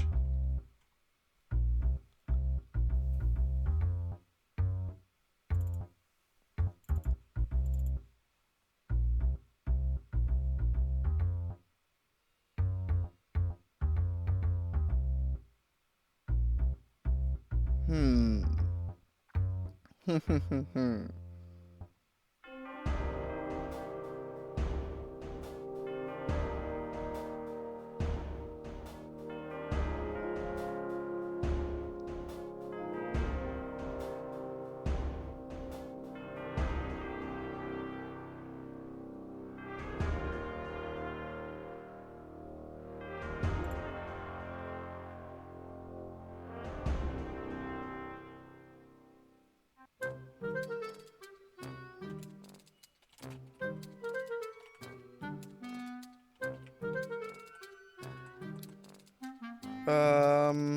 If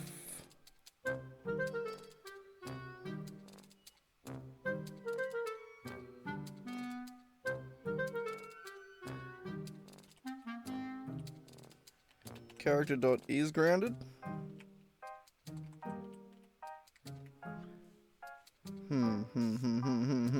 Can I get that in any way?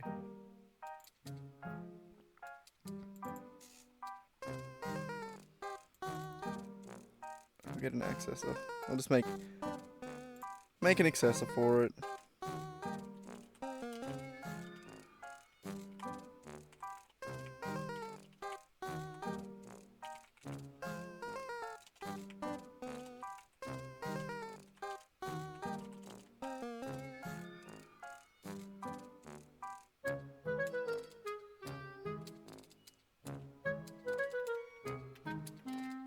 Is grounded.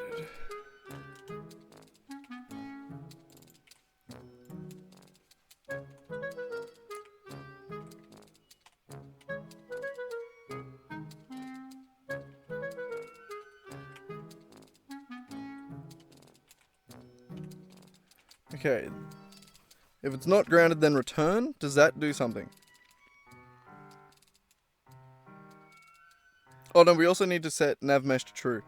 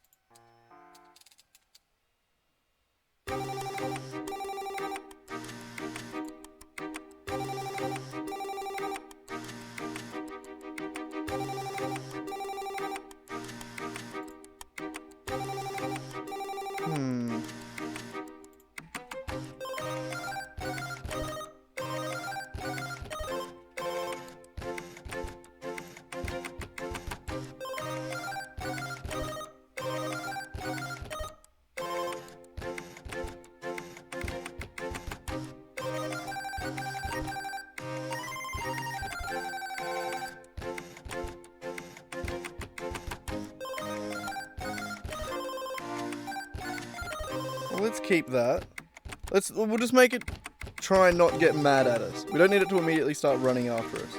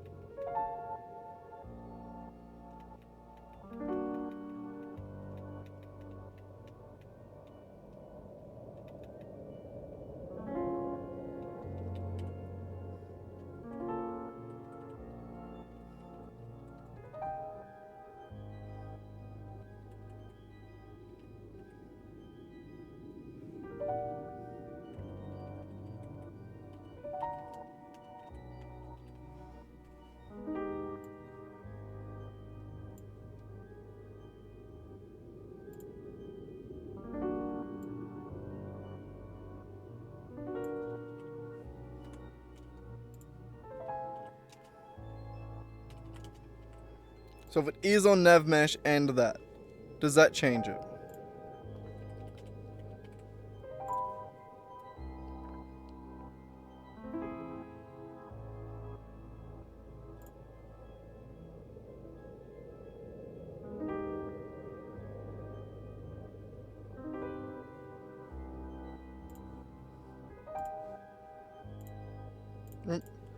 Alright, so what we need to do, basically, is just when it sets destination, which is generally in here, enemy chasing,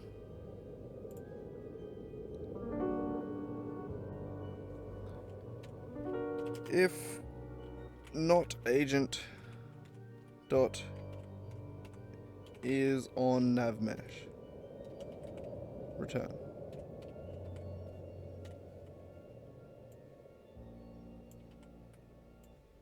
So if it's not on the Navmesh, then return. So chasing, engaging, doesn't have any agent. Destinations problems that it's got repositioning.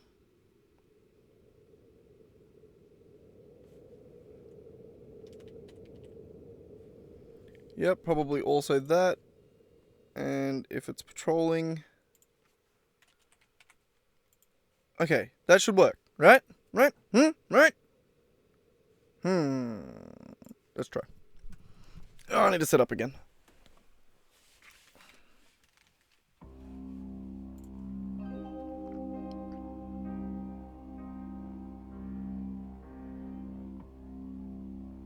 Awesome. Okay, you can be deleted again. Now they actually drop through the roof and they're animated.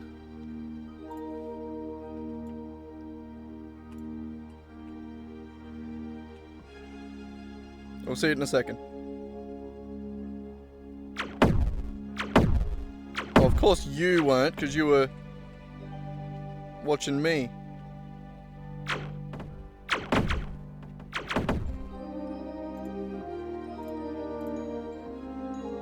Alright, but that should mean that we can turn the Navmesh back on though, right?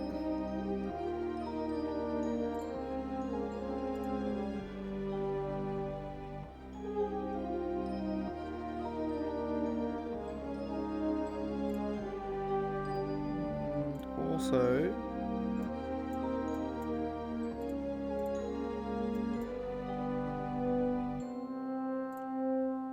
no, need that. I also need another one. On ground.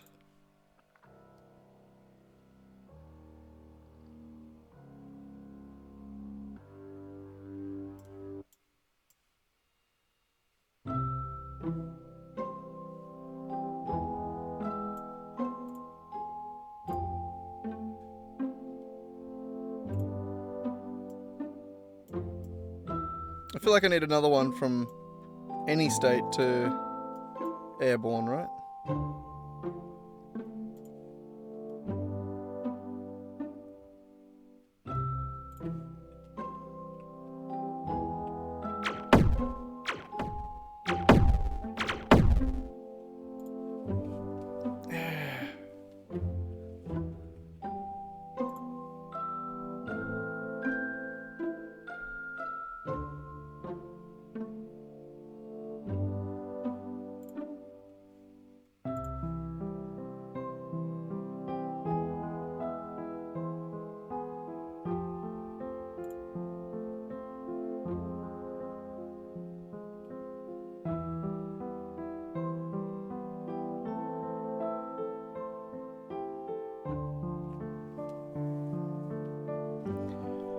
Okay,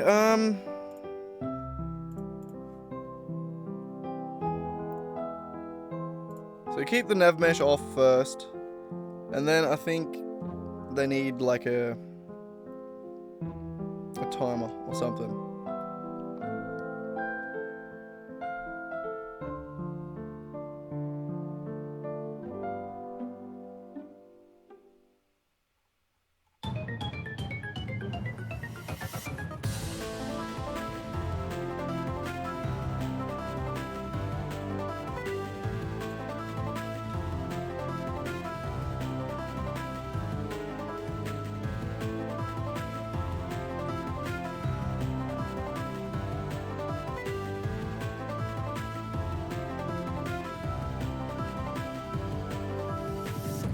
I just don't want to make it so that...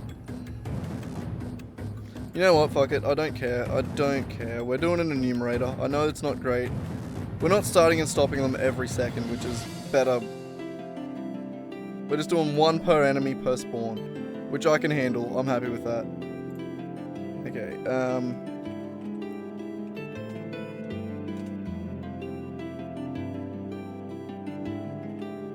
fall timer.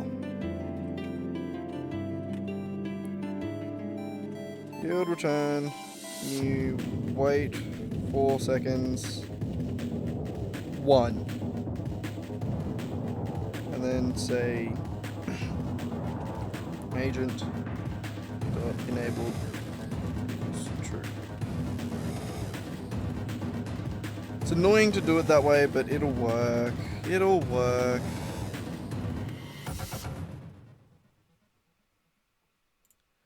And I'll do it in start.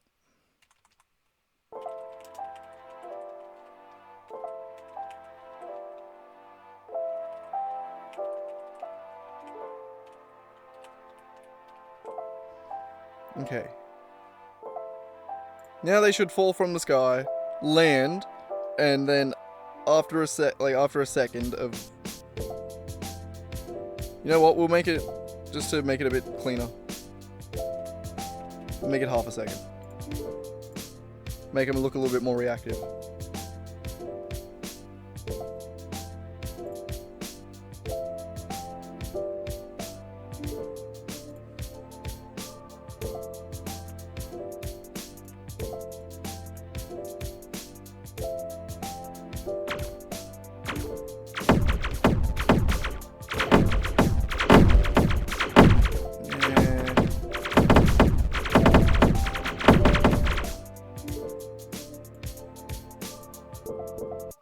Maybe 1 second was fine.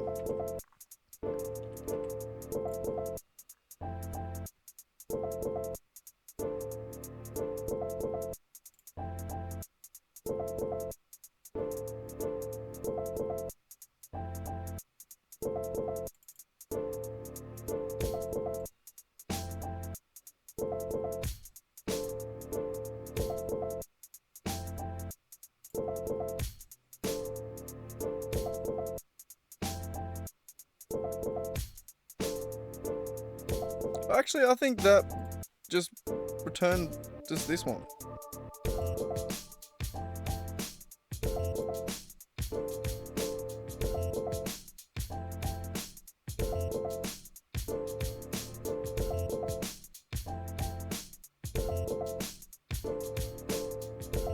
Actually, no.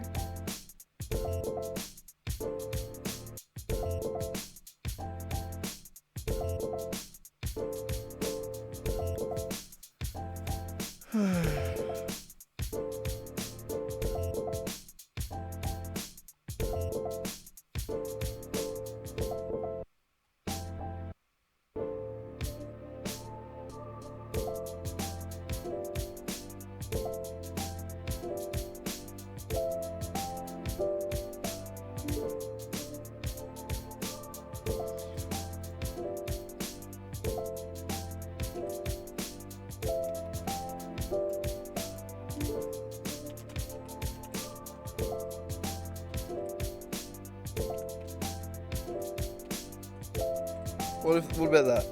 What if it only does the state machine if it's on the mesh?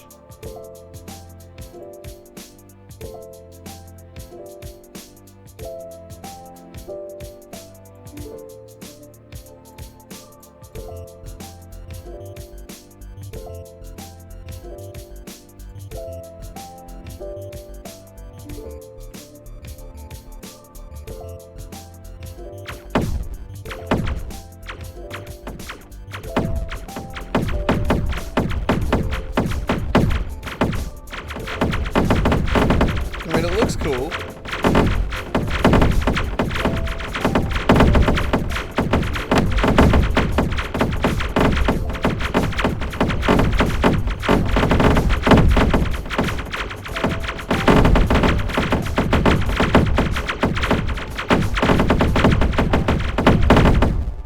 Okay, so now what was that last one?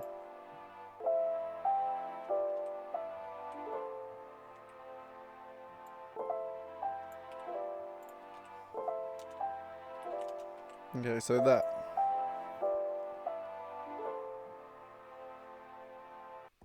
So that works. Okay, so I think I got it. I think that keeps everything happy and operates as it should. And it's just checking whether or not it's on the mesh.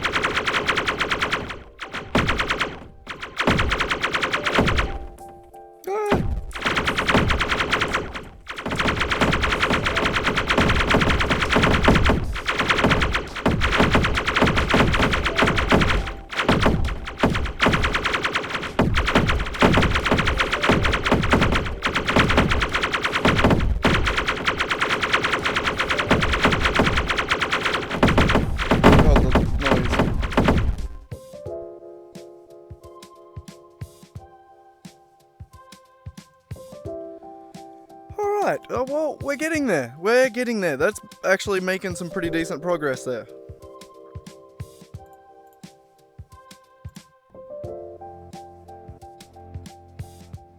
So, we didn't quite finish this.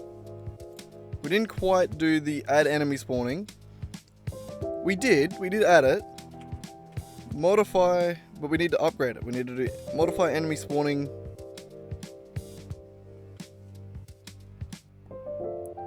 For dropships. So they work off dropships rather than just spawning a single enemy there. That will make a bit more sense in the game loop, I'd imagine. Alright, so that's pretty good, I reckon. I don't know if I want to keep working on it tonight. What are we at now? What would be the next job? Oh, that's another thing that we need on that list, actually, is,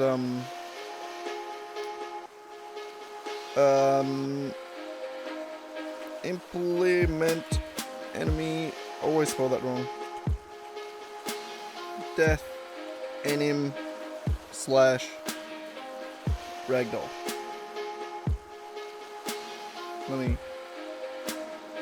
Just want to change the name, implement.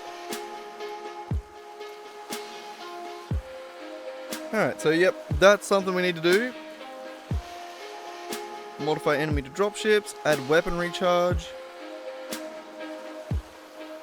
We need to add player death.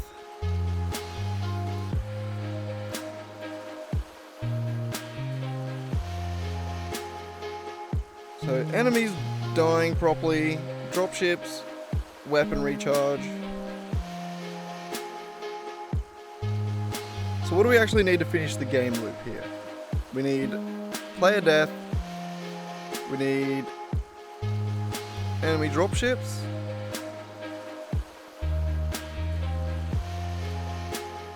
Implement wave-based spawning.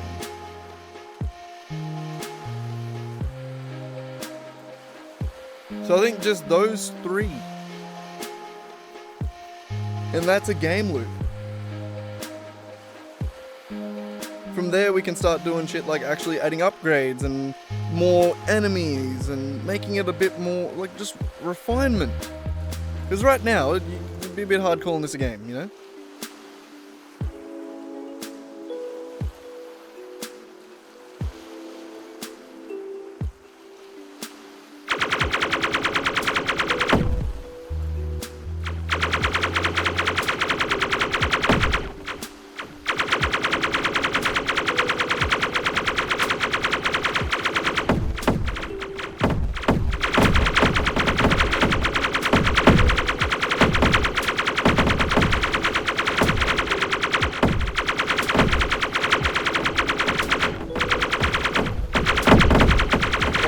Cool when they drop in.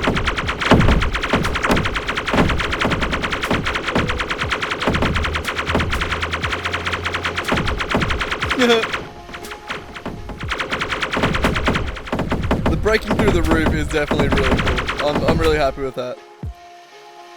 That's really cool. Yeah, so we need to modify that to accept dropships, which shouldn't be too hard.